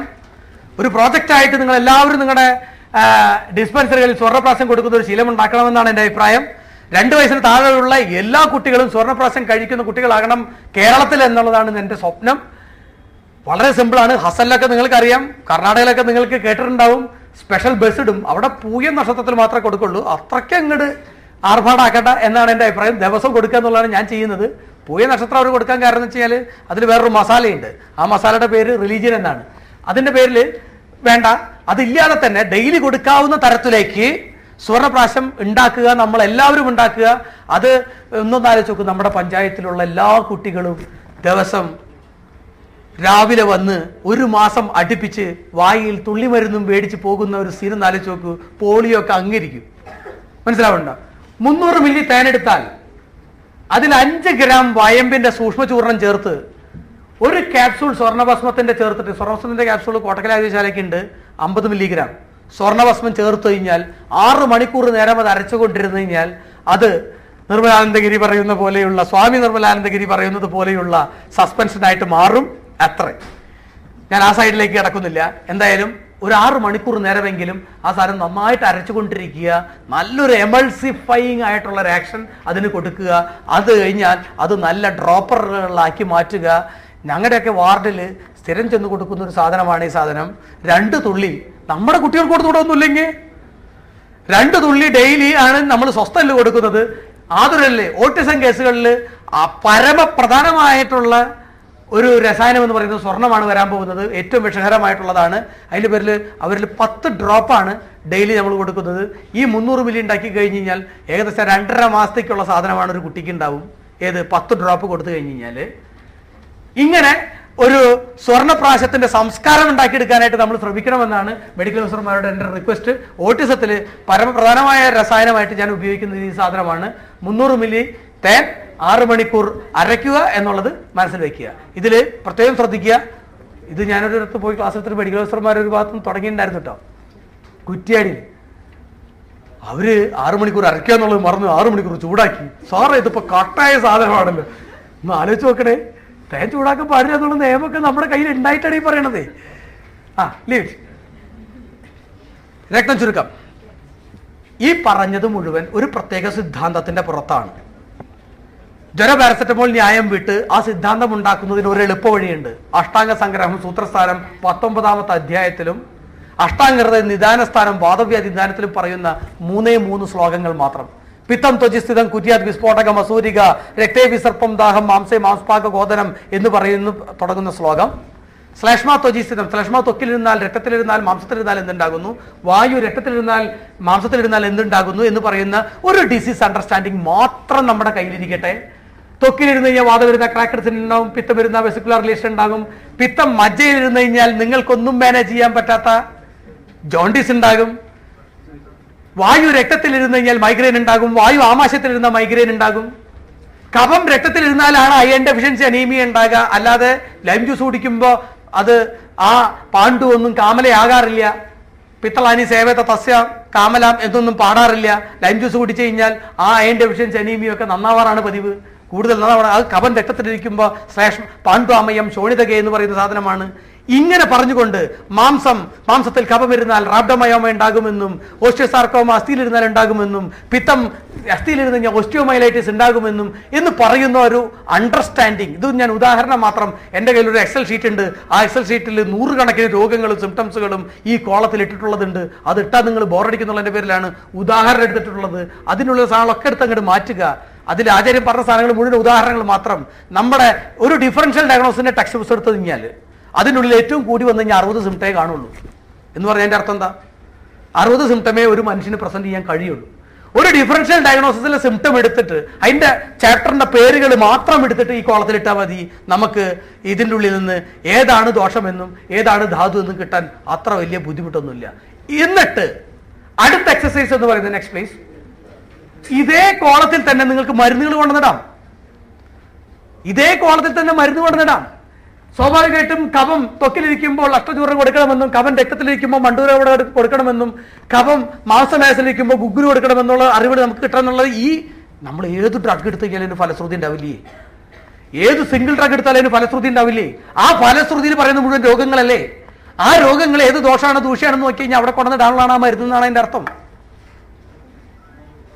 അങ്ങനെ വരുമ്പോ നിങ്ങൾക്ക് കാണാം പിത്തവും കഫവും രസം രക്തം മാംസം ആമാശയം പക്വാശയം എന്ന സ്ഥലത്ത് മാത്രമായിരിക്കും നമ്മുടെ ഏറ്റവും കൂടുതൽ മരുന്നുകൾ. പിത്തം കഫം ത്വക്ക് രസം രക്തം മാംസം എന്ന് പറയുന്ന സ്ഥലത്താണ് ഏറ്റവും കൂടുതൽ മരുന്നുകൾ എടുക്കുന്നത്. പിത്തം പോയി അസ്ഥിയിലൊക്കെ ഇരിക്കുമ്പോഴേക്കും ഉണ്ടല്ലോ മരുന്നുകളൊന്നും ഇല്ല. ആകെ ഒരു കാരസ്കര ഹൃദയുണ്ട് ഞാൻ കണ്ടുപിടിച്ചിട്ടുള്ളത്. പിത്തം അസ്ഥിയിൽ ഇരുന്ന് കഴിഞ്ഞാൽ കാരസ്കര ഹൃദയുണ്ട്, ഗുഗുലുത്ത ഹൃദയുണ്ട്. ഗുഗുലുത്ത ഹൃദം കുറേ സ്ഥലത്ത് കൊണ്ടിടാവുന്നതാണ്. ശിവഗുളിക എല്ലാവിടെയും ഇടാവുന്നതാണ്. മഹാരാഷ്ട്രാദി എല്ലാവിടെയും കൊണ്ടിടാവുന്നതാണ്. അത് വേറെ വിഷയം. അത് പിന്നെ കാട്ടടച്ചുള്ള വെടിവെപ്പ് എന്നാണ് അതിന്റെ പേര്. അത് മാറ്റി നിർത്തുക. അതല്ലാതെ 2 മരുന്നുകളുടെ 3 മരുന്നുകളുടെ യോഗം അല്ല വേണ്ട. സിംഗിൾ ഡ്രഗ് വായു രക്തത്തിലിരിക്കുമ്പോൾ ഗുളൂജി, വായു രക്തത്തിലിരിക്കുമ്പോൾ ഗുളൂജി, കഫം രക്തത്തിലിരിക്കുമ്പോൾ ദുസ്പർശ എന്ന് പറയാവുന്ന തരത്തിലേക്ക് ഈ സാധനത്തിനൊന്നും നിങ്ങളൊന്ന് മോഡിഫൈ ചെയ്ത് കഴിഞ്ഞ് കഴിഞ്ഞാൽ നിങ്ങൾക്ക് കമ്പനിക്കാരെ ഒന്നും ആശ്രയിക്കേണ്ട. അതിന്റെ ഇടയിലുള്ള ഈ സിംഗിൾ ഡ്രഗ് മാത്രം എടുത്തിട്ട് കഷായം വെച്ച് കഴിഞ്ഞാൽ definitely you will enjoy the result.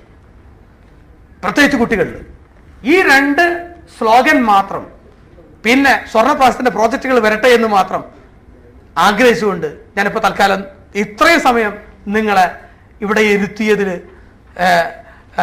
അല്ലെങ്കിൽ നിങ്ങൾ ഇരുന്ന് തന്നതിൽ വളരെ നന്ദി പറഞ്ഞുകൊണ്ട് ഞാൻ ഇപ്പോൾ തൽക്കാലം നിർത്തുന്നു. നന്ദി, നമസ്കാരം.